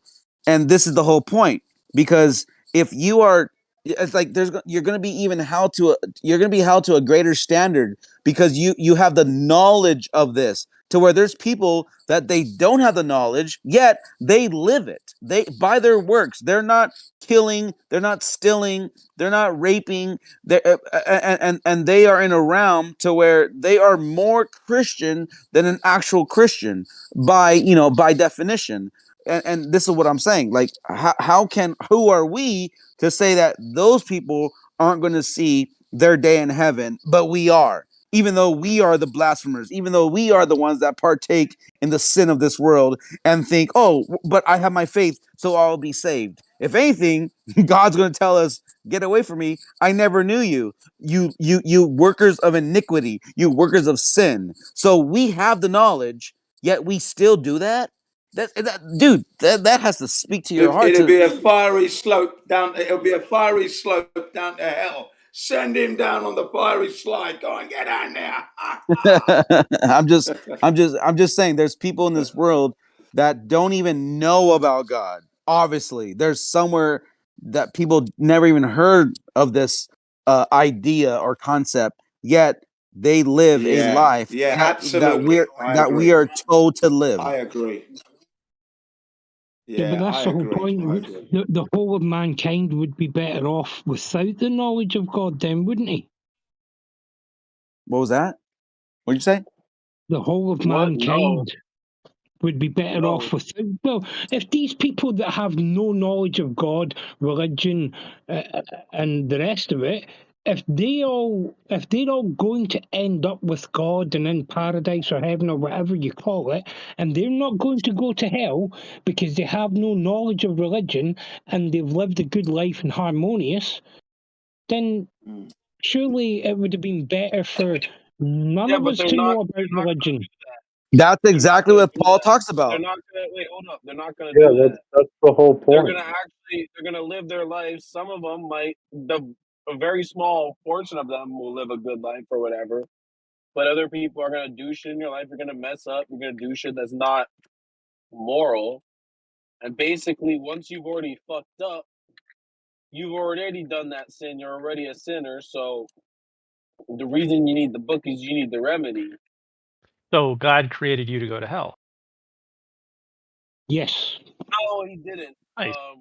But the successive choices that you made have put you on the path to hell. But Right. you have God you have gave you the choice. Are You your decide choices? to end up in hell. You already fucked yourself. You went on a boat with no supplies, and now you're in the middle of the sea stranded, and you're gonna die. Are your And God sent you a choices? lifeboat, and God sent you a lifeboat because you fucked yourself over, and now you have a choice to get on the I lifeboat or understand. not. I understand that point. What I'm saying is, are your choices or your illusion of choice determined by your environment? No. Not in any way. It's not that it won't affect. It could affect your choices, like that you choose from, but no, that's ridiculous. That's called removing Yeah. personal responsibility and being weak. And of course, the Exactly. idea of hell, in fact, is actually ceasing to exist. It You can doesn't choose matter to what cease the to exist. environment is, you'll still have a choice, and So you that guys doesn't really make have nothing to complain about. The Highlander, you have no reason to come on here and complain about God every day. Like he lets you cease to exist. Like if that's what you want. Hold on. Highlander, I you don't get come to no on longer here exist. It's your choice. every day and complain about God. Why do you come on here and lie about people?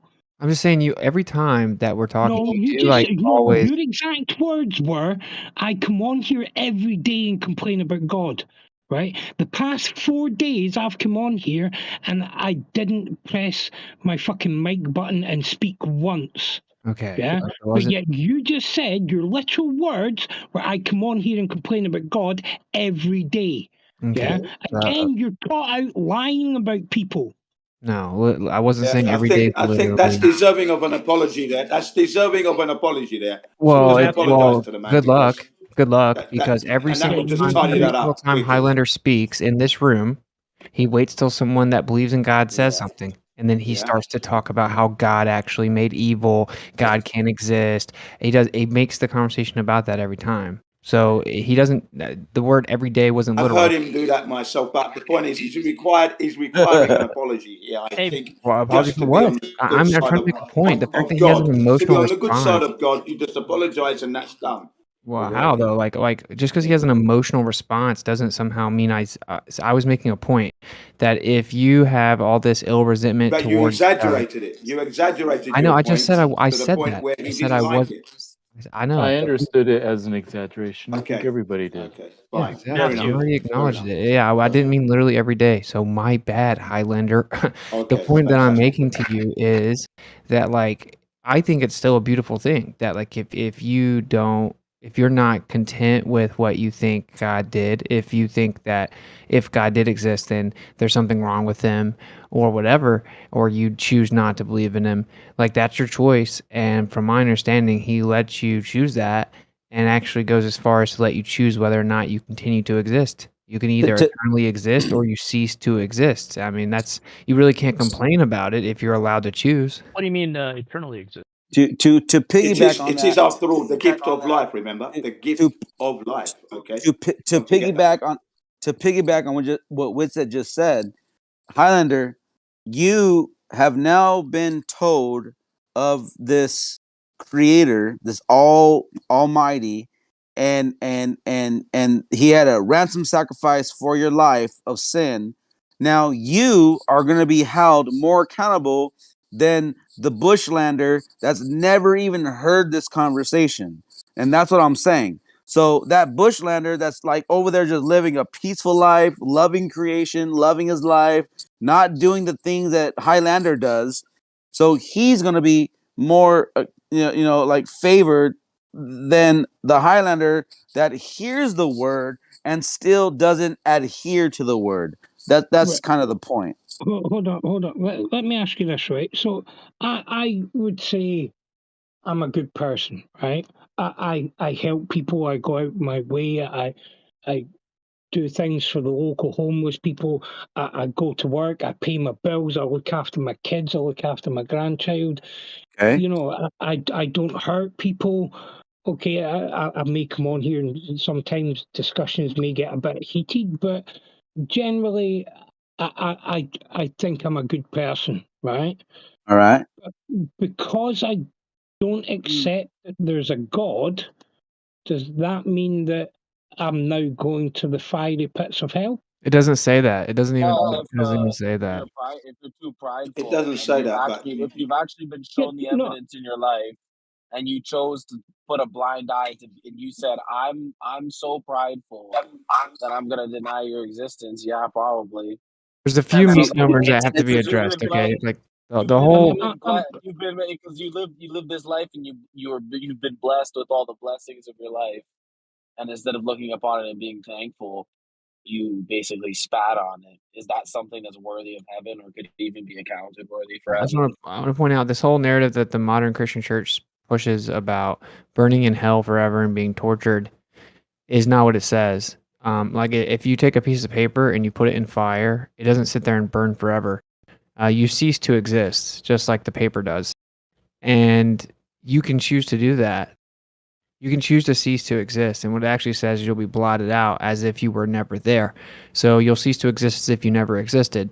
And if you actually step back and think about that, it's very profound. There's no room for complaint, right? Like if an atheist says, "When I die, I rot in the ground, I become dirt," that's all there is. If that's what he wants, that's what he gets. Like you not only do you have free choice, you have so much free choice that you literally get to choose what happens now, to you after you die. You have the illusion of free choice. right. Now, let me just come to Highlander's defense here. Now, if Highlander's talking about those tribes, for example, who never heard the word of eternal living and hell and damnation, they've never heard this. Who's to say that's what's actually going to happen? Because we don't know, do we? Well, that's another profound We point. don't Like, know if we're going to go to heaven. We don't know if we're going to go to heaven or hell. We don't know that. But what we do know is if I'm nearly there, if you have a conscience in yourself and you know that this earth, you didn't make it, live your life as righteous and as perfect as you can, harmoniously, looking after the land, the earth, and humanity as best you can die satisfied. That's as far as I know. If well, you're that's going the to go to key, heaven though. and That's you the live the key, though. Is Creator, that'd be you up brought to up God. you brought up acknowledging that something more powerful than you made it, which is the acknowledgement of God. So it isn't, he said he was a good person, but if I asked you, do you ever do anything wrong? You'd of course say yes, as would any honest person. And no one alive is perfect. So it's not about that. It's about like the humility required to acknowledge that there's a creator that's bigger than you, and then to be thankful that he gave you life and to try to live for him. It's the humility required to choose to humble yourself in front of the creator and acknowledge him. That's what it is. Even the scriptures say that. The scriptures say specifically that if you don't go to hell because you don't read the book. It doesn't say that. What about the people that existed before the book existed? Exactly. It doesn't say that. It says specifically you can not even know the creator's name and you can never read the book because all men are without excuse because all men see the earth, they see the heavens, they see where we live, and they see that something far beyond them had to make it. So then why do you need the book? Okay, the book is a list of instructions and guidelines. It gives you advantages. It gives you tips. Like I can build my baby's changing table without the instruction manual, but it's going to take me way longer. I'm going to mess up. I'm going to get halfway through it and realize that I didn't put the pieces on in order, and it's going to maybe fall apart. But I don't have to read the instruction manual, but it's there. I can still make the changing table without it, but if I open it up, it gives me instructions and I'm able to more adequately make the table. So it's just a list of instructions and guidelines and tips. That makes Well, sense. yeah. Does it give you Just any say advantages? something real quick? Can I just say something real quick? Imagine as if the creator of the entire universe personally interacted with people and gave them very specific things to do, and then it was written down historically in a set of books, and then the people that were supposed to keep the books still didn't get the point after like thousands of years. So God literally came in a human flesh body himself to show them what to do, and then that was also historically recorded, and then all those historically recorded books are the basis and foundation of all wisdom and knowledge in all your societies that you live in at this point, like in this day and age. So like, yeah. So what do You we got do if they're contradictory? well, you have to think of it this way too. Like even these tribes that we're speaking about, they themselves, in some way or another, give and pay homage to a creator. So how do they know that?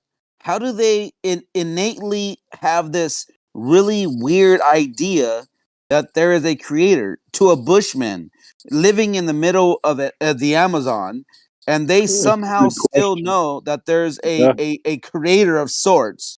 So when you look at it that way, you have to realize that the spirit is in them. So they might not be reading, Matthew, Luke and John, or James or Acts or, Romans, but they still are somehow going to live a life that is adherent to these principles that these books or scriptures are trying to teach all man, on this earth. Well, they have a So personal relationship with, like, the creator has a personal relationship with each person, and no man could ever judge it or understand it or know what is or isn't going to happen or what the creator thinks about that person or where they are. Like, it's literally impossible. It's insane to think that we can't even do it ourselves. Like, we're just trying to figure out how to wrap our minds around our own relationship with the creator. But like, that's the point, is in fact the only weird thing is to think there isn't a creator. In fact, atheism did not even exist in the entire world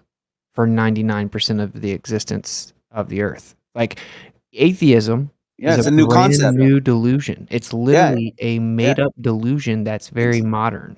exactly. It's a Well, new day. It's a new way, age of thinking. You're right. I don't know if it's a delusion, right? I would credit that it is rather modern, and I think religion is better than atheism, to be honest. But I don't think religion is true, if that makes Okay. any sense. Religion, I think, is trash, but that's not the point. The point is that throughout all of history, people have known that there was a creator, whether they lived in a civilized society or not. It is only in modern times that there's been a propaganda effort pushed on people so strongly that they can actually be convinced that it's intelligent to think that there's not one. See, But people would not be an atheist unless you had a few things. You would have had to have heard the idea of the Big Bang. You would have had to heard the idea of billions of years. You would have had to heard the idea that the edge of the universe is 46 billion light years away. Even if you never heard that exact number, that it's really big, you'd have to hear the idea of abiogenesis. You'd have to hear the idea of evolution. You'd have to yeah, hear the claim of dating rocks billions of years. If an atheist didn't have all of that, they couldn't even for a second convince themselves that there's Can no I add God. I something on totally to that? agree. But does that Wait, now wait, mean that it is false? to that real quickly. In the society where He's that not saying it's wait, false. wait, wait, He's wait, wait. just I'm gonna saying get it just something came up in the last few real hundred quick, years. real That's quick, all. real quick. The society where that, I guess, nihilistic atheistic religion came out of is the exact same society that's saturated with the actual book itself. And anyone who lives in that society definitely heard both options and has definitely heard all about the Christian teachings, and it's also heard all about the atheistic evolutionary teachings. Like this is not like it's not like in other places where they didn't have either. Like you're That's I correct. don't know, Yeah. dude. But what are you That's what. saying, No, Noah? no. What are My you saying? point is that the reason atheism is only just now existing is because they've just gotten to a point where they can create all these fantastical ideas, portray them as if they're scientific, and then give some type of illusory avenue of intellect, meaning people think that there's some intellectual ground to stand on to be atheist, but there's not. Throughout all of history, people have known there's not. It's as simple as everything can't come from nothing. There must be something that came before this. What made this? What made everything I see? What makes the sky a clock? How is everything so ordered? Like how do I have dreams? How do I have a mind? How do I have a soul? How do I know when someone's going to talk to me before they talk to me? How do I feel people behind me? Like people have known forever that there's a metaphysical. If there's a metaphysical, there's things outside the physical world. So who's there? Like it's insane to think that's not the case. It's only a modern delusion. There's no way around it. But that's a poor argument, though, because you can't Here's a use the question. quantity of time against it. Like, we've not known about atoms forever, and now we do. But Dude, Democritus proposed atoms thousands of years ago. okay, take any other example of something we didn't know up until now. Doesn't mean that what we know now is false. You pick one. By the way, Democritus is one of the craziest people to ever walk the face of the earth. Okay, but you get do you see what I'm saying? With No, I don't see. You're arguing that for all of Dude, he time, just schooled you, atheism. fuck it. Yeah, for sure. For all of time, atheism didn't exist. We knew that God existed for all of time, but it wasn't until recently, until all these things, that atheism sprouted up. That's not an argument against it. That's not. No, I'm correct. I'm just making a point that it's only recently that humans have become so deluded and arrogant that they think that it's somehow logical to claim that there's no creator. And in reality, the reason people do that, because if you ask them, they don't know the answers to anything. So how did organic life come from inorganic matter? I don't know. How does everything come from nothing? I don't know. Wait, do you believe in the Big Bang? It might not be the Big Bang. How could the Big Bang happen? I don't know. Are you sure that the universe is actually that big? I don't know how big it is. Do you know how old the Earth really is? Well, I'm not really sure. I think we're guessing. So, ironically, if you ask the atheists, they have to have faith in the current consensus of all of this stuff.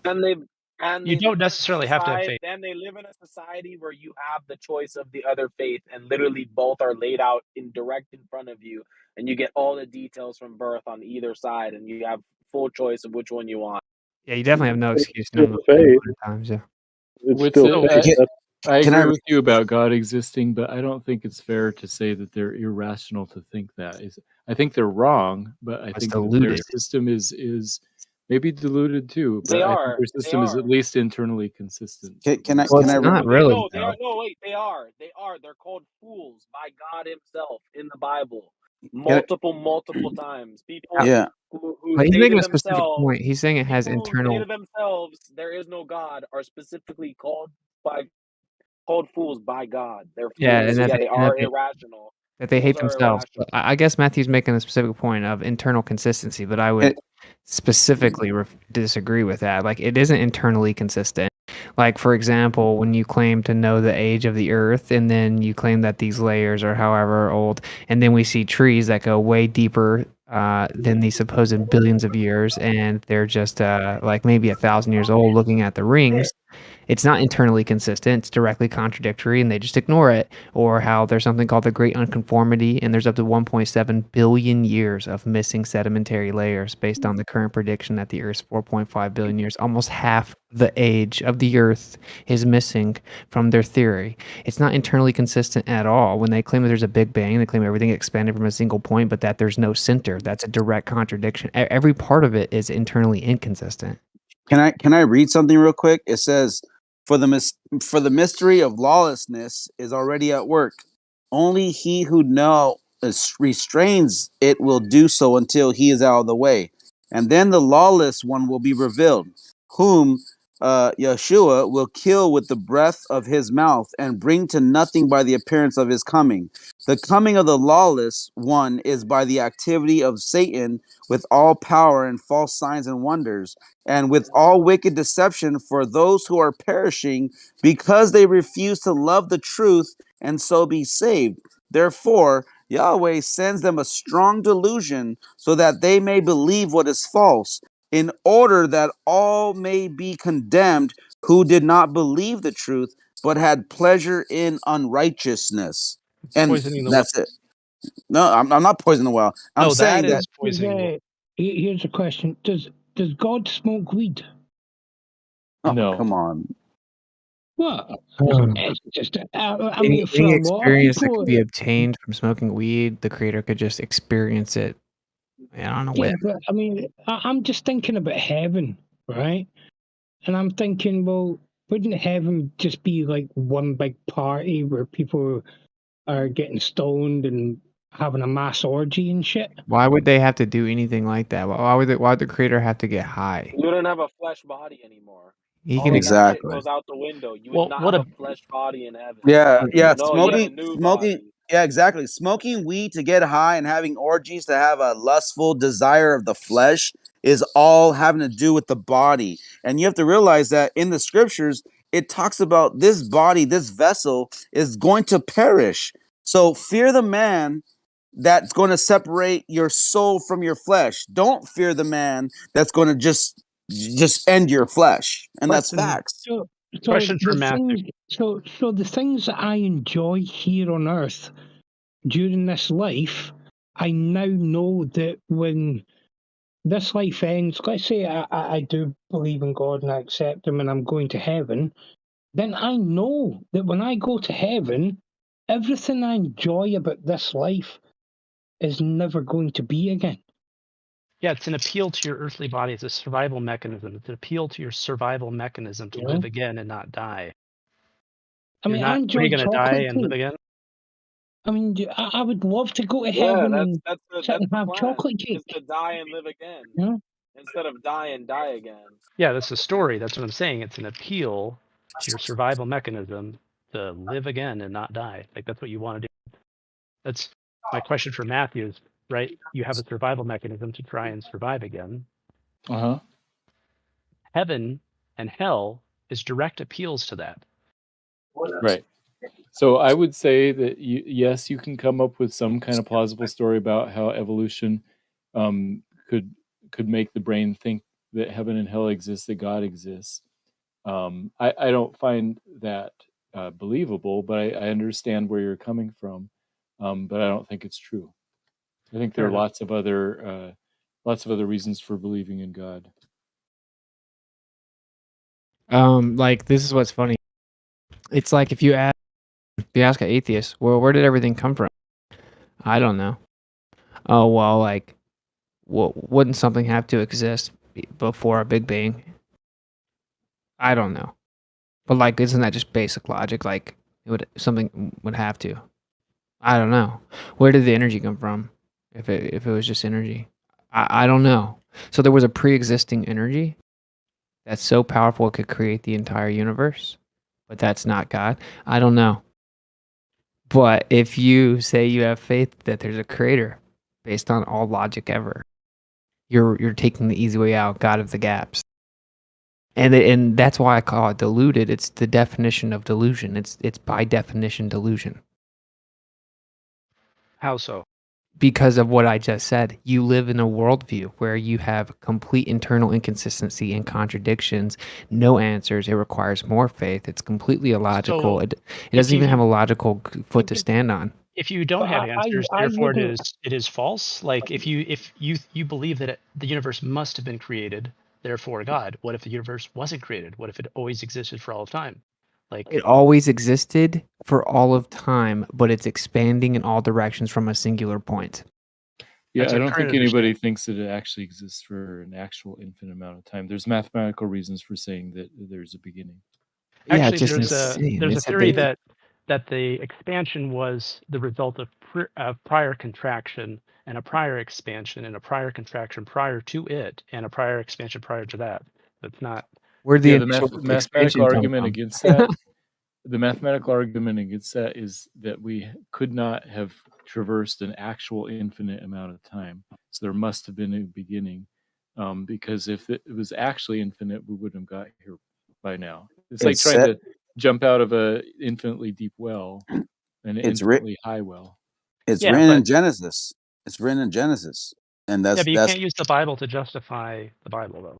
No, yeah. but I why get are it. you not answering my question though? I just asked you. So where'd the initial expansion come from? I don't know. Okay. See, so this is my But if point. I don't know, is the answer therefore God? No, that's a straw man fallacy. But the actual argument, which you won't address because you can't, is that your position is less logical. It may be less intuitive. No, less logical. Okay, I'm all ears. Help me understand that. So that's Okay. Okay, so whenever something exists and something has to cause it, then that requires something existing in that's powerful enough to cause it. like, can you give me an example, like a loaf of bread? Like literally anything that exists. Like what? Like Right. Like literally everything. like a specific thing. A painting. Okay, so what was the constituents of that painting? Someone had to paint it. Where'd the paint come from? Someone made it. Out of what? Materials they found. Where'd those come from? Good question. It came from the earth that was also made. Where'd they come from? Yeah, so how is this a What's logical so again? funny? Can you have a painting without a painter? Can you So have a Witsit is painting without the describing- materials for painting? It's a necessary antecedent of logic. This is what I'm saying. This is what I already told you the best theories that your side has. It's determinism, and chaos theory. And the best that you have is an escape to all of those rules, which is a God who doesn't apply to any of those rules. You say Correct. escape to those rules. If I paid you money, you couldn't define either one of the theories I just said. So what are you talking about? Those rules? Why would you have? We don't have to escape rules that are fundamentally illogical. What are you talking about? Escape the rules? This is my point. Atheism is simply deluded arrogance. That's what it is by definition. I'm not trying to be rude. That's what it is. You just showed it by saying that you talk down derogatory and you mock the believer, right? Like that they're taking the easy way out and that they're taking the intellectual lazy route by just saying God over and over. But in reality, you just say I don't know over and over, and now you're able to just make up tons of fairy tales, change them every day, not even logically address the problems, and then you don't have any moral accountability and you can be your own arbiter of truth. Moral accountability. Like, do you think morals come from a God? I think it's either morality is objective or subjective. And if morality is objective, it had to come from some type of intention. We already talked about that. So I know my way around this argument so well, bro. Like there's no way out. I tried to be an atheist. It doesn't work. yeah, no, it doesn't work for you. No, it doesn't work logically. It doesn't work. I know. I'm not disagreeing with your conclusions for you. I'm not trying to do that. But you're saying that people are deluded. Yeah, absolutely. By definition. But yeah. what benefit does that have to your position to say that they're deluded? Well, it's not about benefiting my position. It's about accurately denoting yours. Okay, so if I say you're deluded, am I now correct? Well, no, because I would have the conversation about the logical implications and you would lose.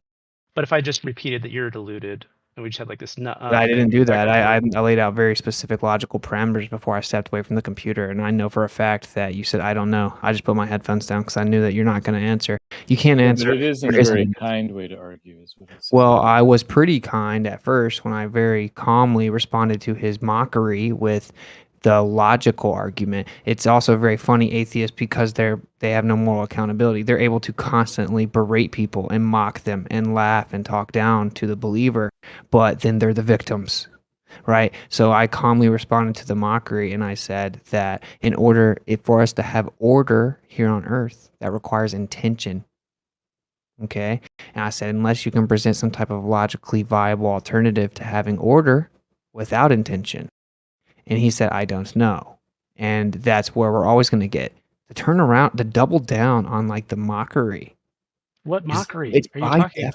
It's the condescension in your tone. It is by definition delusion. Like if something is deluded, does it make me a bad guy to call it out? I would argue you'd have to demonstrate delusion, right? Because, like, can you define delusion? Yeah, blatant denial of reality. Okay, so you're saying something. It's as if we're like, it's as if we were in a car and I built the car from scratch, and we were inside the car, and then we were driving along, and then you were saying, "We're not in your car that you built." Okay, it's right here. I'm not denying reality, am I? Yeah, absolutely. Because the necessary antecedent to order is intention, and you keep ignoring that. But you're saying that. Now, if you say it, does it mean it's true? No, it's just logic. Like I gave you an opportunity to present and articulate a logical alternative, and you can't do it. So I don't know Does if that you're, mean I don't know if that you're aware God of this. exists because I can't articulate an alternative view? No, it just means that your worldview is less logical than mine. That's what I just said. So an invisible being made everything because I can't tell you how it started alternatively. Well, the only alternative ever proposed invokes a pre-existing energy. So you also invoke an invisible energy source that's powerful enough to create everything. So No, why I don't you never just say said it was God? It's created. because it comes with moral accountability. There's a million different proofs for God. Morality is objective, which means if there's an objective moral standard, there had to be specific intention to place that Okay, moral if standard. morality is objective, if you disagree with one church and go to the other church, and then that church says, you know what, you're right. Is morality objective? No, it's subjective. Okay, if you think morality is subjective, is rape wrong? Depends on your place in time and history.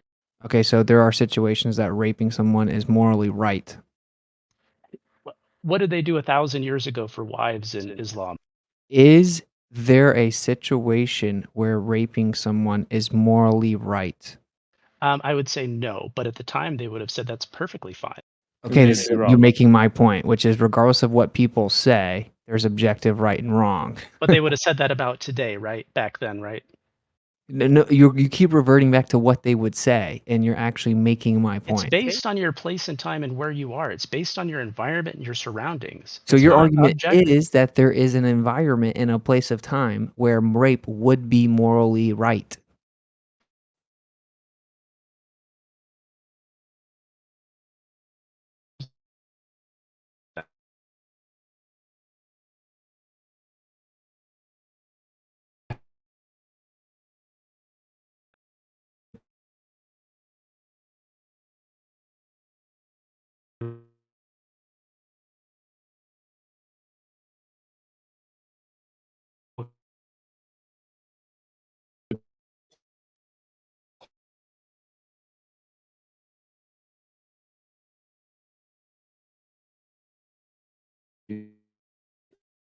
It's objectively never okay.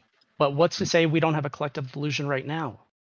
Maybe, but the point is objective morality exists. Exactly. Just like slavery is another great example. Like, was kidnapping someone, forcing them to work for you, and beating them to the brink of death to do so morally good just because a lot of people in America thought it was okay? Yeah, I would say no. But Right. things go in vogue and out of vogue. So It doesn't. That's like, my point, though. Objective morality doesn't care about what goes in or out of vogue. It doesn't care what people think. It's always wrong to kidnap someone and force them to work for you. It's always wrong to rape someone. It's always wrong to kill an innocent kid. There are things that are just always wrong. There's a linear code of ethics. There's an objective morality. Your worldview requires you not acknowledge this, because if there is an objective morality, who made the objective standards?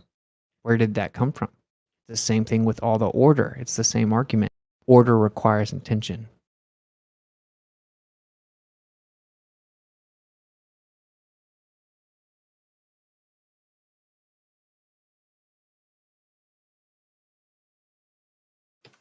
Whitson, I think that some types of order might not require intention, like crystals forming. It's order.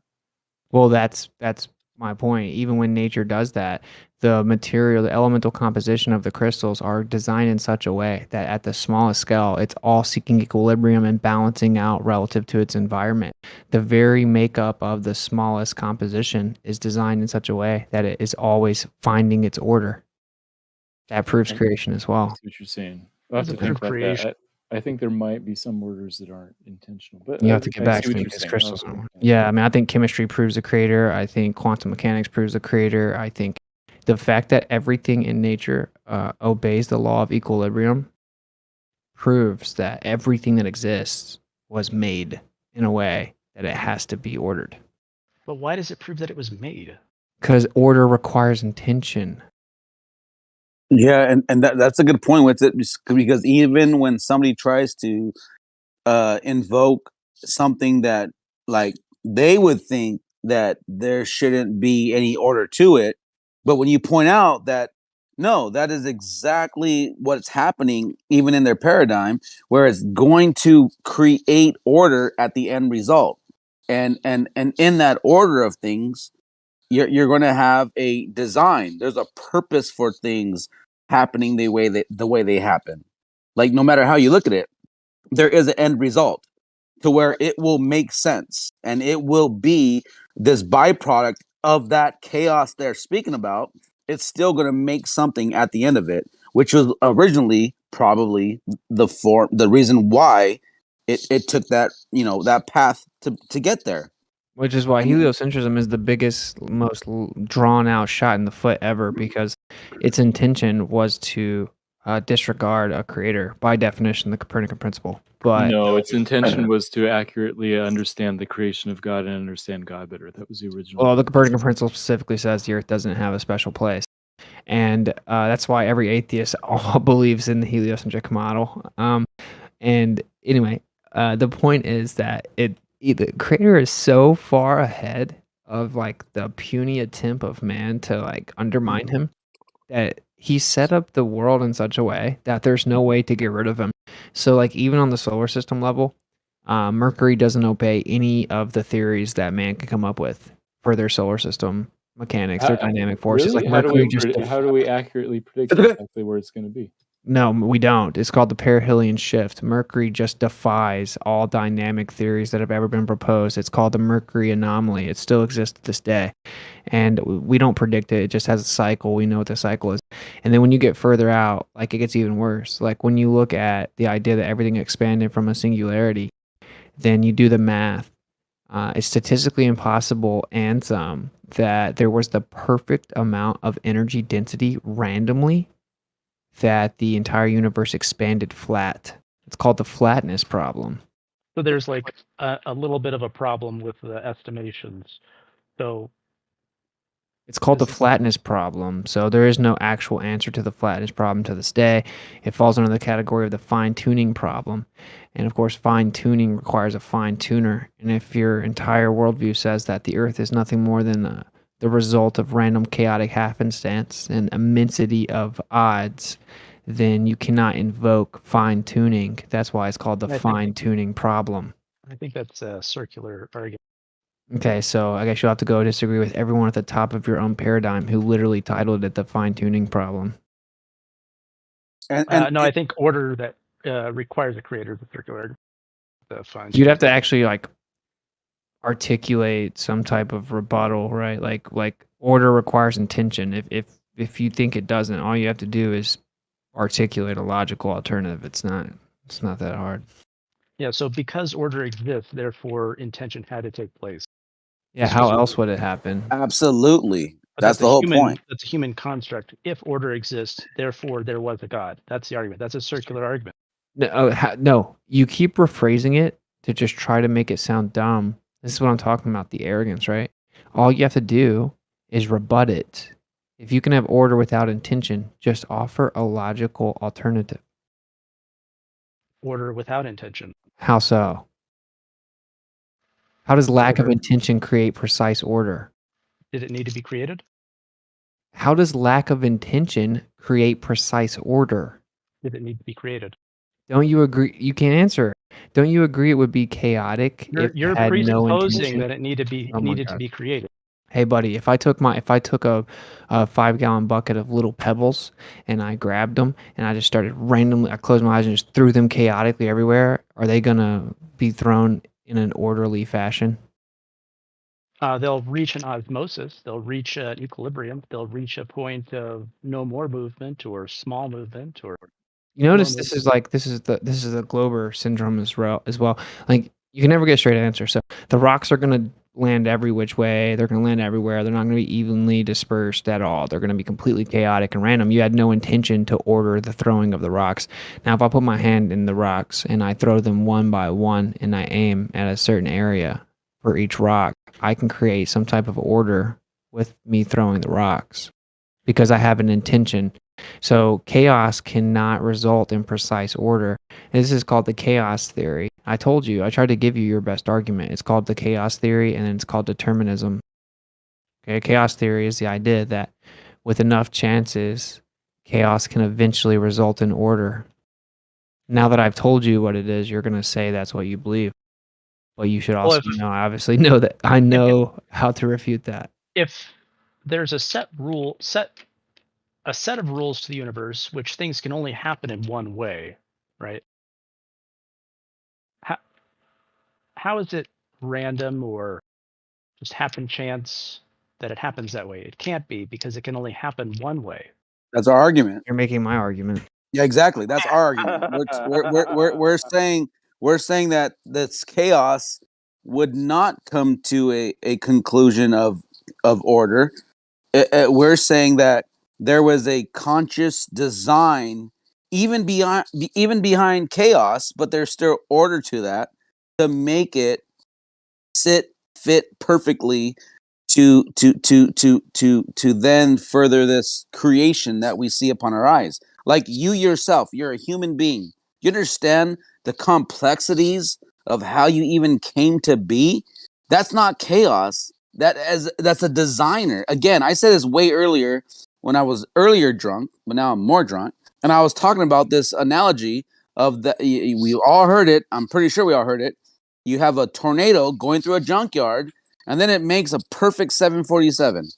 Yeah, or That like 100 cats with 100 typewriters and a billion years could they write Shakespeare? Or like the most complicated watch in the world, and you put it in a jar and you start shaking it, whatever, would it ever like become like that watch? I used to agree with you guys on that. I used to hold the same argument, but I don't any longer. That's okay, and that's all right. But it doesn't negate the fact that we are still holding logic, putting it to its fire, testing it, and holding it to the fire to make us all realize that there is logic in what we're saying. Now, you're right. You can go on and, believe whatever you want to believe in, but it's not going to make it true. Because if you can come back to reality and think outside of that box that you may have been put in, you'll realize, wait, that does make sense. How would this chaos that I believe in originally, how would it make the order that I see today? Do you know what the fallacy of possibility is? I don't. So it's when a conclusion is assumed true, not because it's probable, but because it's possible that it's true, no matter how improbable. It's called the fallacy of possibility. All right. Atheism is just a glorified fallacy of possibility. Would that be said for a God belief? No, because that would be the probable one. Obviously, we would all agree that you can have something very precisely ordered if you have intention. Yeah, no one alive would disagree with that. It would apply to both. No. No one would disagree that you can have something precisely ordered if you have precise intention. So that would be the more probable situation, since you can't even articulate an alternative. I did. You didn't, though. I did. You just don't like it. You don't remember it. I don't know. Hey, what's more probable? The world's most complicated watch came from someone precisely putting all the pieces together with schematics and precisely making the watch, or someone taking all of the thousands of pieces of the watch, putting it into a mason jar and shaking it really hard infinitely? Like Which one's more probable? Which one's more probable to make the functioning world's most complicated watch? Which one's more probable? Are you talking about the human body? Which one? No. Which one's more probable, dude? Well, because that watch analogy never took place, are you referencing the complexity of the human body and how we got here? See, you can't even answer the question. I'm talking about a watch. The main thing how they have to redirect, like every time. You're using an analogy which isn't analogous to the situation. You're saying randomly putting watches together. Are you referencing the complexity of the human body? I think that's where you're trying to go. No. It's the point is you're trying to say they're on equal footing of probability.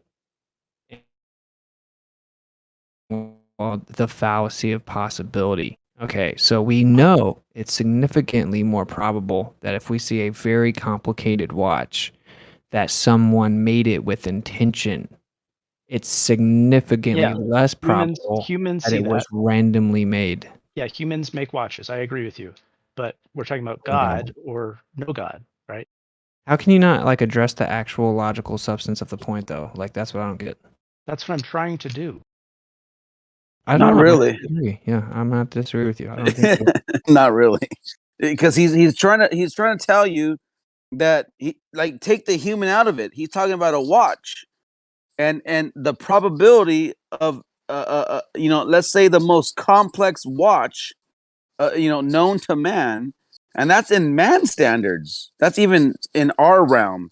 And if you're to shake up a bottle of parts for 1 billion years, when will it make the watch that we see today? So he's saying it makes more sense that you didn't shake it for 1 billion years, but you had a conscious designer that put it together to where it fits perfectly and makes sense and it works. That's all he's saying. But you keep going on. Matter of fact, you going to a human is fucking, it's amplifying it, because the fact that you can shake up molecules in a jar to make a human is even way beyond just a watch being built. Yeah, like the human is so complicated we don't even understand it to this day. Like we only understand about 10% of the brain, and we don't even fully understand that part. We don't even understand how the eyes work. We don't understand how semicircular canals work. We don't understand even how DNA works. We don't understand anything about the human body when it comes to the smallest scale. We don't even understand the body yet. Much We less don't understand none of it. Yeah, we were totally clueless. Much less can someone say that they know that it could happen randomly. But the But real it didn't point, happen randomly, right? That's not this the is argument. this is your argument is that it has to be random. That's right. No, it can only happen one way. That means there's a creator. No, Exactly. doesn't Yeah. mean there's a creator. Like so okay, so let's say the engine of the Lamborghini. Okay? Obviously there's a conscience, a designer, somebody that took these parts and put it to make sense to where you're going to get so much torque and so much everything about this engine. But if you're to say that you're going to leave it up to chance and happenstance, that you could just shake up a box filled with these parts and it's going to create that, then you're crazier than us. Well, So your I proper agree with what response you're should be, although that intention is more probable, it doesn't mean that it's impossible to have happened without intention, which means your best argument is a fallacy. It's called the appeal to possibility. All right, so let me read this.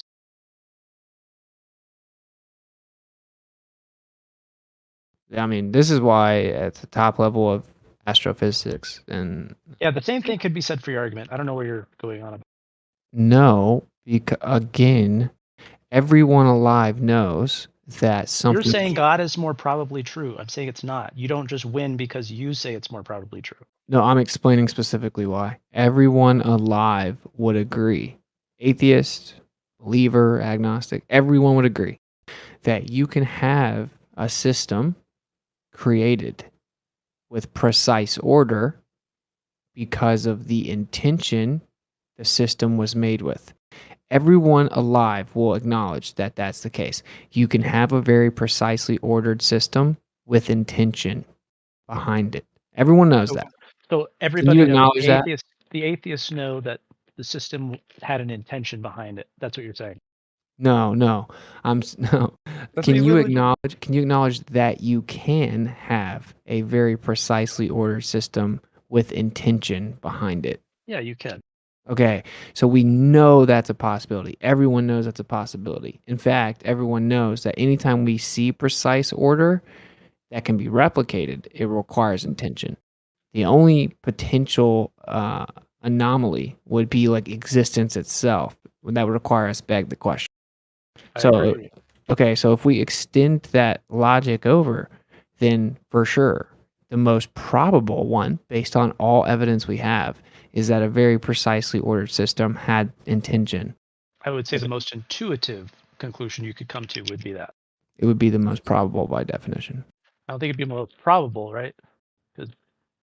Well, by definition. Is it probable that an invisible, all-knowing being who's everywhere at once that can magically do things at his own whim is the case? That's the most probable thing? The specific characteristics of the creator is an entirely different discussion. And this is one of the main roadblocks for atheists is can't separate the two. They don't understand that if there is a creator or not is a separate discussion from what is the creator. Totally different conversation. It's entirely different. But what happens is once you acknowledge that there is one, then you want to figure out, well, who is it? Right? And then you fall down that rabbit hole of trying to figure it out. And the atheist is desperately trying to avoid that. But really what they're trying to avoid is the implications of there being a creator. Because if there's a creator, then there's moral accountability. There's I don't think that something is bigger than you. Yeah, moral create. Okay, never mind. I take that back. I agree with you. Yeah, I mean, I even can relate to some extent. Like, I was raised Christian. I was never atheist, but I was agnostic, but I just ignored the whole entire conversation.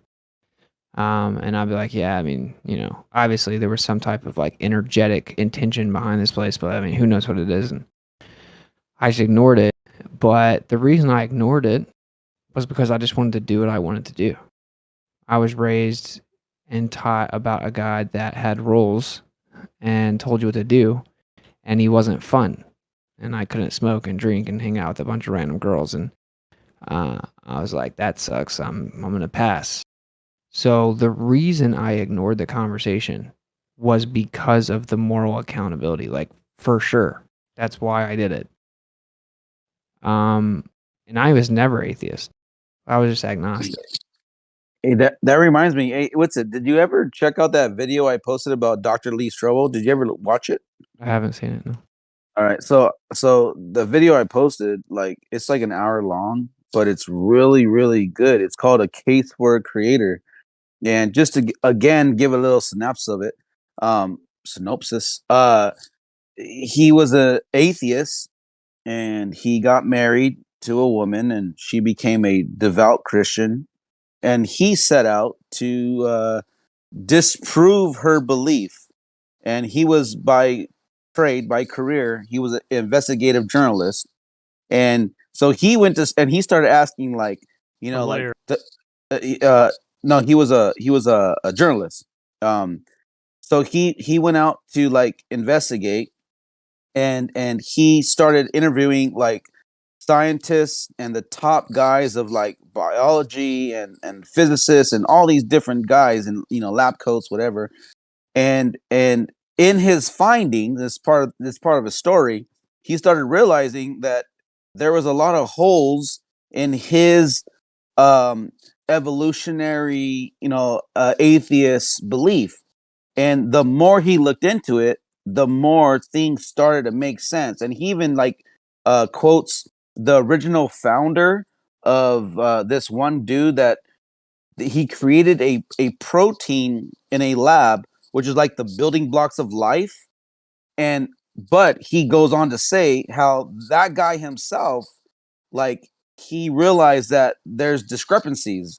And so anyways, I really highly suggest it for everybody, and yourself included with it, to check it out, because it's pretty interesting, his journey to becoming a believer, quote unquote, as opposed to an atheist, because he then realized, like, wow, all the evidence is pointing towards a creator. And I'll find it and I'll post it. Give me a second. It's really good though. It's awesome, to be honest. You guys hear they came out and said that I'll watch it. You guys hear they came out and said Tiffany Dover is alive. She just made her public appearance. Really? I didn't hear that. We got to be careful what we say, obviously, but yeah, it's on NBC. Victim of crazy anti-jab conspiracy finally comes out, blah blah blah.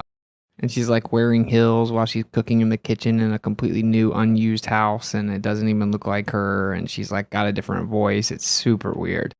But yeah, the best way to deal with conspiracy theorists is to pass out on camera and then just disappear for 2 years. That's funny. Hey, I posted the video. Check it out in your free time. Everybody listening, like even in on YouTube, like check this video out and come back and let's discuss it. Let's talk about what somebody in his whole, and he spent his life doing this, and he came to a conclusion. It'd be really interesting to where people, what they believe after seeing this. It's really interesting. I think that I don't think that atheism should be spread to be honest. It should be eradicated. I think religion's better for the world, because atheism doesn't provide a lot of those rules and guidance. There's no like atheism Bible, right?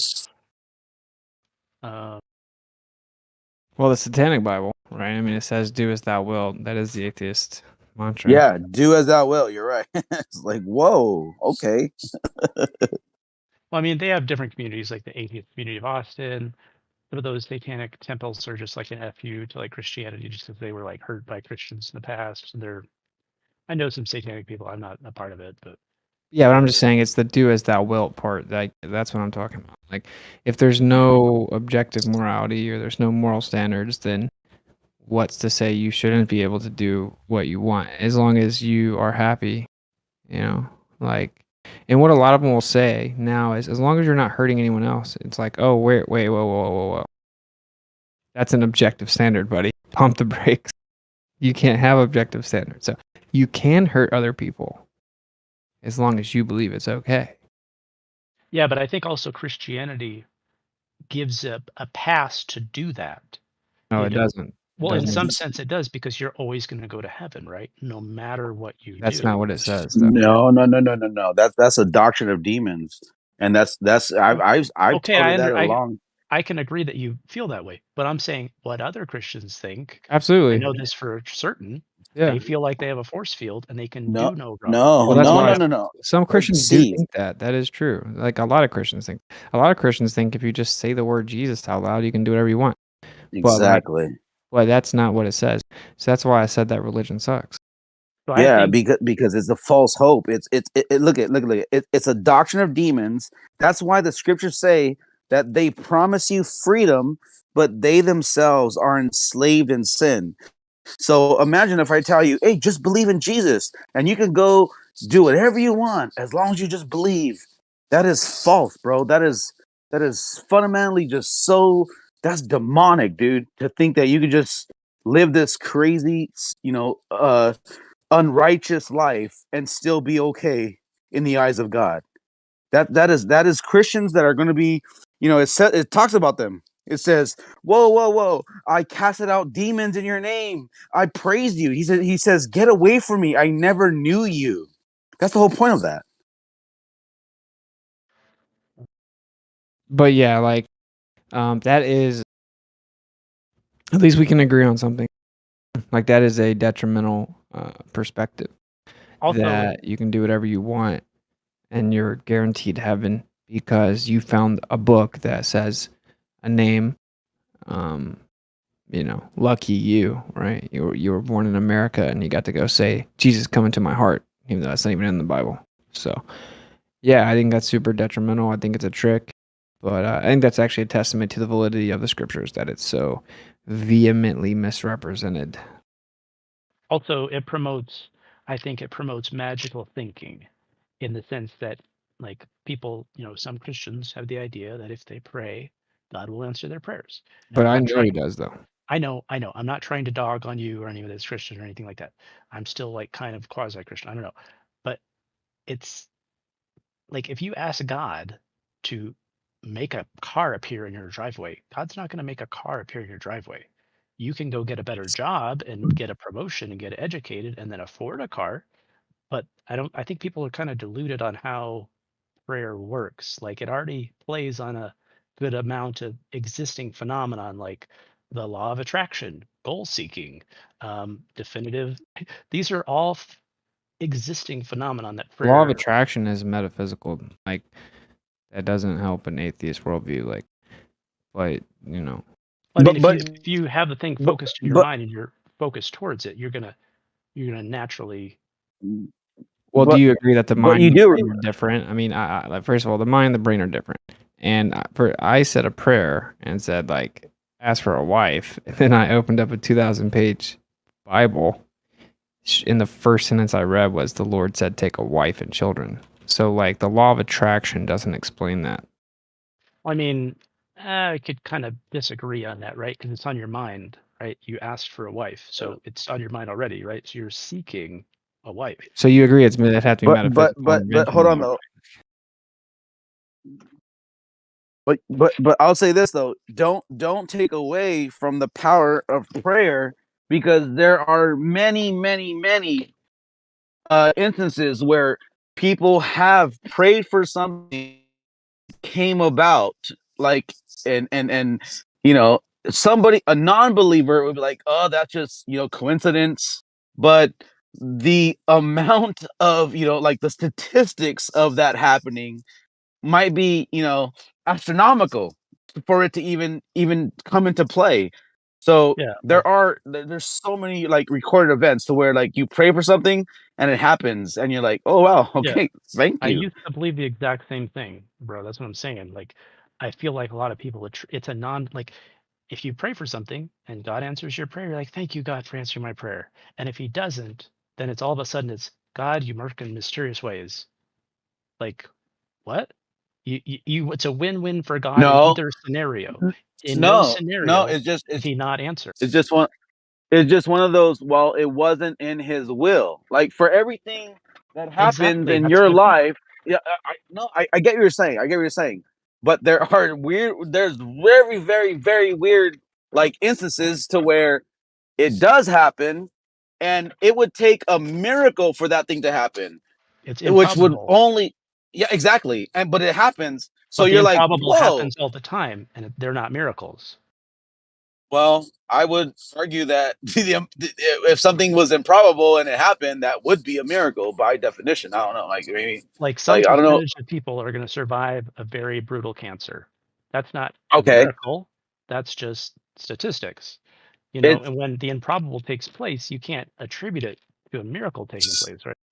but that's under the belief that it was God's will to save that person or not, That's defeat what you that disease or not. I that's what guess you can I attribute get. it to. Yeah, I get what you're saying. I get what you're saying. But It's how like do you it's determine if that's accurate? If what you're saying is accurate, you can't determine it. All you can tell yourself is it was God's will, it was a miracle, he works in mysterious ways. It's always in his favor. It's never, well, you have a okay. large chance to survive or you don't. Okay. So let's say this. Let's say you had this, like, you're this feeling to go do something. Okay, and then what you, by your own action, this particular thing, that you had an outcome that wouldn't have otherwise happened if you didn't take that step. Now, some people say, well, I made this happen. I did it. Okay. And they're not going to give credence to the higher powers will happening or whatever. So I get what you're saying. But at the same time, there's a lot of like instances where, the impossible, the improbable, when those things happen and you're like, wow, like, that has Yeah, to be a miracle. I understand what Has you're to be. saying, but how do you validate it that it's God? Because it's easy to get into the mindset to attribute it to God and then essentially to justify it as being God. And every time you see it, oh my gosh, God has worked in my life again. But how do you know? Well, You're just well, telling yourself. well. Typically, I'll be honest. Typically, uh, you won't see, God's hand in your life. Like, they say 2020 is, you know, uh, hindsight is 2020, right?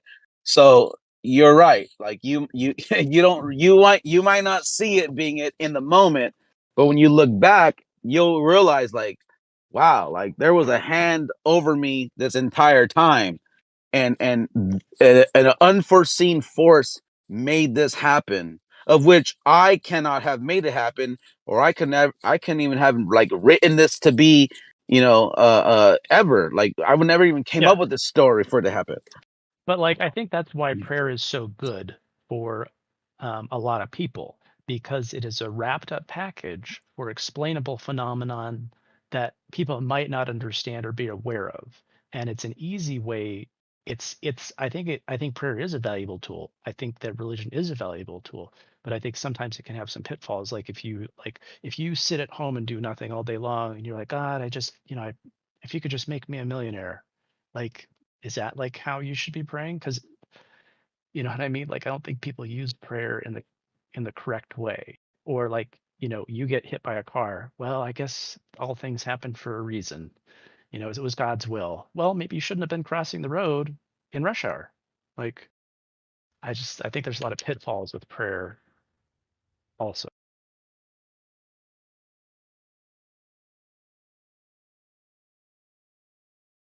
But I don't think atheism is the right way.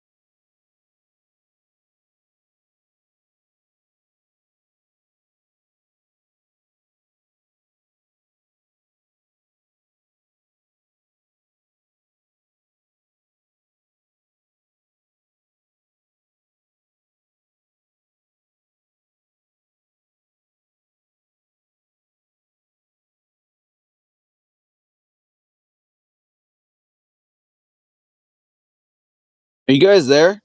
Am I tripping? Hello, hello. Yeah, I'm here. I'm All right. playing. It was so quiet. I was like, "What's going on?" It was so active earlier. I came Yeah, to I think 7-Eleven to get more cigarettes and more beer. I think everybody just sit back and was listening to it, and then when they finished, it's like everybody just I don't know did their own thing. I guess while the convo was going. I'm Yeah. playing Land IO right now. If you want to play, well, there's like where I saw. okay. So if this is a public game, is it like all across all discords, or is it just a public game with the discords that you're in? I don't know. I don't know. I had to look it up. I do not know. Damn it! I thought I. Yeah. So they were like talking earlier, like about a lot of stuff. I guess they stopped, huh?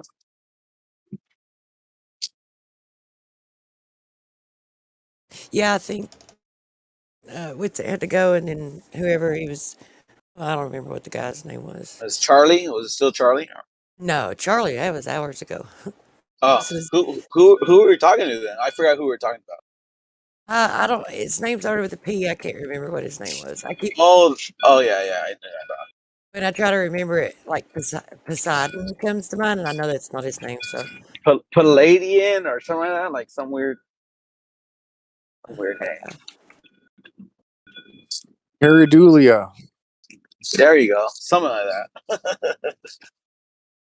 yeah, well, in my opinion, the same thing that debunks evolution or makes it implausible, not even possible. It's the same thing, pretty much to me. In my mind, it's only logical to conclude that if irreducible complexities debunk not if, but they debunk evolution and points to a creator. It's like there's a need for a creator.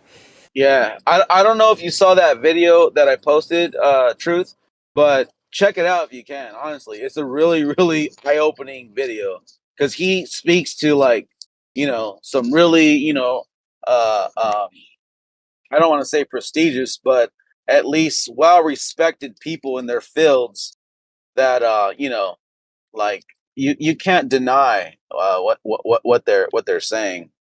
Um, you can't deny it. They are of their field. They are respected and very well educated in their fields. So for somebody to not pay attention to that, or not give kudos to that, or whatever credence, like that's not cool. Like if they're going to deny what these people have concluded to. I'm just saying that. Are you talking about this Mina Paul video, Lee Strobel? Yes, Dr. Lee Okay. Strobel. Yes, that's a really great video. I'll check it out later. Save it. Yeah, it's an hour long. I know it's long, but it's I mean, to anybody that's actually interested in finding out at least another perspective, it's really good, pretty well put together too. Better than is it as good as Kent Hovind's case for creation? What was that? Is it as good as Kent Hovind's case for creation? I've never seen that, so I can't say if it is or not. Oh, really? Look, you should look up. Well, I mean, I'm not advocating for Kent Hovind. It's not anything like that. It's just I think he's made the argument better than anyone I've heard before. So, hell, I thought everybody had heard of Kent Hovind. Microphone, where you been?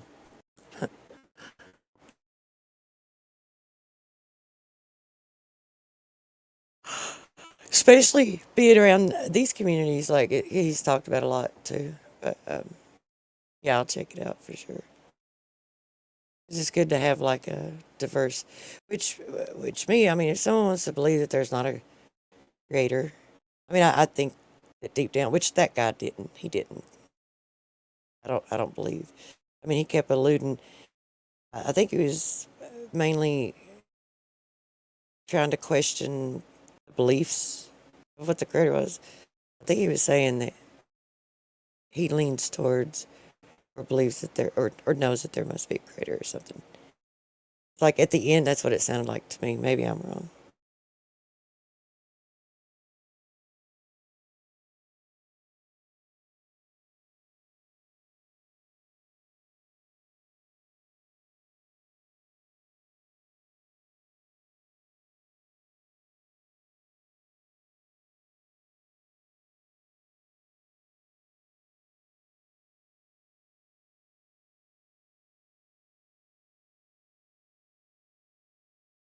I would say atheist's gonna atheist.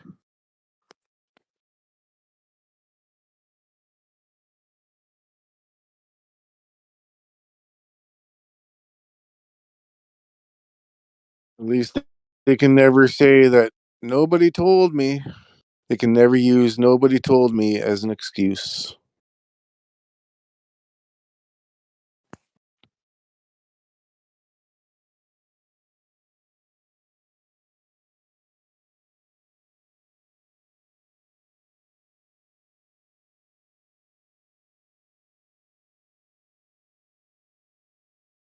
As an excuse for not knowing, or as an excuse for what? Yeah, not knowing, or if Pascal's wager, if what if there is judgment, then they can't say that Oh, yeah. nobody told them. So it's just it takes away that excuse. Well, see, I think there is judgment, but I think the judgment is. I think the judgment comes from, like, it's built within nature. It's built within the code of life. It's built within how Mike, nature is coded. Mic check. Can you hear me? Yeah, you're good.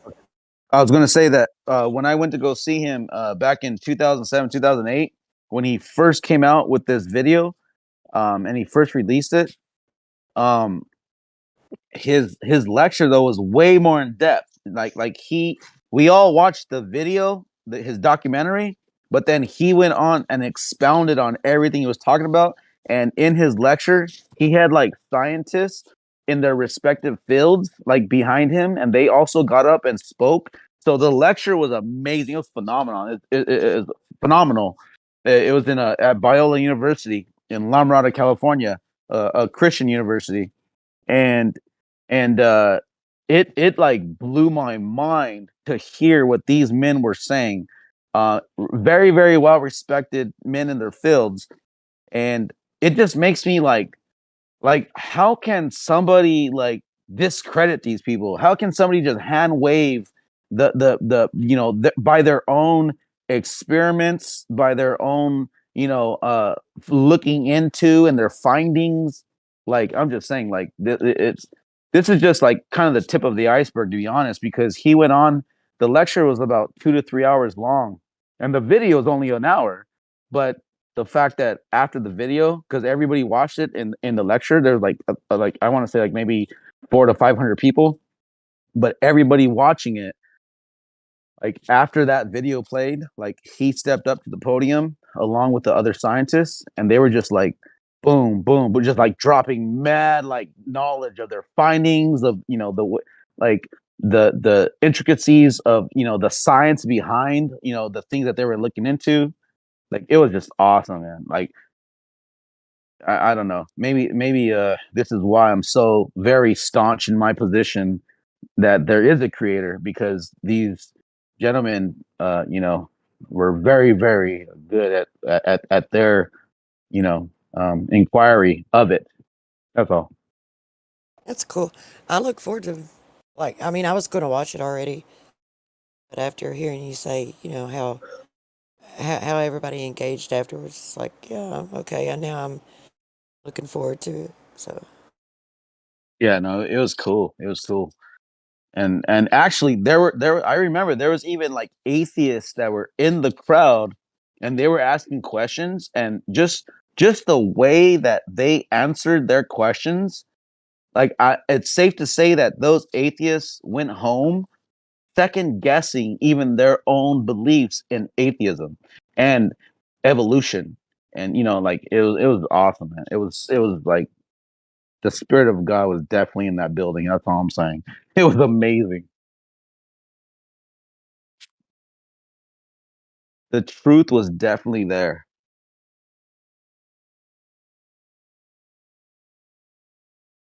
Well, I think the Spirit of God is everywhere. I think it's Absolutely. everywhere. It's like what I said earlier in the text chat about moving away from the Creator. I don't think you're actually moving away from the Creator. It's when I reread what I'd written, and I've said it a few times. When I reread what I had written, it's like I realized that actually what I was writing was not what I had, was trying to say. Because the way I'd written it, it was like you can actually move. Like the Creator is in a spot, right? It's in one spot, and we're all outside of him, and we're moving away from him, and so forth. But that's not like what I meant by it. That when you're in harmony and your intent is good, you're moving towards the center, right? Which is the origin of all creation. Right. As the Creator is in with all of it, but it's towards the harmony. And when your intent is in disharmony, when your intent is disharmonious, then you're going to be moving in that direction. So, and I think that's the judge. It's built within nature. So when you do that and you treat people ill, you steal from it, whatever it may be, right? It's gonna like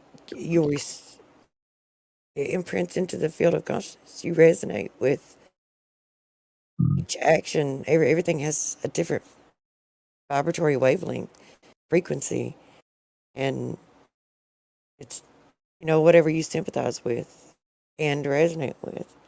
It's like that, and that is dictated by your thoughts, words, actions, and so forth. So it's like really following this thought process, right? Following this framework. It's kind of the irony of it is, in my view, the irony of it is people, each individual. I'm not saying everyone is God, right? Like I'm not trying to say I'm a God, you're a God, whatever. Mm-hmm. I'm saying like everyone is their own witness, their own judge, their own like they bring about their own judgment within nature just from their intent, and they don't realize it. It's like, so those who think that they can just intentfully do bad things to people, crimes against humanity, let's just say it like that. The people who think they can do that and then turn around and just believe in a deity and ask forgiveness and then be okay. It's like their actions and their words have already already perturbated out. Like they've already created this, energetic flow that's going out from this vibratory perturbation that's going into the field of consciousness. It's going to create a resonance with, a different, with another field, with another resonance within the field. Not another field, it's the same field. But it's going to resonate with a certain wavelength frequency, and that's their own judge. It's like they're bringing it about themselves. So it's not really, to me, this is what helped me to discipline myself better and take a better look at myself, right? Mm-hmm. And take myself, because it's not arbitrary. It's no longer arbitrary.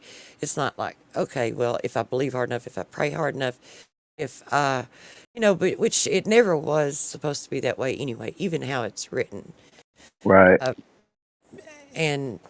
But I'm just saying, like, it leaves any arbitration out of it, and it's kind of set in stone, or not in stone, but it's kind of set into the field of consciousness. It's set within nature. Right. I was gonna say that the really really cool thing is after his documentary about a case for a creator, and it pulled him from being an atheist and an evolutionist into believing what his wife believed, which is God. He then went on to make another documentary called A Case for Christ. And that one is super good. Like it's so good. He went into like geologists and like like historians, and then that's another documentary that he has under his belt, to where he is now like he made a documentary about a case for Christ, why Christ was an actual man that came and did what he did. Like honestly, like just check it out. It's so beautiful. Honestly, it's amazing.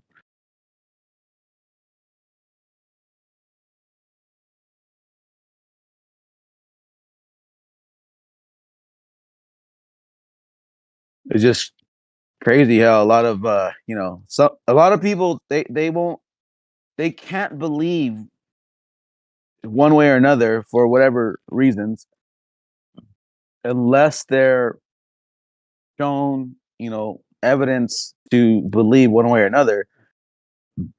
And I feel like Dr. Lee Strobel's documentaries can at least give a fighting chance for somebody to believe these things that we proclaim with certainty, because it is what it is. That's all I'm saying. I try not to get too far into the religious debate because I know it's not religious and it's not a debate, but when it comes to Jesus and the Bible and not just that, but the other books, all the books, I try not to get into it because I remember when I did follow the Bible and I was like trying to follow a doctrine. I remember what it was like when I talked to somebody who didn't. You know what I mean? It's like there's nothing that they could have said to me or anything. It was when it was a belief of mine. It was my belief, and you're just wrong and going to hell if you don't believe it. It's right. It's kind of how it was. So that's why I really don't, because if people do respond that way, I can relate and I understand, and I know it's just how. I mean, if someone chooses to believe something, that's the path they're on. Something led them to that path. And even if the thing that they believe in were not to be true, like whatever path they're on that got them there, it's like they're headed, that's not their destination and they're headed somewhere. Right? And who am I to alter their path of where they're headed? I may it may just deter them or slow them down or throw them off track to where they won't make it to the destination they were in, originally. I don't know. I just feel like there's different people are in different places for many different reasons, and they're going in different directions. But I believe all in all, it's like we came from the same. We're gonna go back to the same. I don't know. It's like I kind of have some viewpoints on that I'm still working out. So I don't really want to say too much about that because it'll be inconclusive. It won't make any sense because my thoughts aren't complete about it. I hear you. Be a mess. I hear you. It's interesting to me because I've come across a lot of people that have been naysayers, if you will, and when you really get into like the deep conversations, you can see like maybe why they believe that way, but they themselves can't refute the evidence like wholeheartedly. It's just like a bias that and they can't let go of that. They won't let go of that, and I always find that amazing because they end up being disproven, if you will. But even still, in that they won't accept a a belief beyond what they thought possible. Yeah, when they have that strong of a bias, their mind is closed. Mm-hmm. So it's you would be wasting your. Well, I wouldn't say wasting time because every piece of information, every bit of knowledge they receive, even if it doesn't make sense to them at the time, and even if it doesn't, let's say, enhance their understanding of anything at the time, and this goes back to, like, talking about planting seeds or whatever. I remember and recall, like, it's like planting seeds and you let it grow. It's like some fall on the rock or whatever, but All it's right.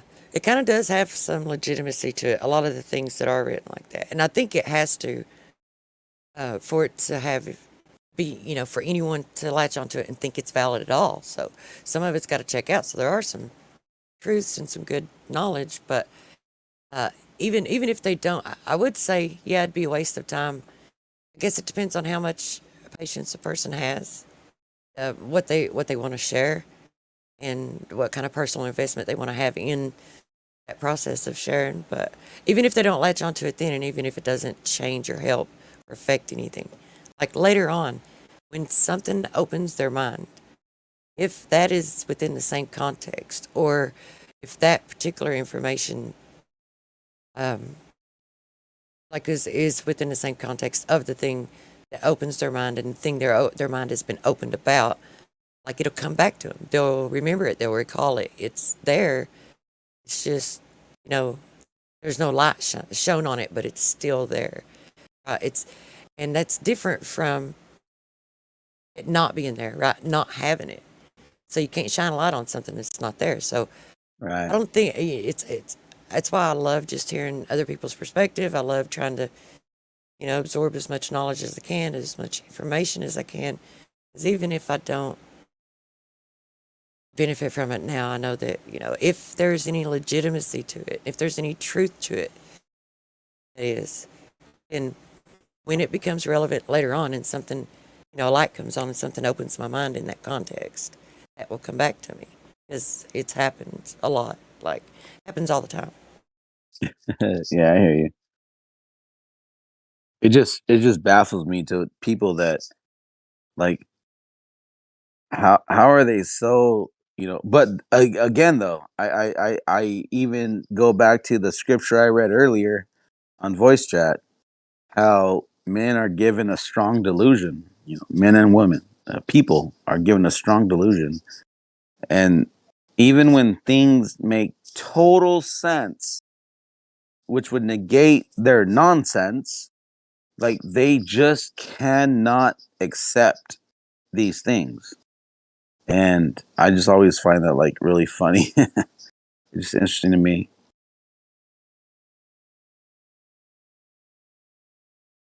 Dude, nothing would surprise me in what what I could discover, because so much has blown my mind already.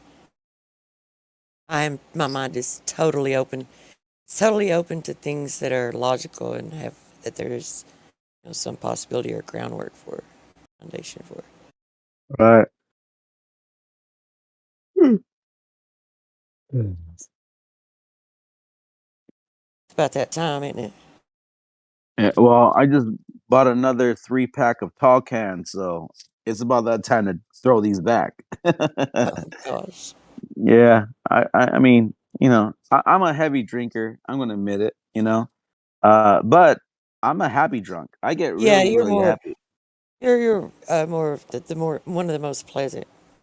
Oh, I appreciate that. Thank you. Ones I've Yeah. But I went to 7-Eleven just now when I I muted mean, myself. I don't even like to be around people who drink. I don't like to be in the same vicinity with them, just because of my past experiences with them.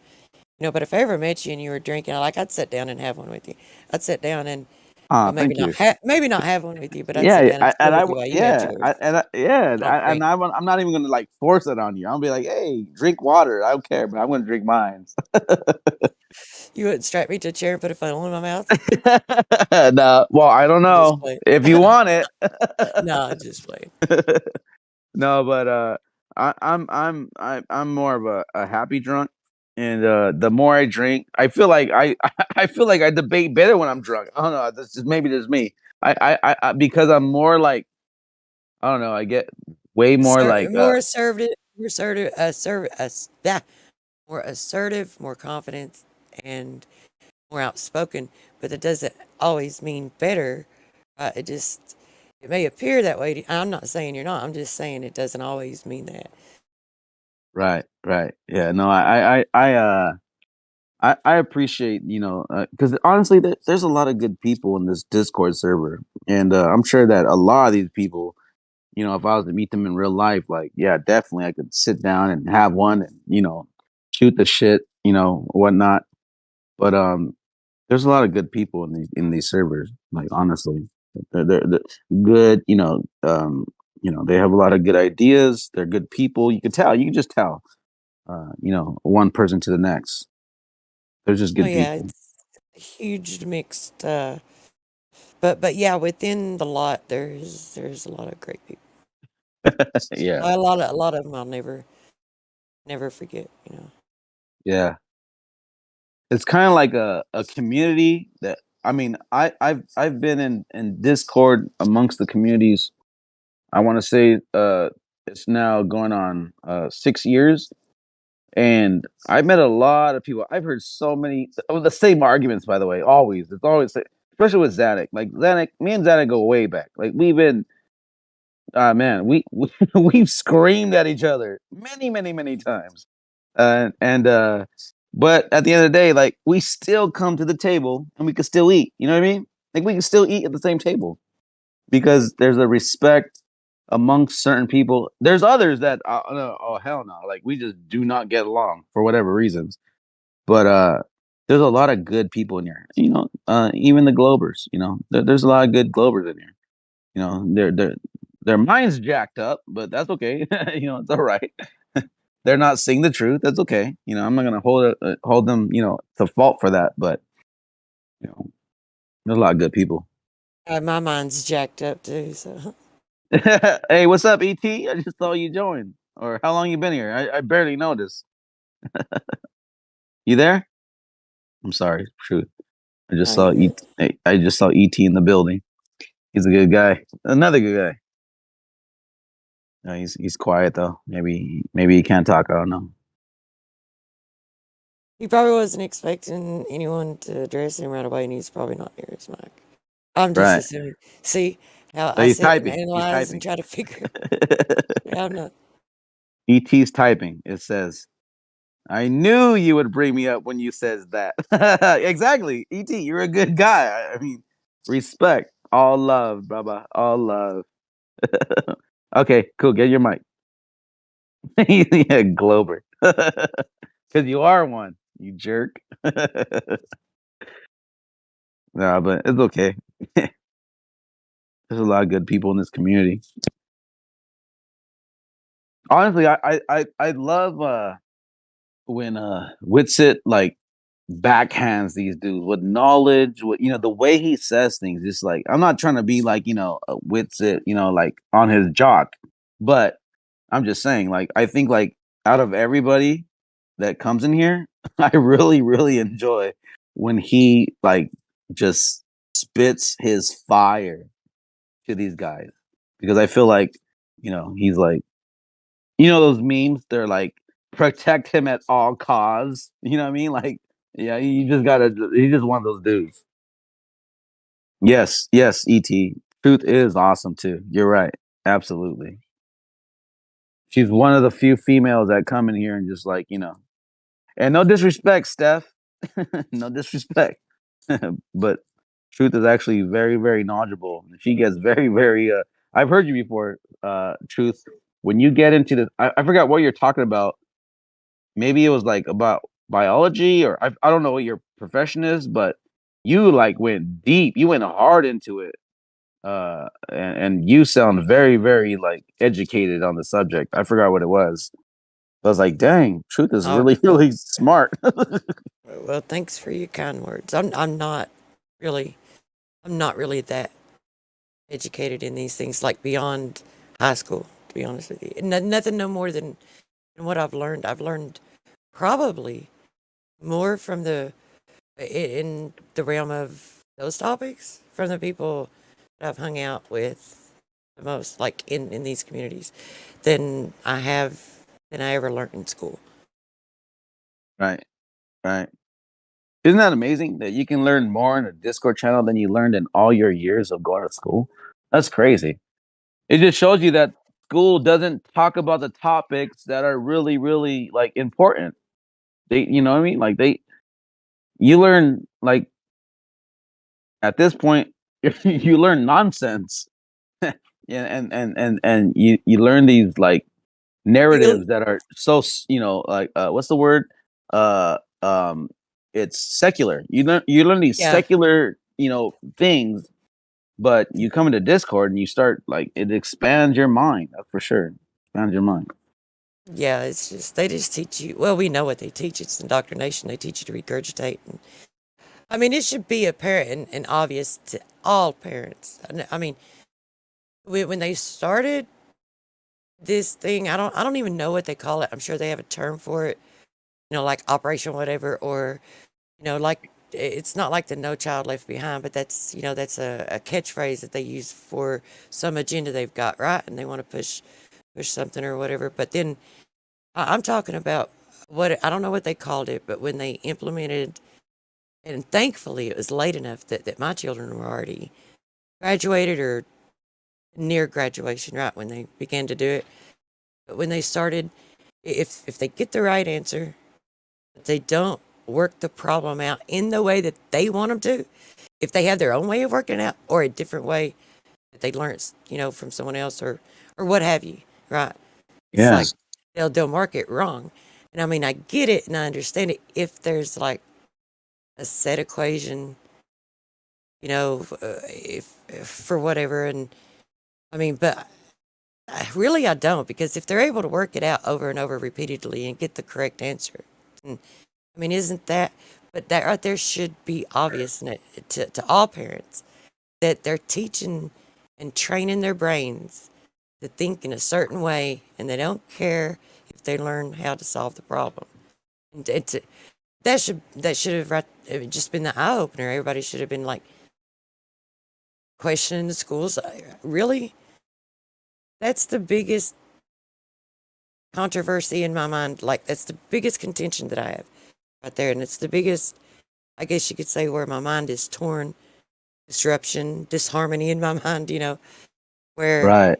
is the school system, the education system is the thing that, I mean, they really should. I mean, seriously, they really should be governed by the parents. It's the parent, because they took the child from the home where their parents were teaching them, Right. and then said, "We'll teach them for you." But then the parent, it's like they really should oversee it more. And if they don't have any evidence, and if it's not factual, and if it's opinion, they shouldn't be teaching it. And I mean, they really should do so. I mean, it bugs me so much. It really does. It's under my skin.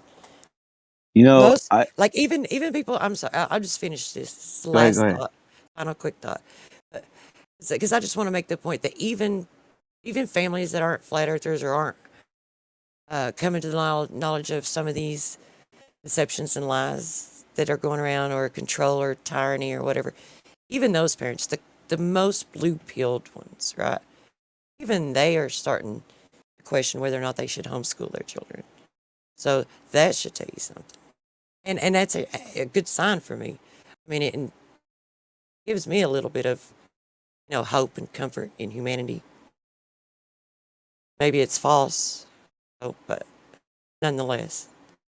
Well, like for me, like I dropped out of high school, and not because I'm an idiot, but I actually got in trouble a lot in school, because my story is this: when I would go into a classroom and I would look up at the board and I would see the thing that we're going to cover, which is the chapter that we're going to read, and I would immediately start doing the assignment. And then 20 minutes into class, when he or she, the teacher, would say, "Okay, go ahead and do pages, blah, blah, blah." He would just read what's on the board. Well, I was already done with that. So I didn't need the teacher to explain to me, because I just somehow, some way, I just understood it. I got it. So I would just do it without him even like explaining it. Then I would do that assignment. So then 20 minutes later, while everybody else was doing the assignment, I would look at the board and see the homework assignment, and then I would do my homework, and I would do it right there in class. So with like 15 minutes left of class, I would get real fidgety. I had like ADD, or whatever it's called, ADHD, whatever it's called, ADD, the attention deficit disorder.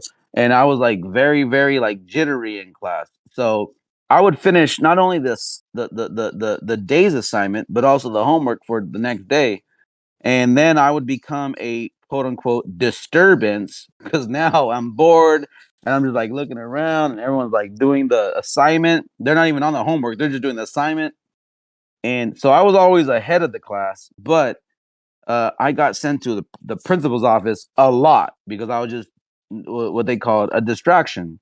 So in my case, when the reason why I had to drop out is because my school counselor suggested when I got dropped from my class um, um, for being tardy, because when I was in high school, I also worked a job.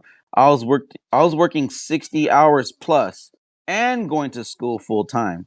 But I was working so many hours because I was paying half of the bills in high school because it was just me and my mom. So I was working a lot, but I was always miss my first period or be late to first period because I always missed the bus because I was always tired. I didn't get home till like 3 in the morning. So I always missed the bus that I had to catch like at 6:30 in the morning. So when they dropped me, my counselor suggested just go ahead and drop out of school and then just make everything up in summer school. But I didn't realize like this is how freaking stupid the counselor was. Me dropping one class was only 5 credits, but she told me to just drop out entirely. That made me behind like 35 credits. And I didn't even understand that at the time. I just went ahead and just, listened to her and my counselor. And so I dropped out of school. Now I ended up going back and getting my GED so that way I could have the high school equivalent. But I was not a stupid person, bro. Like I dropped out of school, but it's not because I was dumb. It's because I had I was a teenager making half of the bills for me and my mom, for rent, electricity, water, gas, all that stuff. So you know, I was, I'm not a stupid person, but I know sometimes, in these discussions, maybe people think I'm dumb, but I'm not. I'm not a stupid person. Well, of course you're not. You wouldn't be able to do the job you do if you were. Wouldn't be able to, you know, have some of the conversations to come to the conclusions that you do. It could be worked things out, like if you were dumb. Right. See, this thing about ADD and these labels, and I don't know. I'm not sure that about you. I seriously think that all this pollution and being bombarded with these frequencies and the toxins in the foods, and so much of our physiology is already altered just from being pulled away from nature and into this artificial world. Right, there's that, and then you have, look at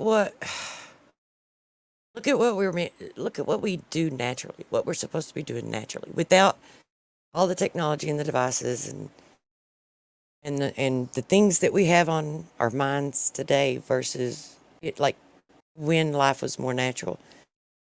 Right. So living in nature, you're constantly. Some people are born and they died and their feet never touch the ground. Like they're born and they're baby shoes on them, and then they wear shoes all of their life, and it's like shoes, sandals, or something. Their feet never touch the ground.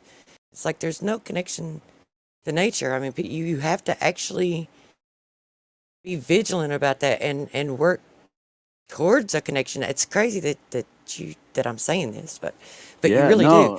One of the best things you can do when you're sick, honestly, one of the best things you can do when you're sick is go outside barefooted. Honestly, I'm not being stupid, and I'm not, trying to be. I'm not saying like this is medical advice. I'm just saying one of the best things you can do. Yeah, just go out and just let your feet touch that dirt. Honestly, it's weird, but it works.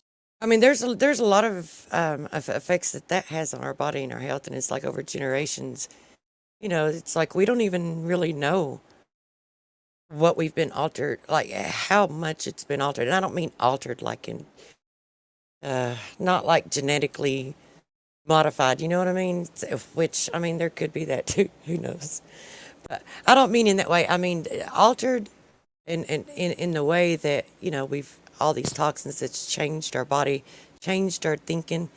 And I'm talking toxic mindsets too, things that we focus our mind on versus, I'm just saying, separating from nature. If you go back, my original point that I was trying to make, and I got off on all this toxins and all this other stuff about nature. But if you think like in nature, what we're originally supposed to be doing and what we originally were doing, like we were being in touch with nature. Our feet would touch the ground. We'd be grounded. But what would we do? We would have, like, we would work the ground. We would deal with our families, provide for our families, teach the children. You know, the men, they'd go out and they'd hunt for food. The women would clean the food. It's like, keep the clothes up, keep the house up. It's like there was order. It was managing the household, managing relationships in the community and the family. It's like that's what the mind, you know, that's where there was order in the mind, right? And now it's these devices. I think the ADD, attention deficit disorder. So there's a deficit of attention, and they're calling it a disorder, but the deficit of your attention is the attention for these, you know, devices or learning the indoctrination.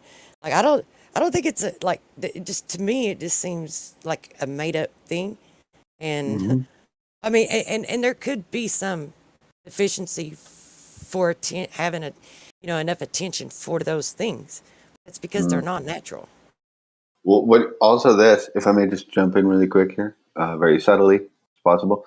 That whole ADHD thing has known to been kind of like misconstrued into something that a lot of doctors don't even think exists anymore. And then you have that whole thing backing it up, which is all the drugs that were getting pushed on people and all the pharmaceutical money that they were making, the pharmaceutical companies that were making the money off of that in the first place. And now a lot of doctors don't even think it exists in the first place, which I'm not surprised about. I mean, if it is real, and if I were to be, you know, because I meet all the, as far as I know and as far as I'm aware, and I've been told this, you know, that I meet all the criteria for ADD. So, and I'm like, you know, and if it is real and if that's me, then oh well, so be it. I'm not saying all of this because I'm in denial or don't want to, you know, be labeled as ADD. That's not why I'm saying it. I'm saying it, and no, I've never been diagnosed with it either. I'm saying it because just when I logically think about what that term means and how they come up with the diagnosis and when they see symptoms of it, it's generally when, you know, a child is in a classroom and they're trying to teach them this indoctrination and they don't have the attention for it. You know, it's like, because what do when you don't have the attention for it? Where does your attention go? Let's go outside in nature. You know, it's like, it's because it's natural, man. Yeah. Nothing wrong. Yeah, we trapped him in a tiny little desk where he could hardly even move for 8 hours a day, and he became uncomfortable. Wow. He must have ADD, ADHD, one of the two. He's got something wrong with this kid. We trapped him in a desk for 8 hours a day during his entire childhood. This kid's messed up, man. You ever notice that? How since you're even a toddler, up until you're 5 years old, up until you're about 18 years old, they want to lock you into this tiny little cubicle they call desks. Yeah, they have gym class and blah, blah, blah. But generally speaking, you just sit in this tiny little cube for your entire childhood. Right. No wonder kids freak out. I had a buddy, my best friend in 3rd grade, and he used to have to take these pills, which now in today's world, I believe, you know, it's I forgot the drug name for it, but it's supposed to calm you down and not be so hyperactive. And back then though, I want to say, let me see, we were 8 years old, so back when 78, 80, 1, 2, 3. I know what you're talking about. I can't think of it either, but yeah. So in 1984, we were in class, and my buddy Steven Alexander, I'll never forget his name. He was my best friend, and if he didn't take that pill in the morning by 12 o'clock noon, this dude was hitting the walls, bro. I will never forget. We were in Miss Bonzer's class. Her last name was Bonzer. Mrs. Bonzer's class. And I remember, bro, like I'm reading, hold on, I'm reading the things that Against Evil posted. I don't know if any of those were the pills. Yeah, was it okay. that main one that started with the letter P? There was that rock electro group that started with that name. It was a very popular one, like one of the most. P. It was called like nobody uses it anymore, but it was a huge in the 90s. I don't remember what it was called, Prozac? but Prozac. yes, yes, there you go. It Prozac, was there you go. probably tantamount to Prozac. You're right. So I remember one day in class specifically. So he didn't take his pill in the morning, and out of nowhere he just starts arguing with Mrs. Bonzer, and he was like, this is bullshit." And back then, I don't know if they still do it today, but they put a check mark next to your name. And if you get 3 check marks, you had to go to the principal office. Okay. If you got 3 check marks, that was like, you're done. You have to go to the principal. So this guy, fucking Steve, he was cursing at the teacher. And then she was like, "Steve, calm down. Don't say bad words." He was like, "Fuck you." And she put a check mark. She's like, "You want another check mark?" He's like, "I don't give a fuck." She put another check mark. And I kid you not, he had like 8 check marks next to his name. And then she's like, "Steve, I'm sorry. Hold on. Give me a second. I got a phone Just call. don't Give me let a it second. happen again. No, Hold no. on. Give me a second. Yeah, I got a phone call. sometimes the educational measures aren't just that effective, right? So seems like he got 8 check marks in that session. It's pretty sad though. Like how many points how many check marks do you get before you get quote unquote punished? You know, like, okay, that's 8. Like next it's gonna be okay, that's 20 check marks for you. Don't do it again. That's when they start locking you up in the little special room. You want to hear about my high school experience? Okay, my bad. I'm back. Let me just finish my story. So apparently on the same day, my mom was at his mom's house because they were good friends too.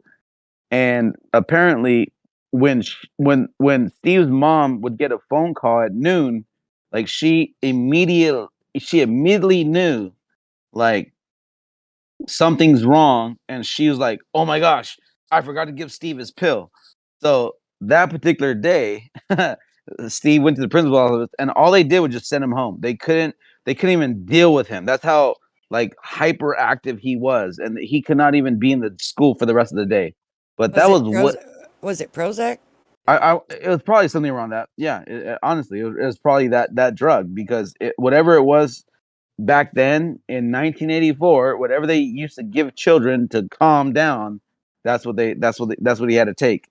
This pill, and if you didn't give him the pill in the morning, they knew it by noontime. They would just send him home, and he got sent home a lot because his mom forgot to give him the pill a lot. It was so funny though. But go on. I wonder how old was he when he? Do you know? Oh, he dropped out. Okay, so I'm curious. Like you probably don't know all this, but the questions that come to my mind is like how old he was when they first put him on it, and how long had he been taking it, and what kind of like behavior do the people that that he's constantly around, like maybe at home or whatever. He was 8 years old at that time. 8 years old, taking this drug to calm him down. That's how like like crazy he would get. At that time, but he had already been taking it Hmm. for a while, and I like it. That's just, man. That's, I don't know. It's Yeah, way. yeah. They just used to drug up kids back then. That's for sure. They used to drug them up. Yeah. I get so disgusted over this stuff. I really do. Yeah, I agree with you, Evil. Like you're right. They just drug him up, but they weren't even really like paying attention to like what's really wrong with him. Like honestly, Yeah, and exactly. but back then that's all they did. They just that was their solution back then. I mean, if he And was 8 then, they probably had him on it since he was like 5 or 6. At right, least. right. That's just too Well, young. I'll tell you this. The most weirdest and funniest thing I've ever seen was he had even younger siblings, and his mom, she used to have a box of sugar cubes, and they would all get in line to get one sugar cube each, and it was like candy to them. But Well, there you go. they would get a sugar cube each. I swear that was the funniest thing, dude. I Well, that swear. may have been what was wrong with him. I don't know. Maybe he just cut out the sugar first. It was just a different world back then. I swear to God, it Oh, was just a absolutely. different world. Yeah. Laugh it up, dude. My whole elementary school career, my mom would just feed us like Fruit Loops and honeycombs for breakfast for like, 6, 7 years. I wake up, it's like, hey, Fruit Loops and milk. Yeah, That was get my that sugar. breakfast. Get that sugar going. It was Yeah. it was a dark time. I mean, Dark time. well, I mean, I guess I'm lucky to be alive, but I mean, like for I don't know, dude. I to this day, that was a long time ago, but I still think it had like an effect on like a permanent effect on probably my brain or my body. Nothing else. Well, I mean, It had to have. you only ate that for breakfast, though, right? I mean, you. Yeah, but then for lunch, I would eat peanut butter and jelly sandwiches, and then it'd be like, okay. And then for dinner, what would I have? Like, I don't know, pizza or something like that. Like, I don't know. It was just garbage every day for years. Oh, yeah. Yeah. I didn't even start eating properly until I was like an adult. And then by then, I think it was too late. Isn't that weird though? Like how we could have such a malnutrition diet, yet here we are today. It's really weird. It's really weird.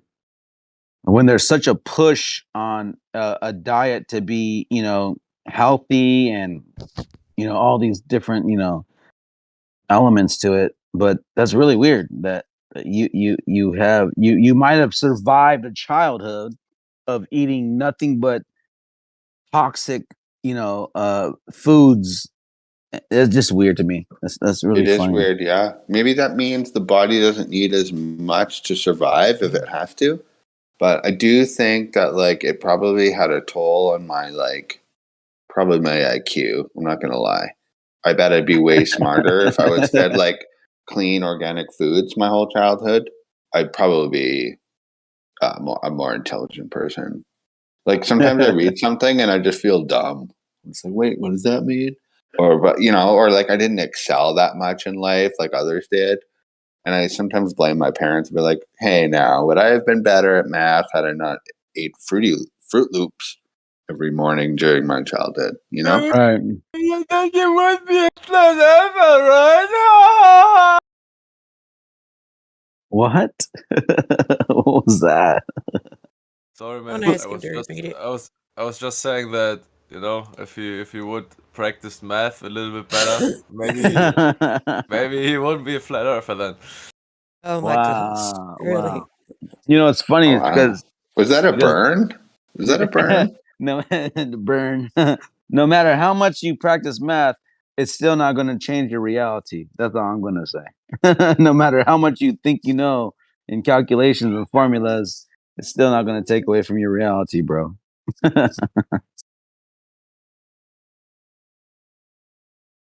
You still should not see the Earth if it's going to be a sphere with a radius of 3,959 miles. You still, even if you know how to do math, or whether you do or whether you don't, it's like it doesn't change the fact that you should not be able to see the Earth extend beyond you if you're no taller than 6 foot, right?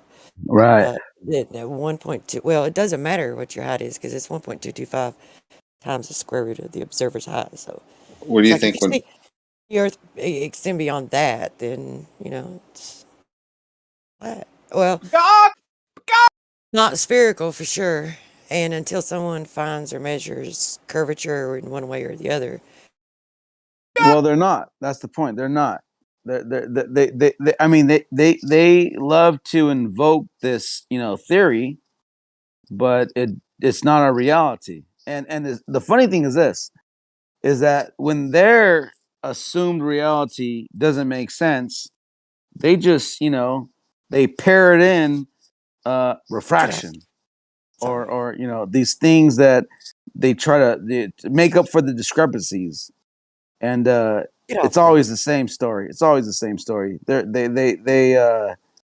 have to invoke these things that are just, it's nonsensical, bro. At this point, it's nonsensical. sorry about that. I thought I was muted, and then when I saw that I wasn't, I muted, and then got onto the cat again. Told the cat to get off. So, Yeah, I and heard saw, that. cat and was a yeah, I cat know. involved? It Yeah. didn't mute. Like my mute button's not working for some reason. So My my cat apologies. always types on Discord when I don't want her to. Constantly typing. She feels left Crazy. out. Where you spend your time at the most is where, like in the places that you spend the most of your time is where they like to be. So if you set somewhere, or that's how mine are anyway. If I Me set too. somewhere for like say an hour or two, and then get up and go do something and come back, one of the cats will be like in wherever I was sitting at. Oh, cool. Oh, one of. I couldn't imagine more than one. That's amazing. Yeah. Me too. Just basically follows me around everywhere. Just follows me around everywhere all day. Pretty crazy. I want to know what's going on in my cat's mind. That would be incredible. Like if they could speak English.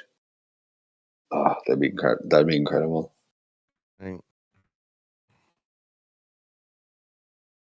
Anyway, I don't want to get off track here, but yeah. Same stuff that goes on in anyone's mind, I reckon.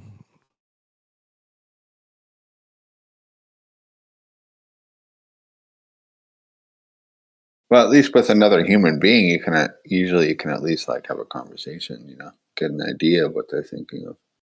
Yeah, it's weird that animals don't have a language. I was with my dog the other day, and it's like he's a human but mute. Mm-hmm. But you can get along with them too at the same time, so that's also a little weird. Cat's probably looking at you, wondering what's going on in your mind.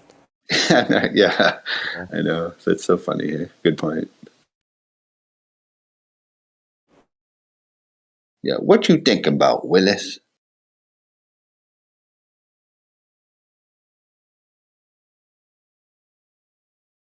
Yeah, you close the bedroom door, and they're like, and then you hear them meowing on the outside. Like, why can't I come in?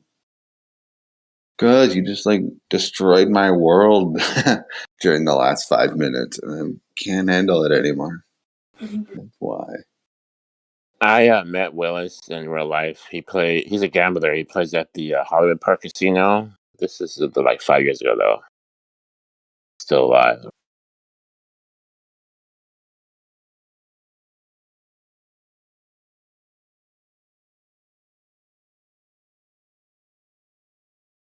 Was it a cat? I think he was a drug addict. Are you talking about Ricky Schroeder? Willis? I don't know what his name is in real life. Yeah, the little short black dude, right? No, that's the short dude is shit, I forgot his name. But Willis is the taller brother. I thought it was Ricky Schroeder was the short dude. No. Somebody tell me the name of the short dude who died already, actually. Yeah, he's no longer with us. I'll look it up really quick. Yeah. It's not Gary Coleman, is it? Why does that name keep coming to mind when I try to think Gary of his name? Coleman. Yeah, Gary Coleman. There you That's go. his name. Okay. That's his name. Gary Coleman. Gary Yeah, that's Coleman. Ricky Schroeder is the older brother, Well right? done. He's still alive, I believe.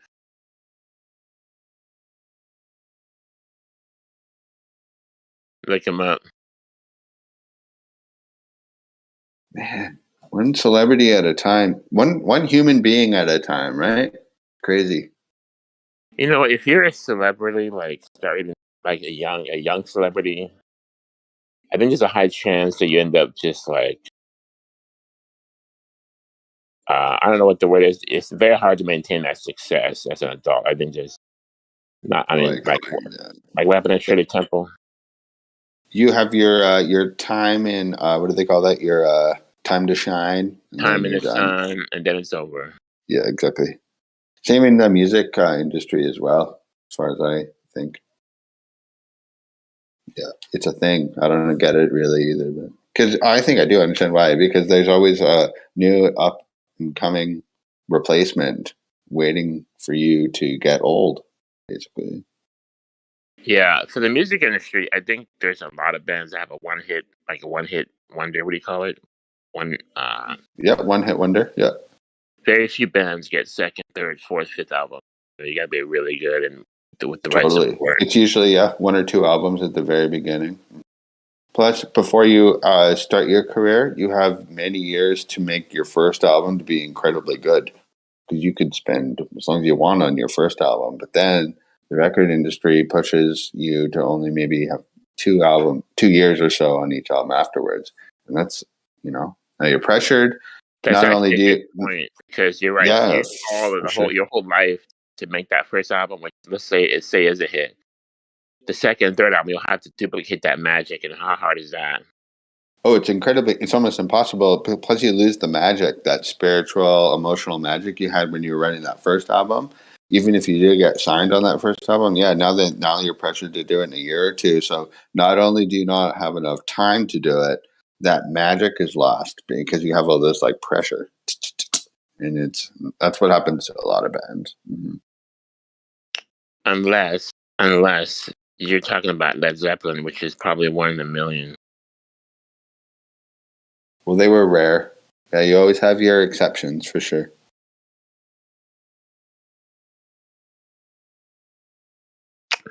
But Different Strokes, man, it just had its day and it was done. Did you ever get into the band, The Strokes, the rock band? No. Okay. Can you tell me about that? Well, you just said that you said Different Strokes, and so I thought I'd bring up the band, The Strokes. They were pretty big in their time. Yeah, the rock band. The Strokes made really good music. Yeah, they're damn good. They still are, but like, damn, their first few albums, it's like sounds like a computer made that stuff. It's almost who perfect. named their band The Stroke? The Strokes. I mean, like, isn't that like a medical problem? I used to think that, and then I later think I don't know. I think maybe it's different for everyone, but I think now that TV show, The Strokes. I think it means more actually that it's like a time thing, like strokes of the clock, like time passing. That's what I think it is now. It also could be like your girlfriend stroking you. Stroke could be a good thing. Yeah, I guess it's multi-interpretational. As long as you don't have a stroke, then there's a problem. Don't have a stroke. I like to think it's the time one where it's just strokes of the clock, because it's relative to us all.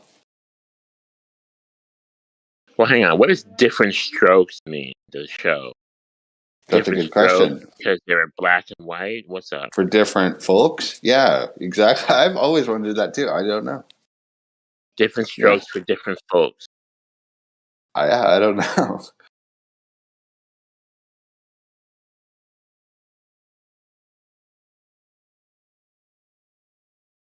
I mean, Mr. Drummond.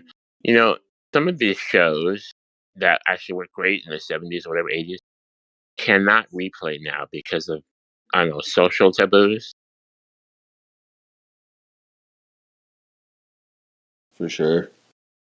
Like Three's Company with Jack Tripper and the two girls, like living in the small like apartment, and then you have like what's the dude's name, Mr. Roper coming up. It's just wild. Think about it.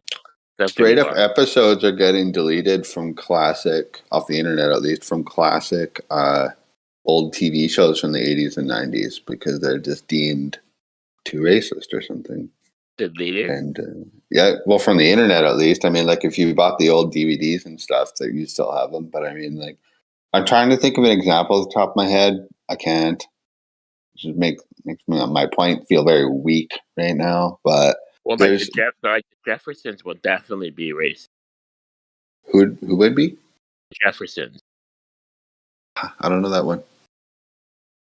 Misogynistic. The husband was a funny guy, and then she was married to kind Dude, of a the heavy set different strokes wife. was the theme song was "We're moving on up to the east side." You don't know that one? Yeah, sing it for us, man. Jeffersons. No. Tell us about it.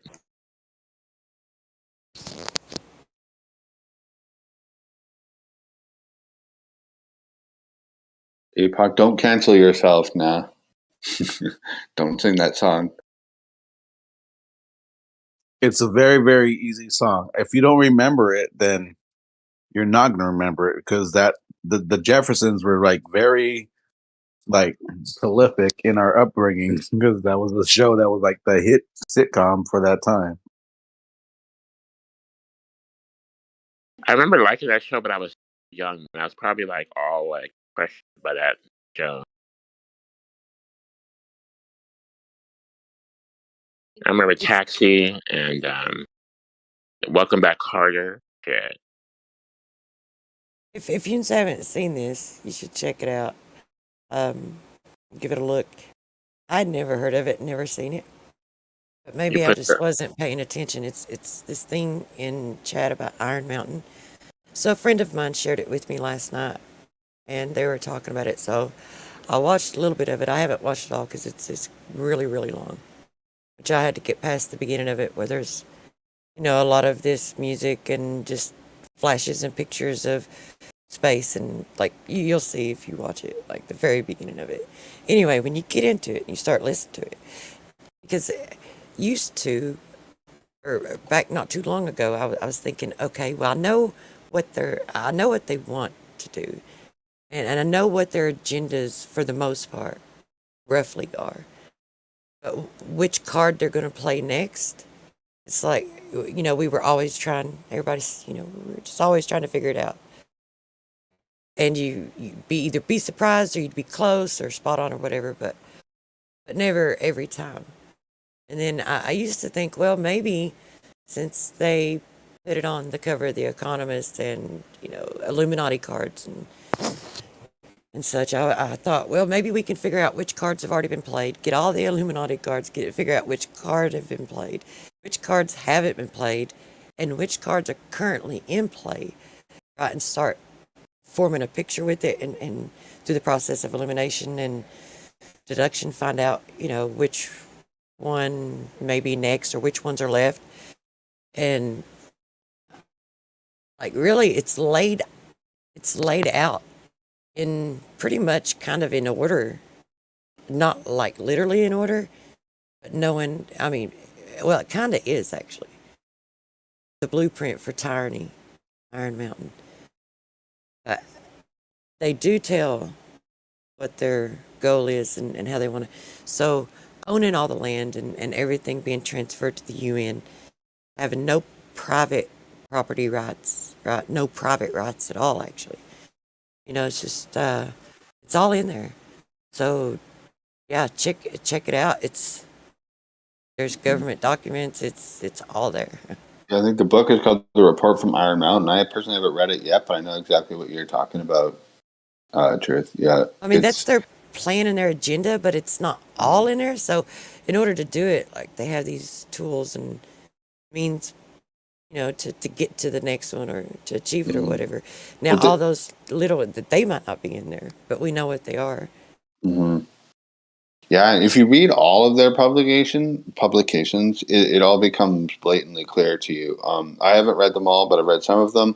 They do it in fiction writing, like 1984 was one of them, but Brave New World is obviously another one, and they tell you the fictional writings are one thing. It's if you just read their all the UN documents and everything, it's all spelled out. You can find them all on the internet. It's just people don't read them. it's crazy. There's almost too many to read them all. That's how crazy it is. These guys, they're obsessed with it.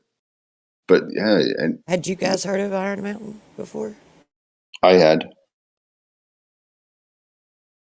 But you, Pocket Basic. Had you guys heard about Iron Mountain? I've never heard about it, but thank you for sharing it. I'll take a look at that. Iron Man the group? No, Iron Mountain. Oh, Iron. Oh yeah, Iron Man. Yeah, I have. And you mentioned the Illuminati card game. Like the Illuminati card game. Like, have anybody here played that game for real? Oh, Like, that's crazy. Yeah. I played it a couple times, not knowing anything about conspiracies. This is like decades ago, and I remember they had flat earthers. And I thought, isn't that stupid? And it said on the flat earthers, it said like something like flat earthers. You might make fun of them, but they know something. They know stuff. I'm like, what? But it was actually like in the game. There's flat earthers. I can't believe it. Like looking back, now that I've come to the flat earth, I was like, oh my god, like it's right Damn. there. Should I do a quick little flat Earth?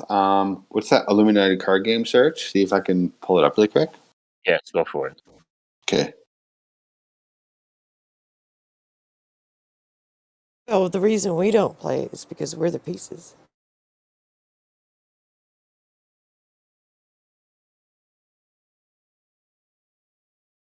It's crazy because they made different versions after it became a little more popularized. They created different editions, which is a shame. Well, it's not really a shame. It's just to get the original.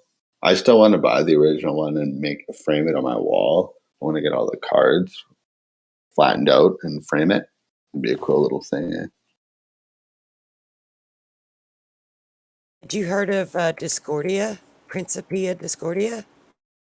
There's actually a doctrine and a religion of. Let me find it. Let's see, what was it? I don't know. It's called Principia Discordia. Also an Illuminati card of it too, I think.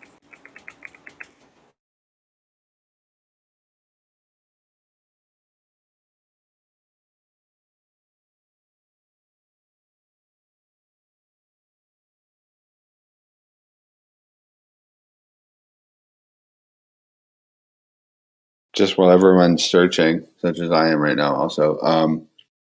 Man, that Twin Towers one always gets me. I always forget about how pathetic those cards are. The 9/11 one with the Twin Towers. It's like, how they got the part of that one tower like perfectly, and the colors are even all the same and everything. Even that little what they think is the engine that flew out of the side. They even got that in there. I'll post it. It's insane. Okay, check this out. This apple is what they call it, the little apple of. Hold on a second. The golden apple, the little apple of something, I can't read that. Symbol of Aries, Our Lady of Discord. Principia Discord. And then the apple is the Apple computer. You know, to cause discord, control the discord, create discord, like through the devices. So they put the apple on the computer. It's like the apple is the symbol of Discordia. They have a doctrine. Discordianism, that was the next thing I was going to post. Thanks again, Steve. It is. Absolutely. It's a real thing.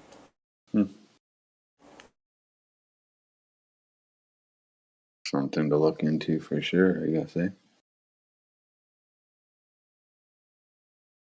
So the apple is on the devices.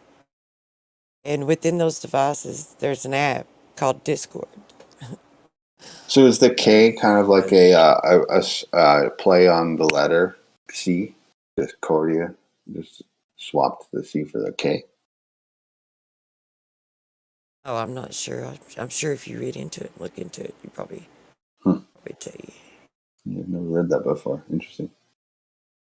The interesting bit about Discordian society is they admit to placing themselves inside conspiracies and groups to sow doubt and arguments about any topic. That's what Discord means, argument.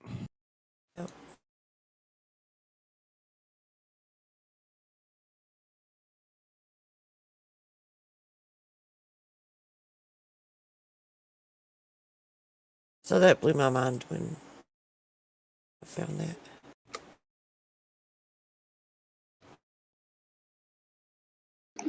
Is Iron Mountain recent or is it like old stuff, like a long time ago? 70s, I think.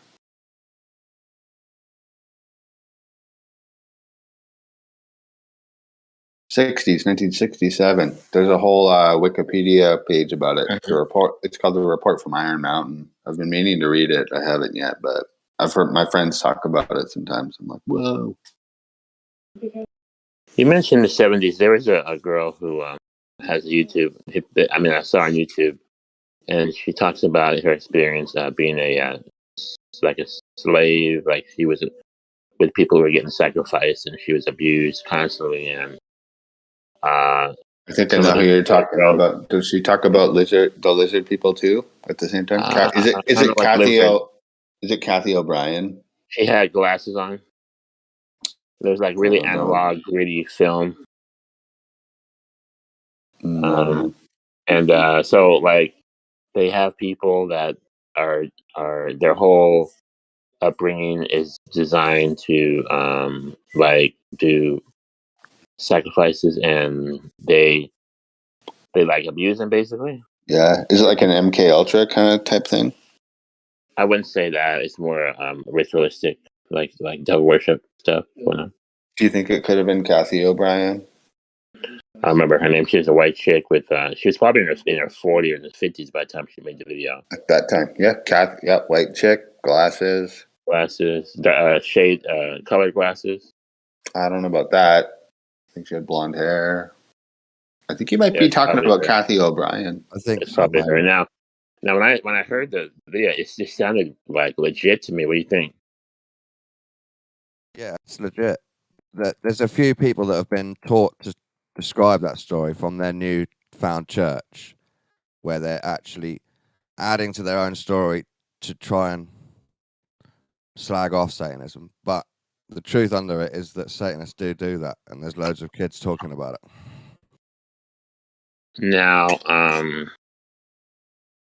Now you being interested in Aleister Crowley, do you think these guys were doing Aleister Crowley stuff, or is that like different things going on with that? I think when it's in a family, it's not necessarily highly religious. More like weird abuse pattern that's been passed down through the family. Some of them are copying Crowley and using their kids, definitely.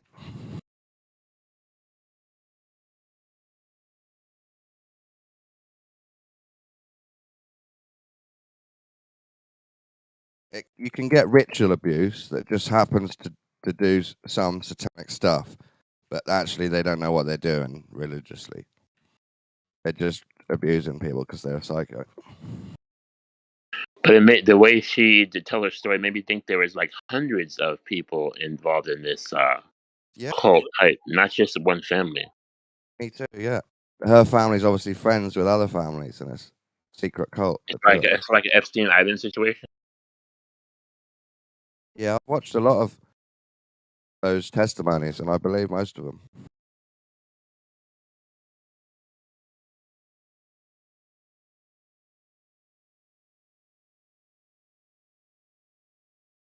There's a famous one where there's a lady on Oprah, and she's from a Jewish family, and they sacrifice people inside the home. No one.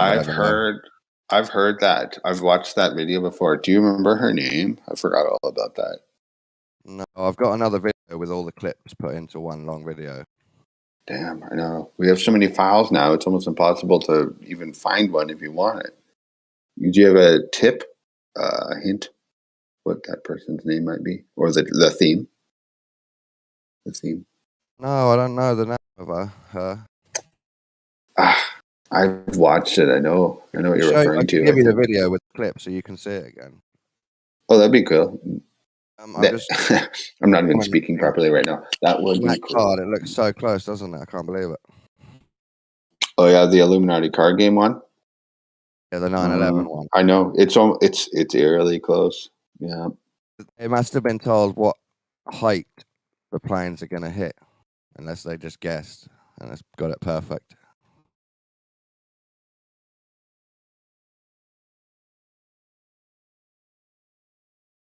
Yeah, it even has the top of the building tilting on top of the explosion right before the collapse. They even got that right too.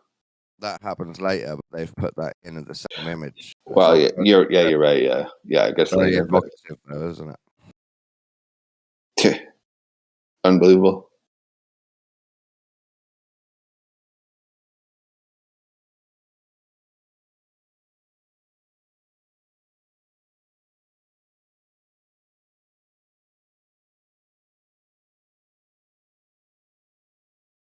This video has a lot of clips, but there's a lot more as well. My favorite testimony is the lady that says she saw reptilians. And her story is more about being a special lady for this dark cult and seeing weird shit rather than actually being abused as a child.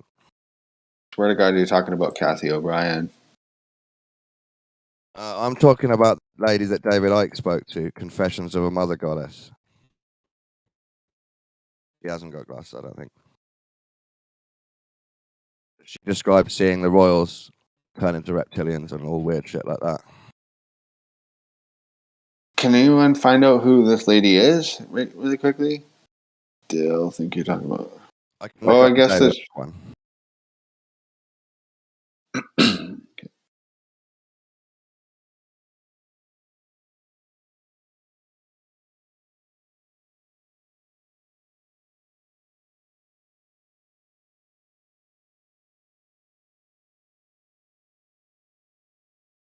Arizona Wilder, that's her name. She's one. Oh, there you go. Yeah, I've heard about her. Forgot about her, actually. I don't believe her full story, but I believe a lot of it.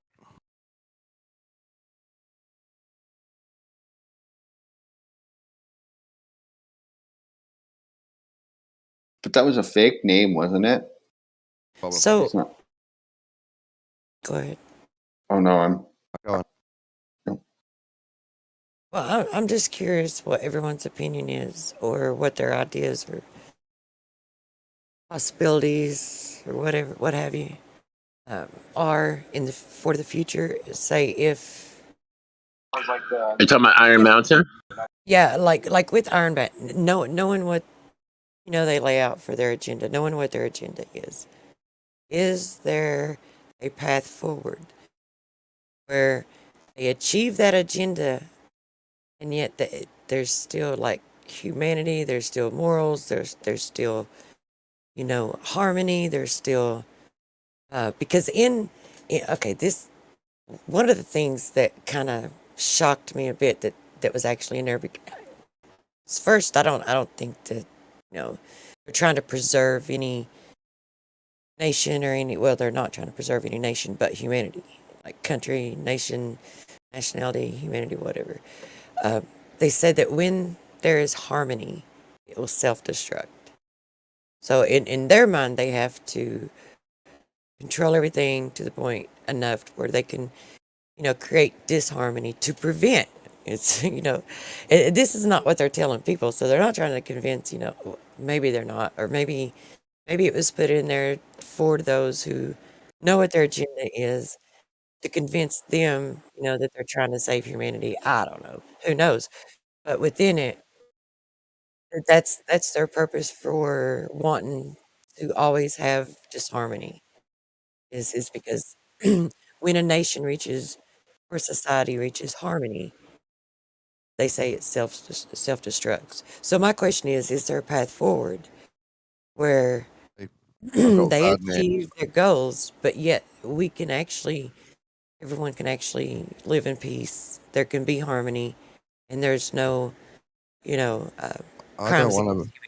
I don't want to be negative, but I don't know. I'm agnostic on if there's a path forward, unless more and more people like us start acting out our desire to be free.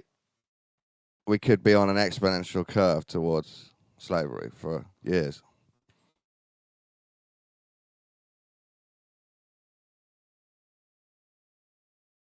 But if I was trying to be positive, I'd say free people will live free in their minds and try and build small communities, while the rest of the world acts as though there's a new world order. We can't. That won't work though, because we have to live in larger communities now. There's over 8 billion people in the world now, if you believe that number. Well, no, in a perfect world, if we escape, we don't have to live in the hell cities all around the altar. We can spread out. To a degree. The real question is what are you trying to be free from? Rulers. Yeah, that's pretty obvious, isn't it? And I mean, just being murdered slowly. Just don't use the rulers. Yeah, well, but the thing is, they food and everything, and the water, all the stuff that comes down when you're too close to the rulers. It all Close comes down to the on you. rulers. So proximity determines involvement. Hey, I know that voice. That's what's up, Arian? Sorry, go ahead. Oh yeah, the dome. How's it going? Well, I agree. It's mostly in the mind. Yeah. So what are you trying to be free from? Yourself. Yeah. No, I'm talking about freedom from rulers that poison food and water and air. I mean, just don't eat that stuff. It's quite easy. It's hard, isn't it? Because a lot of people No, can't it's not. afford. A lot of people can't afford to avoid it, especially if you're in a big city. To avoid it. I mean, it's pretty simple. If you just eat meat, Dude, you can avoid all that poison all day long. You know, cookies are poison. Vegetables are poison. I mean, fruits are poison. Yeah, when you consume these things, and you're consuming what the rulers want you to consume, poison. So is meat. Can I ask you a question? Yeah. Do you know about all this new information people have talked about last year or two, and now it's coming more into popular or not? It's becoming more known now. Information. More articles coming out about the mRNA, quote unquote, being put into the meat supply too. What do you think about that? So I mean, some people wrote some stuff. It's a lot of people, though. I mean, you might be right. I haven't heard anybody talk about this shit. Really, it's actually pretty big in the alternative news right now. I just go to the butcher every day and get some meat. I mean, nobody's talking about whatever you just said. Okay, but I mean, maybe what would be interesting the if you butcher had doesn't discuss that stuff, right? He just asked me how I want it cut. Well, why would he discuss that? Why would he do that in the first place? Yeah, you know what I'm afraid of doing is going to my local butcher and trusting whether or not what they tell me is true. That's my fear. I mean, if it looks like meat, it's probably meat. That's that's what you gotta go by. They can inject anything in there. And I'm your, sure your they do. argument, your argument is you'll be safe if you eat this right? part of poison food. Yeah, you'll be safe. look at I'm saying, look at children nowadays. Yeah, look at children nowadays, right? I mean, girls, they mature much younger than they're supposed to, right? I mean, little girls look like women by the age of 10 or 11 these days, and yeah, it's probably because they pump all the food full of hormones, right? Because if you think about it, right, so mainly we eat the female. Mainly the females are the species that we eat, right? Are the part of the species that we eat, right? When it comes to like cows and chickens and stuff like that. And of course, if you mass produce this stuff, right, you got to get it to grow faster. So you got to pump it full of like estrogen, which is a growth hormone. So yeah, it makes sense, right? So yeah, if you're eating all that store-bought stuff, yeah, you're probably going to have, lots of issues. I would agree there. You should probably avoid that place. Don't go to like Walmart or any like big box brand place. I'm talking about moving out of the cities in like a hypothetical new world. A new world. That's the same world. What are you talking about? Listen, there's no new world or old world. There's no such thing. It's the world. We're trying to escape, and you're trying to. Where are you going to go? Why are you trying where are you trying to escape to? The cities, the rulers. the Okay, air, well, I mean, that's food, up the to you, water. right? You hang out where you hang out.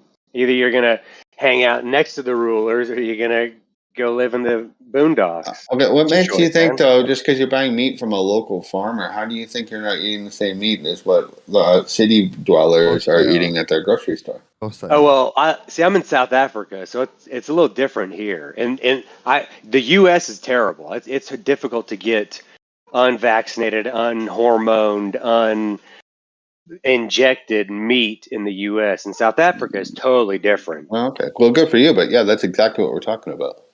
Yeah. So yeah, I just ran away. That's what I did. I ran away Well, from it. That's all you good gotta for do. you. Yeah. It's not that not They everyone can. can run to South Africa though, man. I mean, it's pretty cheap here. You should check out the conversion rate of your local currency to the South African I'm rand. sure it is. Some people have families to take care of, you know, blah blah I blah. mean, you'll find that living here is a lot cheaper than anywhere else in the world. You're a single man, aren't you? Mm-mm. Were you when you moved? Did you move No. your whole family to South Africa? Yes, me and her. No, actually, she was already here. I moved here. Oh, okay.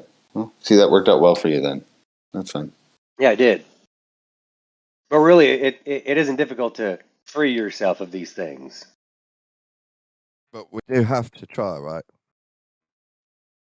Well, what? Try? We have to. You said it's not difficult, but now you're agreeing that we do and we can.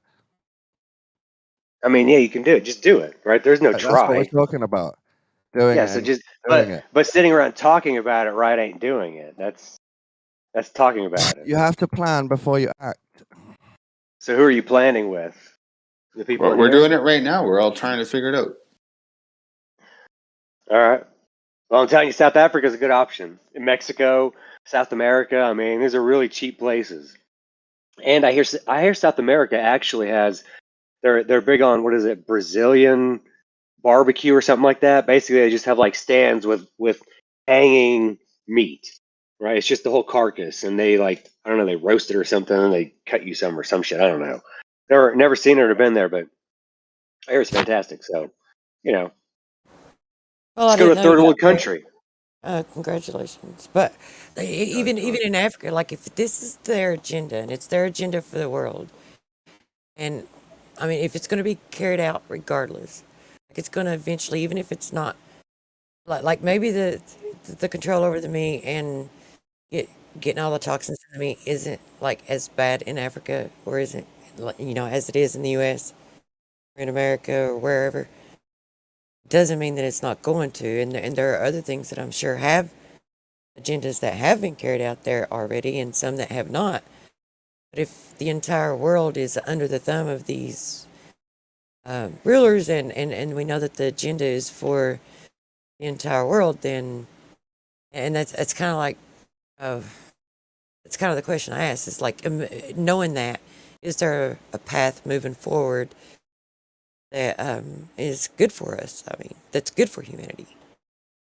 And if it is, what does it look like? What is it? And how would, and we were kind of at that point in the discussion, just. Yeah, so basically everyone has to turn off their TV and go outside. That would fix the world's problems. Yeah.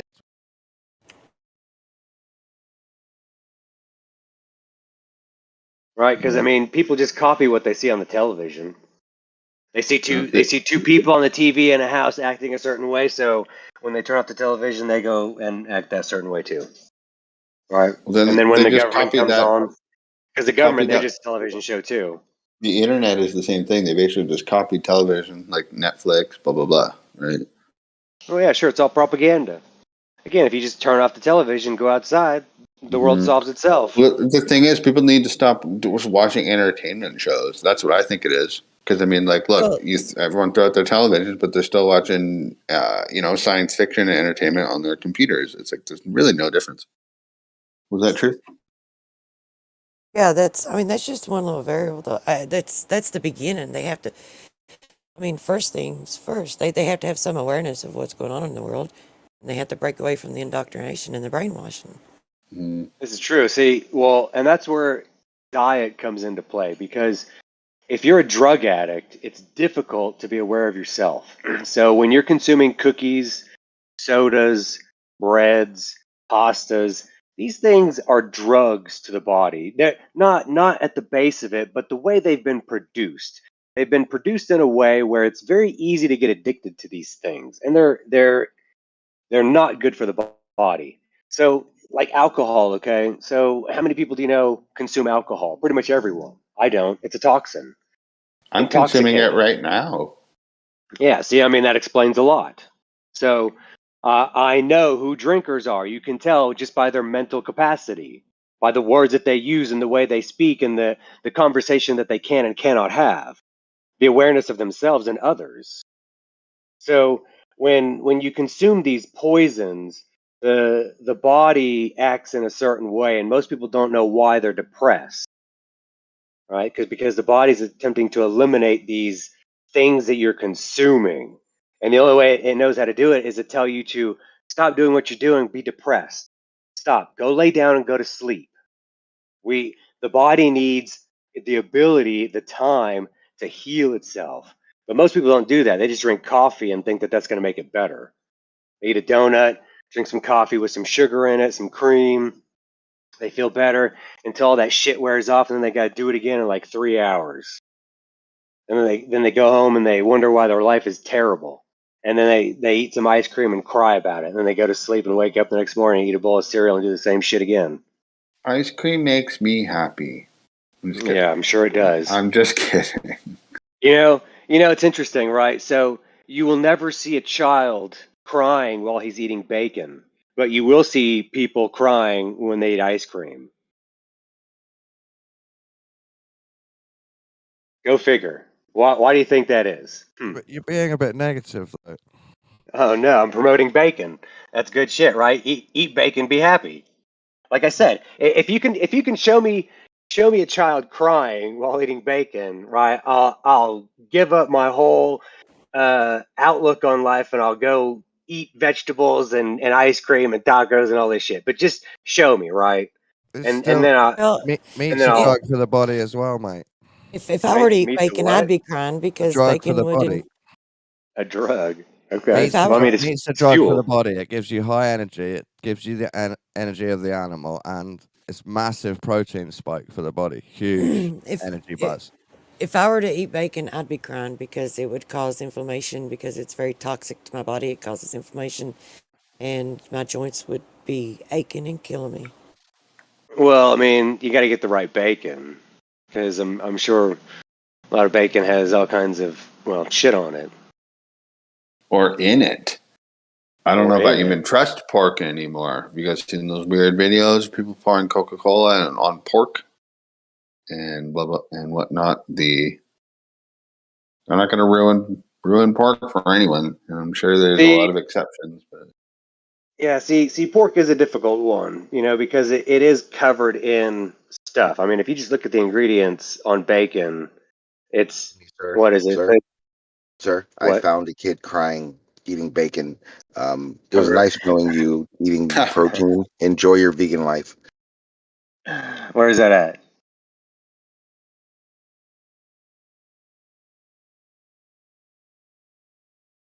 Oh, brother. That's just a photo. That could be. He could. I mean, you could take that any way you want. You did not specify that you needed to see a physical baby crying with physical bacon in your physical vicinity in your physical Yeah. observation. I You didn't mean, say that. You just said, "Show me." a video that looks valid will do, right? But a photo, come on. That's like a photo of Bigfoot.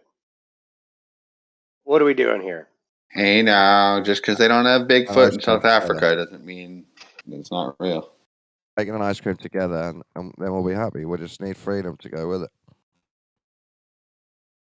I mean, I guess when you have bacon on ice cream, you have freedom, right? No. What is that freedom? No. That's called gross. Ew. Bacon on ice cream? Ew. I mean, how do you know? Have you tried it? No, it's sweet I and haven't savory. tried it. I wasn't actually aware of this, but the picture I put in the chat actually was a screenshot from a video. Here you go. You're welcome. It's probably fake bacon. That's why he's crying. Fake bacon. He asked for the video. He got a video. Flaking.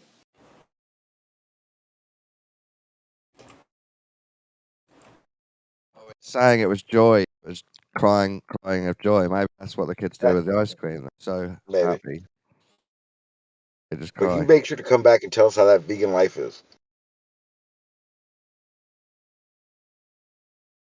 I would never fucking do it. The carne asada I'm eating right now is wonderful.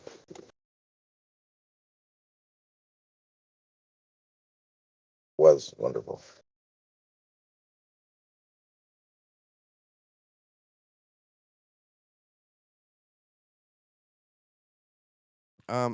Truth prevails. I think, unfortunately, the answer is that each stage of time, each period of unrest and good times is longer than what we think. So this period is going to carry on for a while, and we've just got to muddle through.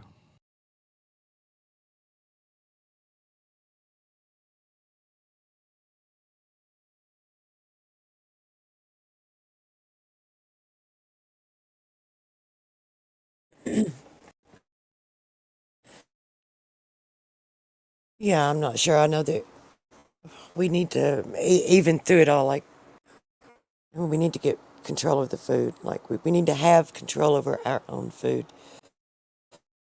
I think everybody should go back to growing their own food. As many as can. Yeah. I mean, but it doesn't matter. Like, when you have, FEMA sitting there and they have the weather, Monsanto and the weather engineering, and they can shut crops down. Then we have like these cattle fires. And a cattle fire. Yeah, 20,000 cattle or however many it was, he said they got killed. But there's 18,000 cows you're talking about? That one? The recent event? Yeah. That's some hilarious shit. I just remembered this. So one time when I flew back, What is funny about that? Well, because she said cattle virus. So fires. Oh, fires. Oh, I thought you said virus. Anyways, yeah. But I was trying to take some meat from South Africa to the U.S. and you can't do that. They say that if you take it into the U.S., it'll kill the other cows.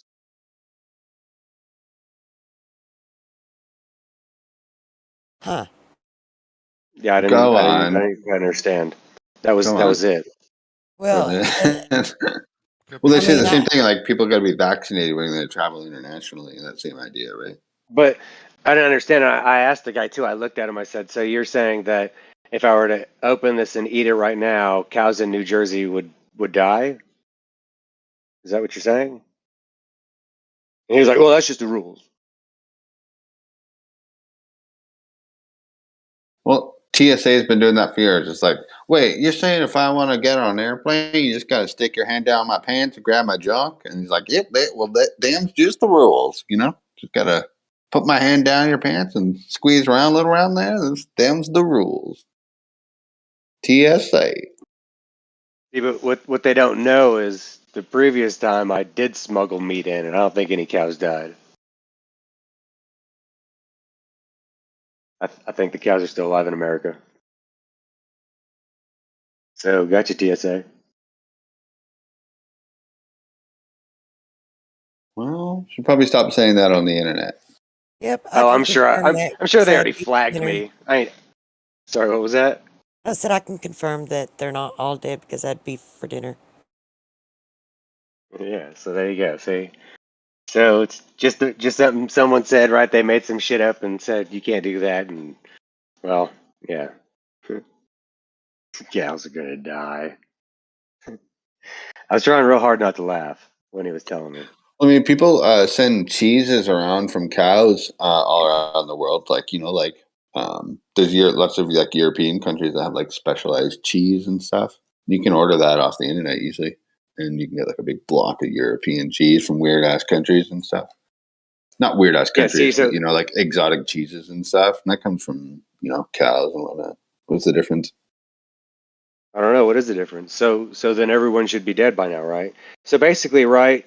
So let's look at it like this. So if Ebola is real, we should all be dead. Basically, that's just the base of it, and then that applies to everything else, right? So No, that's not how that works. if That the just meat, means we don't you. that is how it works. Because if the meat No, from South Africa, right, if I bring it to the U.S. is going to kill cows, right, then that means that everything that's supposed to kill you should have already killed you, and if it hasn't, then it's probably not real.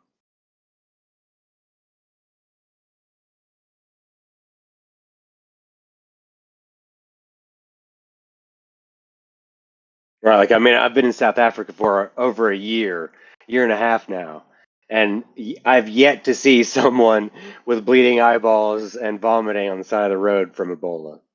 So, I mean, I've been driving around a lot around here.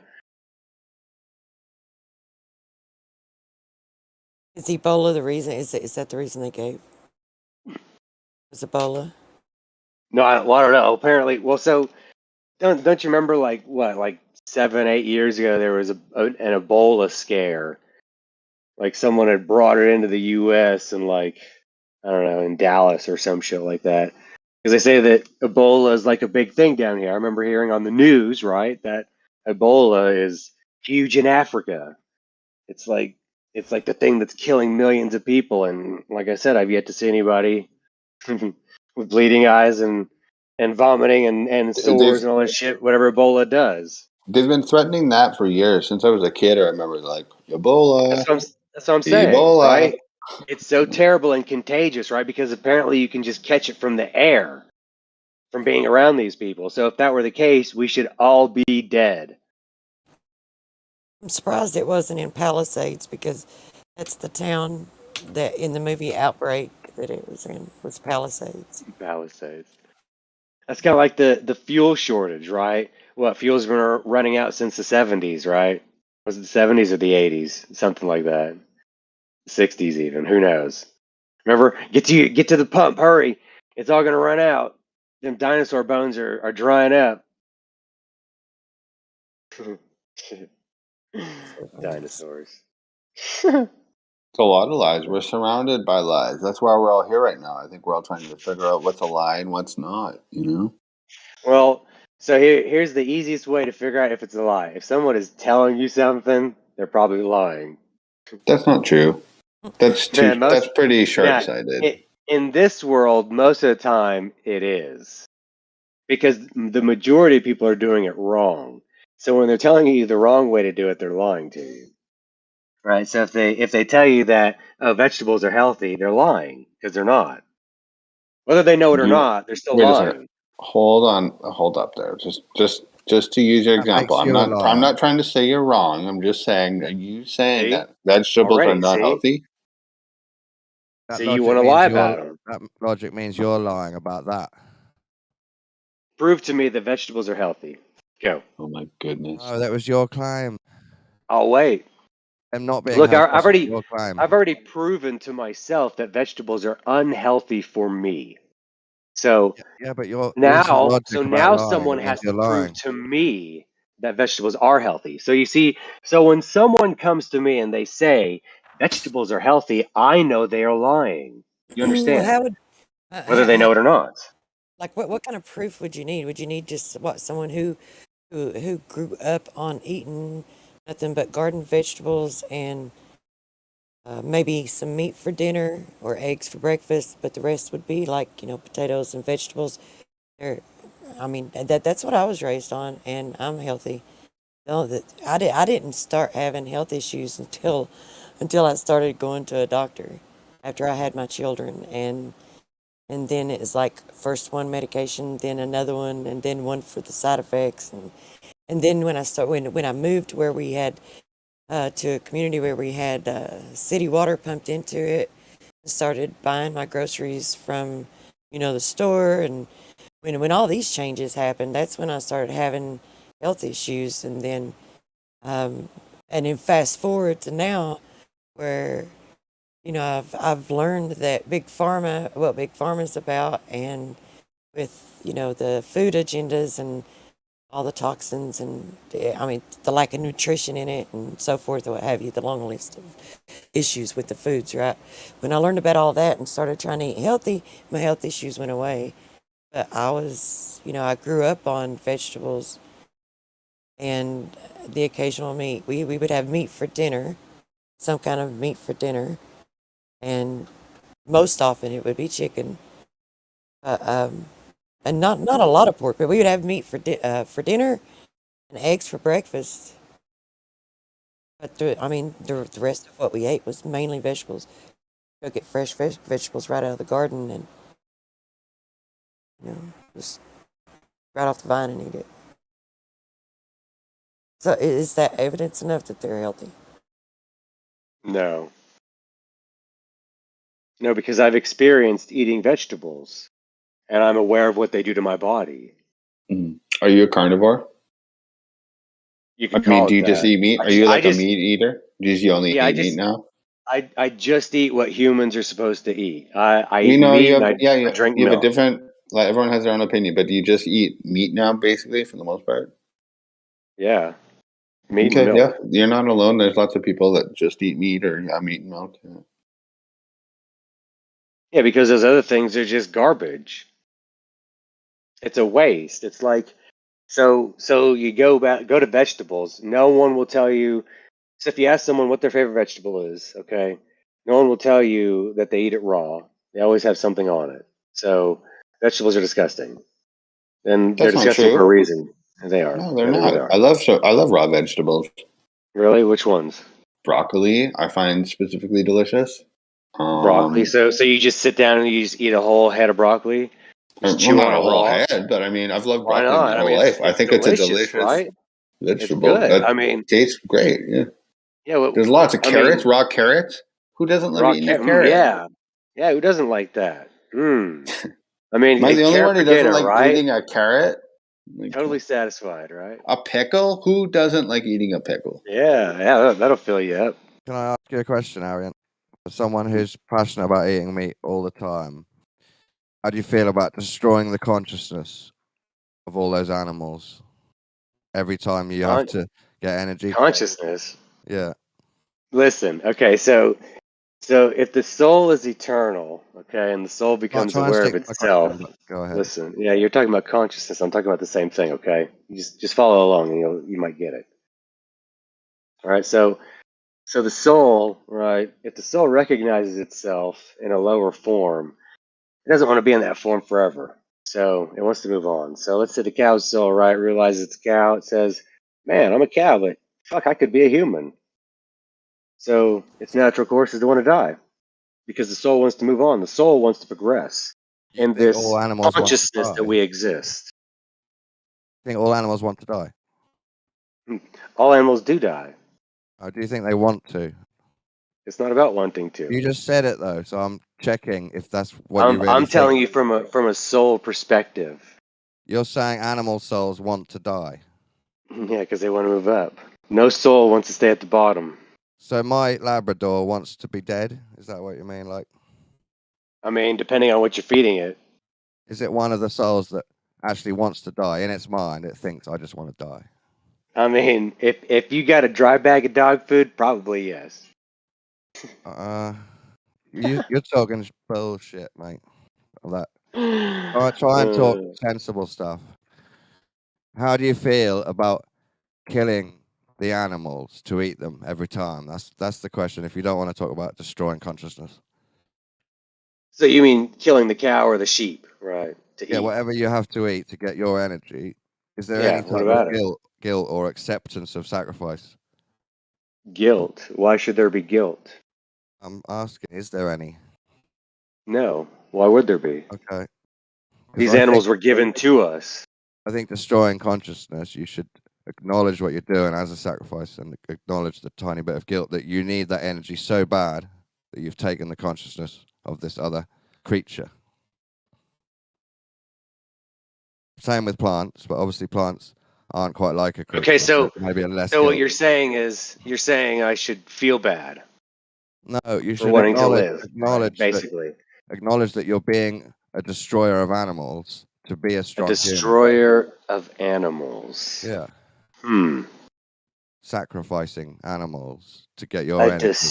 Okay, so is a lion also a destroyer of zebras yeah. or antelope? Right, that's what they're looked at as. But the thing Just about destroyers, humans, right? They're not just living, right? They're the thing about destroying. humans is you have a choice because you're a very clever omnivore. So you can go back. Oh, we have a choice. You can balance. So we have a choice to eat poison or eat what we're supposed to. Is that what You you're can. saying? You got a choice of I see. how many times to sacrifice beings to get energy. Sacrifice. Now, what does that mean to you? This word sacrifice. Killing for yourself.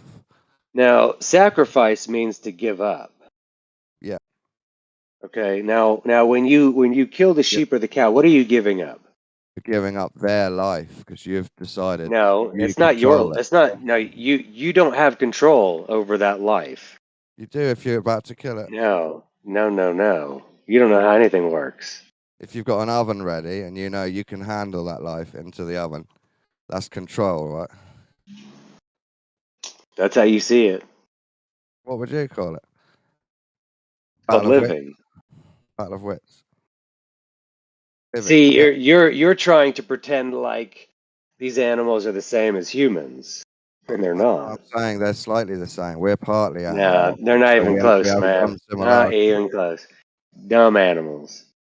We're partly animal ourselves. Not all, we're not animals. We're partly. Sure, but I ain't no fucking cow. I mean, you might equate yourself with the cow. That's you, strong right? alien Don't try to put that on me. If a strong right? alien species Don't- comes, I think like, you might be wait. part cow. Bro, A strong alien species. if they come what the and they fuck is decide you're that? the cow, you would be the cow. You'd be in a fence. What Ready to what be is eaten. an alien species? Oh, wait, hold on. I forgot. You think you live on a ball, right? Yes, of course. Oh man. But No wonder this on a flat- conversation on is the a flat wreck. Earth model, Uh-oh. the outer Ugh. ponders could come and Here they we could see you as go. a food source. They could think they're above you like you do a cow. Yeah. And they could start Well- eating you like you do cows. Well, That see, would here's be what's food. funny. What if the cows came after you? Listen, You here's think what's about funny. that? So because you think you live on a ball, there's already a quote unquote alien species doing that. Don't to you Okay, that just because you think he lives on a ball doesn't mean change anything Hiss, about the hiss. conversation. Hiss, Doesn't hiss. change. No, it Outer doesn't change ponders that dick eat all. humans. It doesn't. Didn't change Outer anything ponders. about what your points were earlier. Why should it? Antarcticans that are cannibals. That'll make you the cow then, wouldn't it? I mean, children go missing all the time. Exactly, but Just saying. you are one of the cows. You just managed to survive so far. Oh no. Now the conversation goes south because you have a different belief system. That's too bad. Here we go. What? I'm just saying, once you learned that he thought that the Earth was spherical, now you don't respect his opinion as much as you did before. It's fine. It's fine. My line of questioning's finished. It seems like you haven't thought about it much, and you're a bit triggered if someone asks you about you sacrificing animals to get energy. Triggered? Okay. I mean, if that's what you're getting, okay. Have you never eaten a piece of broccoli with a little salt on it, or cauliflower? Yeah, It's delicious. I've eaten that stuff, and then I realized Great. once I cut it out, when I reintroduced it, it was garbage. What do you do for fiber then, so you don't get incredibly constipated? Fiber? Or is that not an issue? Constipated? No. I don't mean to get issue with weird or personal or constipation. gross or anything or whatever, but I mean seriously, that is an issue for a lot of people who are concerned about their health. Why is that not an issue then if you're not consuming any fiber, which is what a lot of meat eaters battle with? You know, I think most people are constipated anyways. Okay, but that's okay. I agree with you. A lot of people are. I mean, you know, if you just listen to most people, right, they're full of shit. So that's usually an indication of their constipation level. The more full of shit they are, the more constipated they are. Yeah, I get the joke. And so, how do you It's not a joke. This is reality we're talking about. I don't make jokes. People think I make jokes, but I don't. It's really weird. Okay. How do you? The more serious I am about life, the more people laugh. It's the strangest thing. It's like an affliction. Okay, so how do you battle constipation not having any fiber in your diet? I just told you I don't have constipation. Okay. Everything flowing okay down there? Yeah. All right. I'm not gonna ask for any details. Just thought I'd. I mean, so Just ask. if I eat only meat and it just digests in the body, what's there to get stuck? Oh, yeah. Yeah, maybe you have a good point. I mean, because you can look up video. I think there's a weird video. It's like a medical video where a doctor cut open a human. They put raw meat in the intestines, and it like dissolved.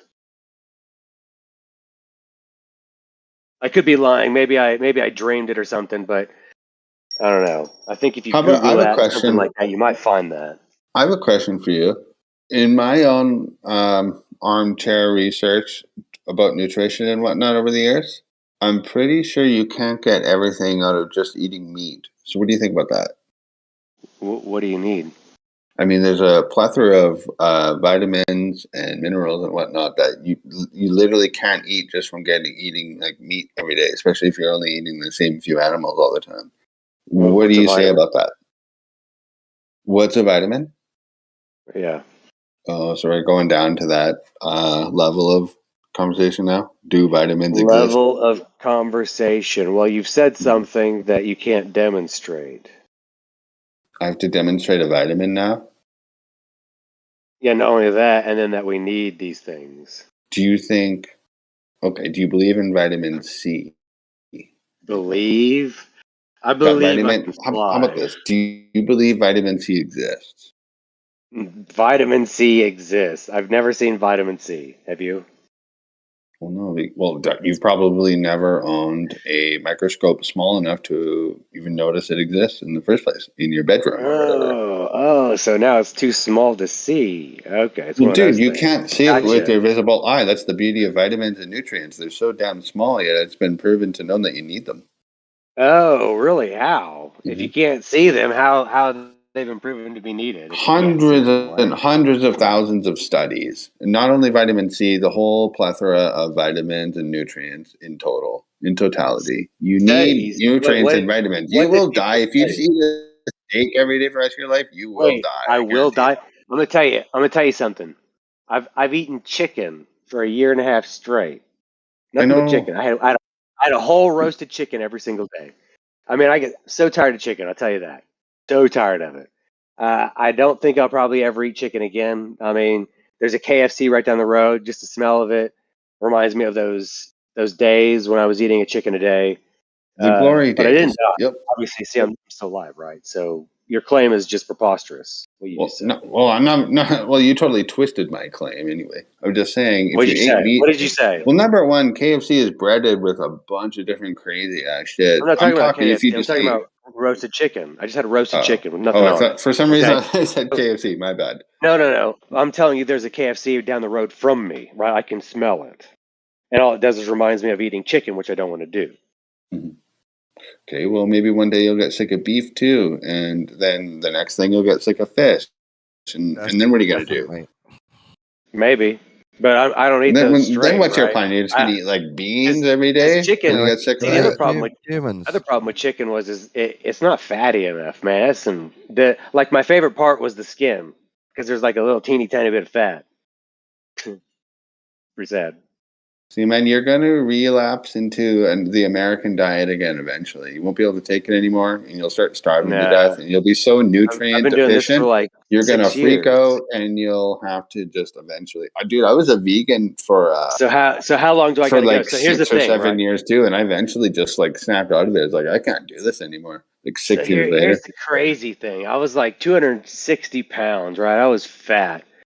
Right? I still got remnants of my obeseness, right, on my Yeah, you belly, do, which is slowly fatty. going away, Yeah, right? fatty. And and all I did was I eliminated all that other stuff. I just eat meat, and no matter how much meat I eat, I can't gain any weight. I don't get sick. You're probably No in health problems. ketosis. And I've been doing this for like 6 years. So I mean, what's when should I expect to drop dead? Well, Well, you know what, exactly. man? There's a lot of things. There's a lot of factors at play there. Now, I'm not a fucking Oh, here expert, we but I'm go. just gonna. Let's hear excuses now. Okay, what's I'm the not first giving you excuse? excuses. It's funny how I had a fraction of a second to say that. I'll tell you why that could be before you told me I was wrong, but it could have Because I something already to knew what do it with. was. You have no idea. Oh, you can predict Go the ahead, future say it. now. That's interesting. Say it. No, go ahead Say and it. predict the future. Nope. No, let's hear the excuse. Let's hear it. I want to hear I the mean, sorry, the future. No. reason or Dude, whatever it was that my you were going to reason is stupid. I want to hear the future. It's way more interesting. say. You're going to say it for us. I'm saying there's a variety of reasons why that could be happening to you. One could be your genetics. Another could be the meat that you're eating might not be what you think you're eating. There's a lot of things that could be going on. Your meat could be contaminated with something that you don't think it is. There's a lot of stuff. There's a lot of stuff, dude. We all I know like this. excuses. That's why everyone, like, basically these days, like, suffer from health problems. It's Because they so eat bread and fucking cookies. That's why. complex. They Almost love a nobody can pasta and a figure it soda. out. Yet They it's drink all. alcohol, smoke cigarettes. That's why people have health problems. It's really easy. It's It's funny like that you the moved simplest thing to in the South world. Africa a year and a half ago, and all of a